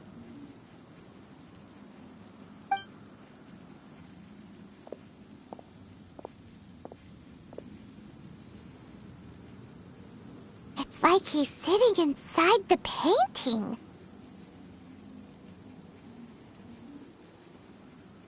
Huh? Is Paimon seeing things? Did the painting just move? Recite the incantation in your heart, little one. Also, you'll need to have some intense thoughts going through your head. A wish, for example. Now, what kind of wish do we think it would take to summon forth the author of A First-Hand Guide to Summoning Spirits? Anyone? Probably something to do with writing? Very good. The wish needs to be heartfelt, though, so let me help add a little realism to the equation. The book is selling exceptionally well, Traveler, but we're going to need an outline for Chapter 4 as soon as humanly possible. When is the earliest that you can turn it in by? The painting is moving again! What the...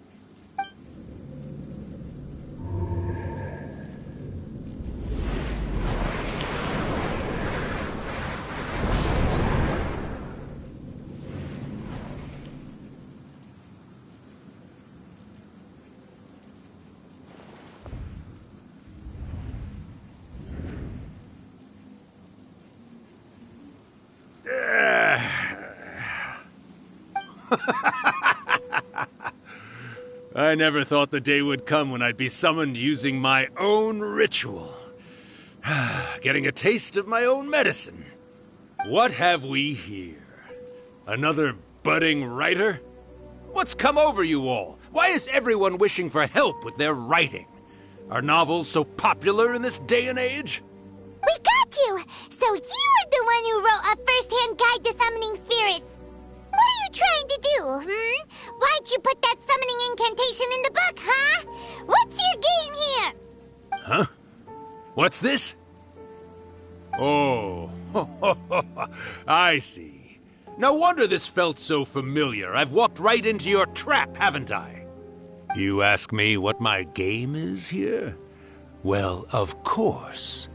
It was to use this incantation as a means for all the souls of the departed yokai to make their glorious return to the world and plunge all of Inazuma into a brutal, bloody war! What? Paimon knew it! You had an evil plan all along! Oh, did you now? Then how naive of you to let me possess this body so easily. I sense, yes, great power within him. Good. Good! With this power, no one shall be able to stand in my way! Wake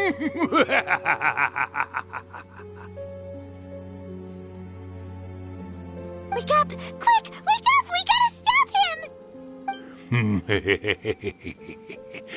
It is futile.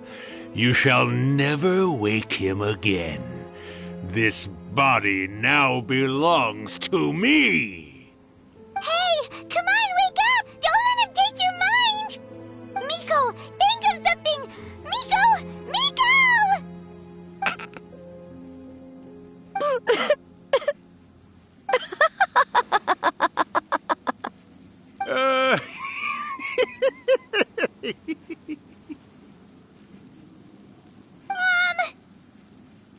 You're laughing?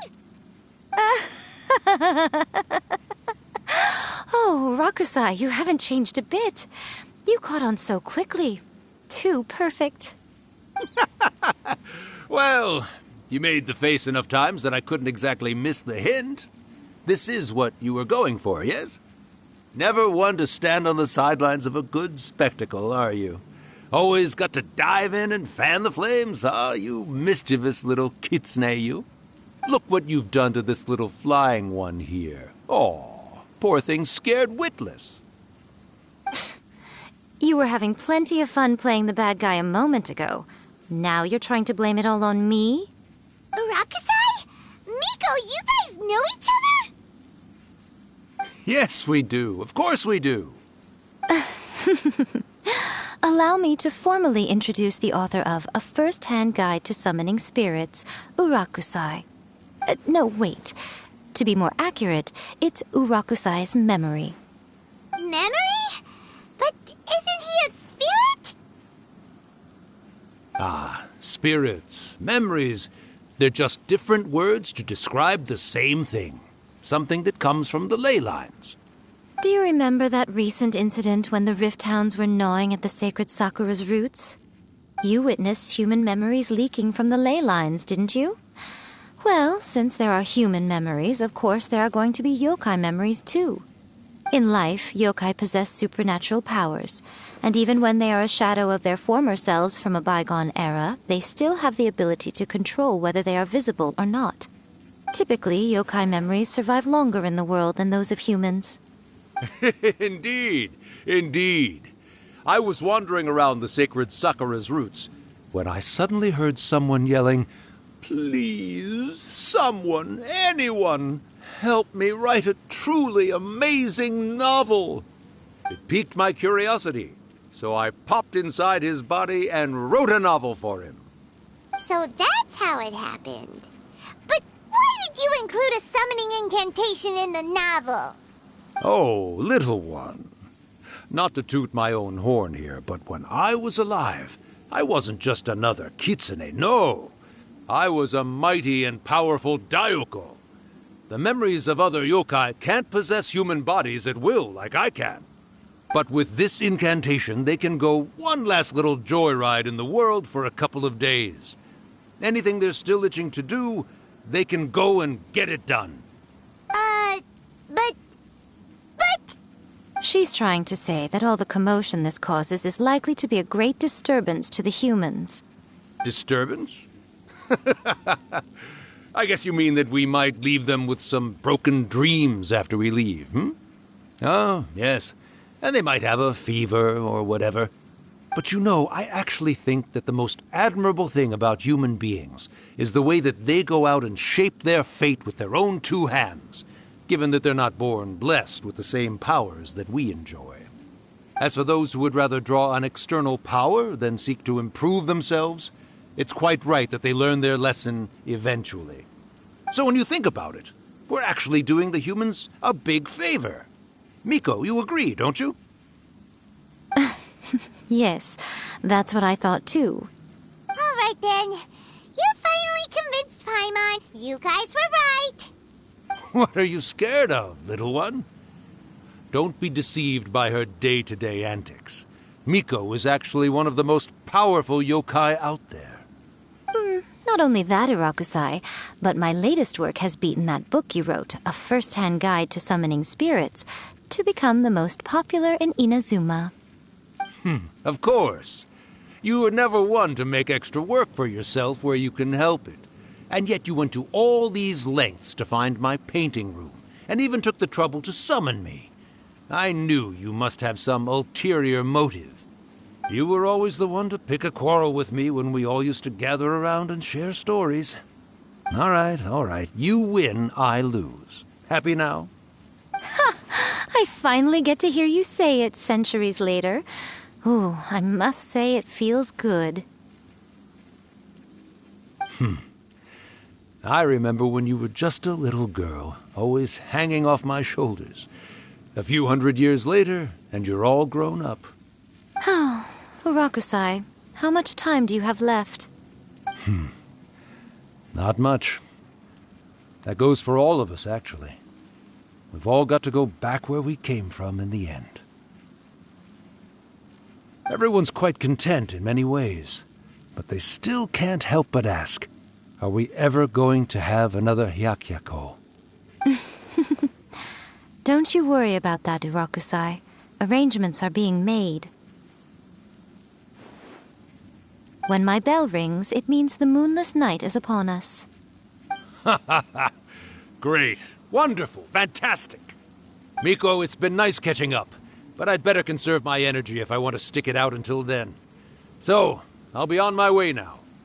All right. Goodbye then, Urakusai. One last thing, Miko. I just want to know, have you been well all these years? I've been great, of course. Every day is a happy one. Especially these days. Not only do I have my light novels, but I've also met these two delightfully nosy outlanders. And even A is finally starting to come to her senses. Quite a miracle, given how pig-headed she can be.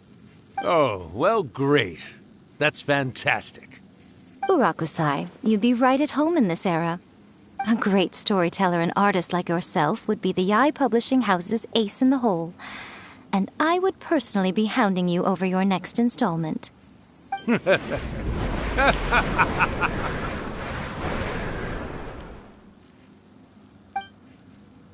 He disappeared. Are you awake? How are you feeling? Are you all there? Here, like last time, repeat after me. Oh, you beat me to it. Looks like your brain is intact. So, your first possession, What was it like?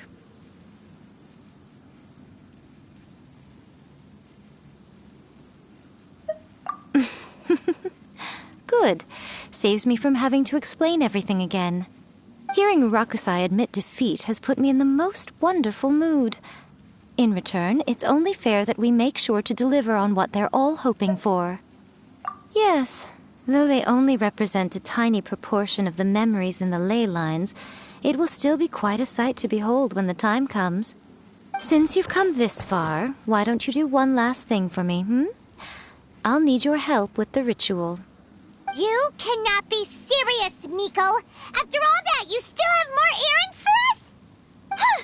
You guys teamed up to scare Paimon just now. If you think Paimon's gonna do anything you ask for, think again! Aw, come on. I'm really only asking you to finish what you started. Besides, your paychecks are still in my hands. Paimon's paycheck?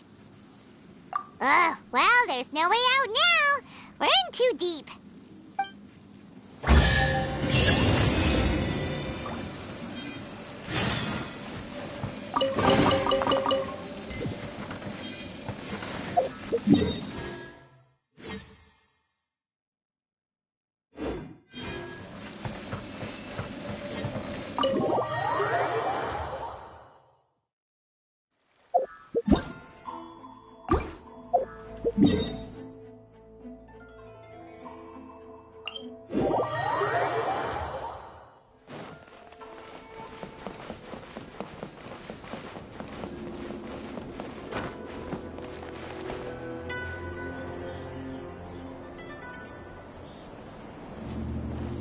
Well, hello there, my little helpers. So nice of you to join me. You're right on time, too. As if we had a choice. We just want our paychecks. So, Miko, what exactly do we have to do to make this Hyakuyaku happen? Also, to be clear, we actually have no idea what it even means. It might sound ominous, but to put it simply, the Hyakuyaku is just a gathering of the yokai. Back in the day at yokai gatherings, once everyone had had plenty to drink, one by one they'd start soaring into the sky with their yokai powers. There were so many of them that their silhouettes would block out the moon. But now, the yokai memories that leak from the ley lines are weak. They are no longer able to fly. So I will be performing a convocation ritual for them, gathering all the wandering memories together in one place. When the time comes, they will gather in the sky above the Grand Narukami Shrine. Once their energy is spent, they will be satisfied and return to where they belong. All the preparations for the ritual have actually been made well in advance. Remember the incantation and the mention of moonless night that I added to our novel? Oh, yeah! Something about reciting the secret spells of Lady Kitsune on a moonless night. That's the one. Actually, it's not a wish-granting incantation at all. It's a spell to help calm the ley line memories. When that time comes, let's all pitch in and help send them on their way. I will start the ritual preparations shortly, and at that time, I need you to do two things. First, tell the shrine maidens to leave the mountain. During the Hyakuyaku, a whole swarm of yokai memories will be hanging around in the air above the Grand Narukami Shrine. Having the shrine maidens leave avoids the bothersome issue of someone potentially getting possessed. After that, I will commence the ritual, and the memories will begin to congregate. This will take some time. I need you at the foot of Mount Yogo during this part to keep an eye on nearby monster activity. The memories are normally dispersed and don't pose a threat, but when their energy is concentrated, it is likely to disturb the monsters. They may see this as an opportunity to try and make it up the mountain. I need you to fend them off so that that doesn't happen. All right, got it. Then what? Well, if at that point you felt like coming to the shrine and getting a close-up view of the yokai, I wouldn't say no. Okay, let's get going.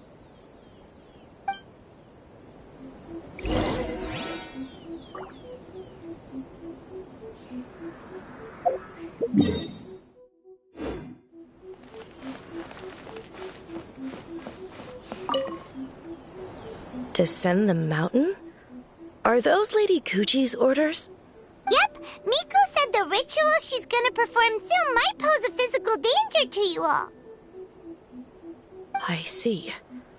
I'll evacuate everyone right away. What about you? We'll be taking care of a couple other things for her. And once we're done with that, we're gonna come back and do the ritual together. It seems like Lady Gucci places great trust in you. Lady Gucci's never allowed anyone else to be in her presence when she's conducted rituals like this in the past. Thank you for helping with the ritual, and good luck. Don't worry, we're much stronger than we look. Miko's about to start the ritual. Come on, let's go deal with the monsters down the mountain.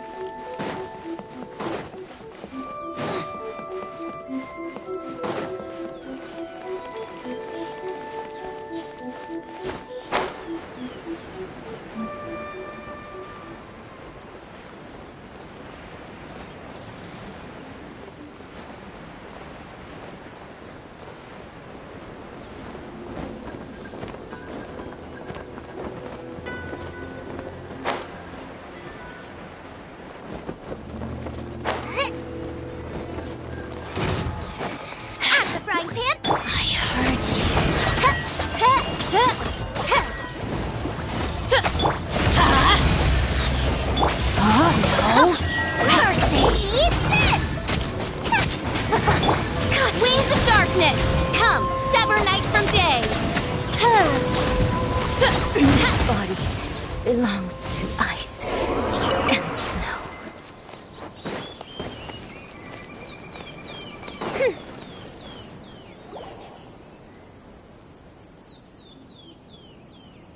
These monsters look really riled up. Yep. Let's get rid of them as fast as we can. Then we can get back in time to see the yokai. All right, here they come. Royal decree! No, my sword! Teamwork is dreamwork! Let me weave you a verse. Body and Shadow Raven, let night fall!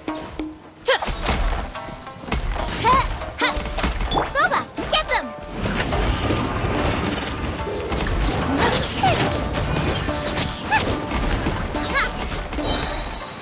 You're toast!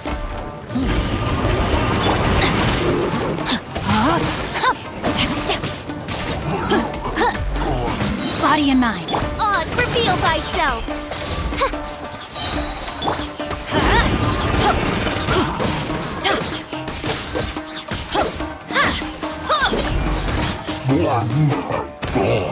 Adventure time! Rain outlines your fate. Midnight Phantasmagoria. Everybody stand back!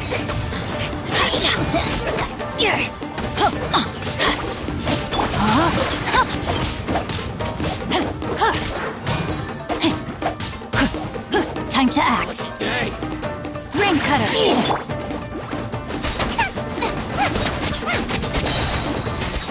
this! Fairy.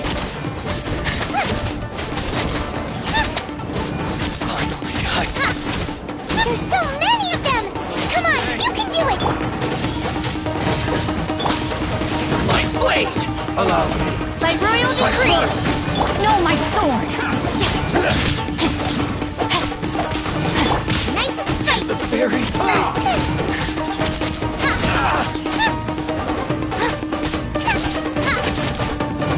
Clear cut! You're toast! Say no more! I dare you! Midnight Phantasmagoria!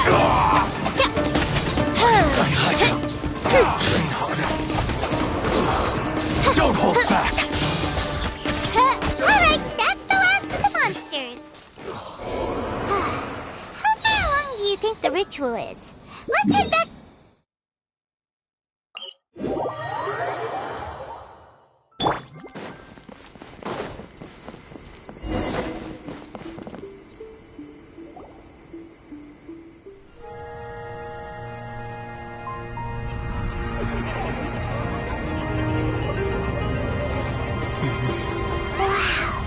many! They're everywhere! Huh? Yes, the memories of the yokai. They haven't been able to relax and soar through the air like this for a long time. Come with me.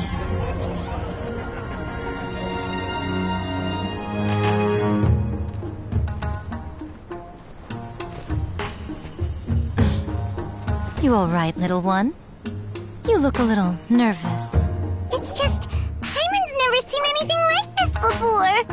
Whoa, they've really blocked out the moon!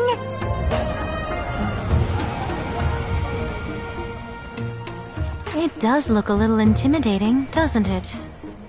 But I know them. They may be loud and brash at times, but they are good and brave souls. Even after losing their lives in a brutal war, they have never given in to grief or despair. Alas, their time is short.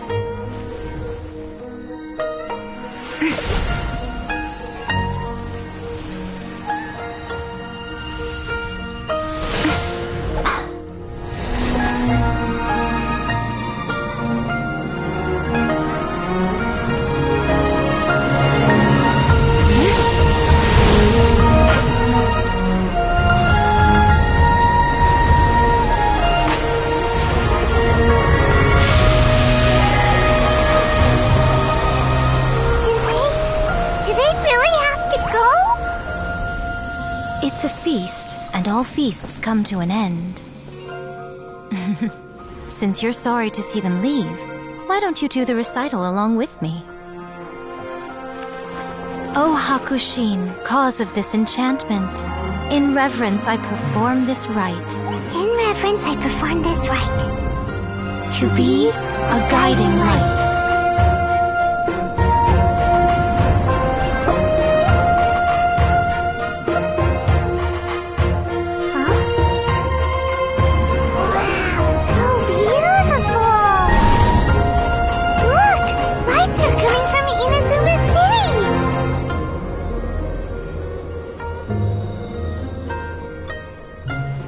Says, recite the secret spells of Lady Kitsune tonight, and our wishes will come true.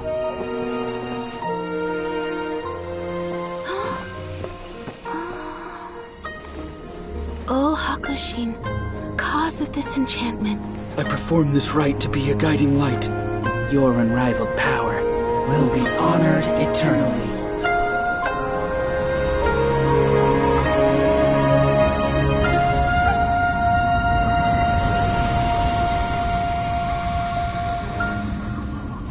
Urakusai, you asked if I was doing well. Really, every day is a happy day for me.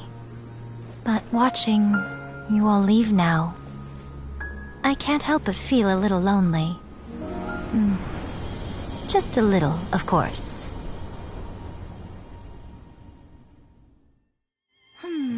Just as I thought, the ritual went very smoothly. Thank you both. Oh, I'm great. But the look on your face just now... I'm fine, seriously. Really, No. Honestly, you two. Miko... Fine. Well, if you're dead set on doing something for me, you can treat me to a meal. Sure, no problem. A meal it is. Okay. Well, see you soon then.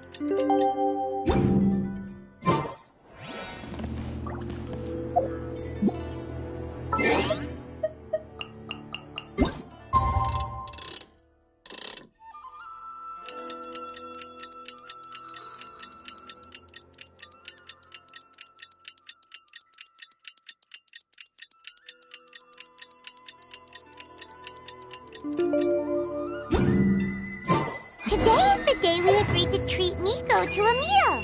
The venue is Uyu...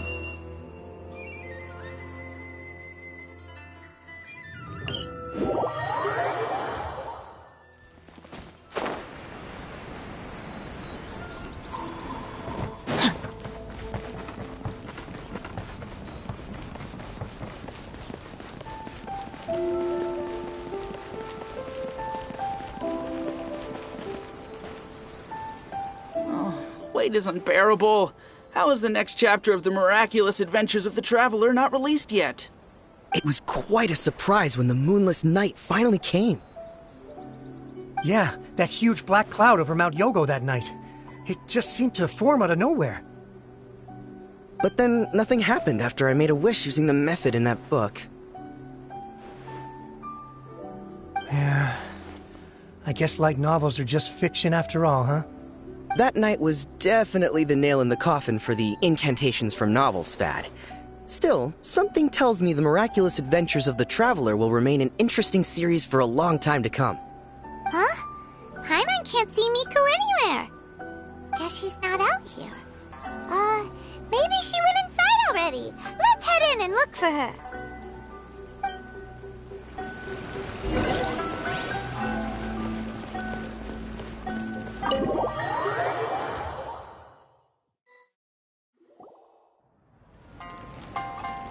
Ah, my little friends. There you are.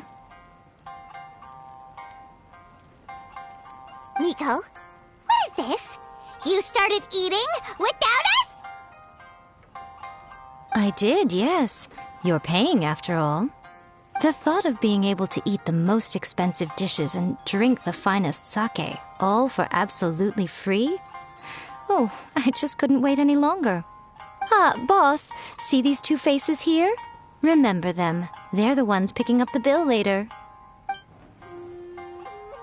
Alrighty. What's gotten into you? Come on, sit yourselves down. You have to try this fish. It's found exclusively in the waters around Seirai Island. They shipped it to Inazuma overnight, and it was still alive right up until I ordered it. Or maybe you'd rather try this? I know. I normally can't bring myself to drink sake this expensive either. If you don't drink alcohol, that's fine too. There are all kinds of fruit juices covering the whole price spectrum. Miko! You are outrageous! Last time we were here working on the novel, all you ordered for us was the plainest kushikatsu! Strange. I remember no such thing. Oh, so what? You did offer to treat me to a meal, didn't you? Anyway, I am something of a VIP, you know. Wouldn't you find it embarrassing to treat me anything short of lavishly? Miko, this meal is going to be super expensive! Aren't you afraid we won't be able to afford it? Oh, don't you worry about that. You can most definitely afford it. They're still printing your light novel by the batch, you know. You have quite the generous payment due. What? Oh, darn it! She tricked us into this! Miko was after our Mora from the very beginning! Oh, the looks on your faces right now. Too perfect. Oh, by the way, since nobody's wishes came true on the moonless night, novels with incantations are no longer in vogue. So you'll have to come up with something new for the next chapter of The Miraculous Adventures of the Traveler. The deadline is looming. I'm counting on you.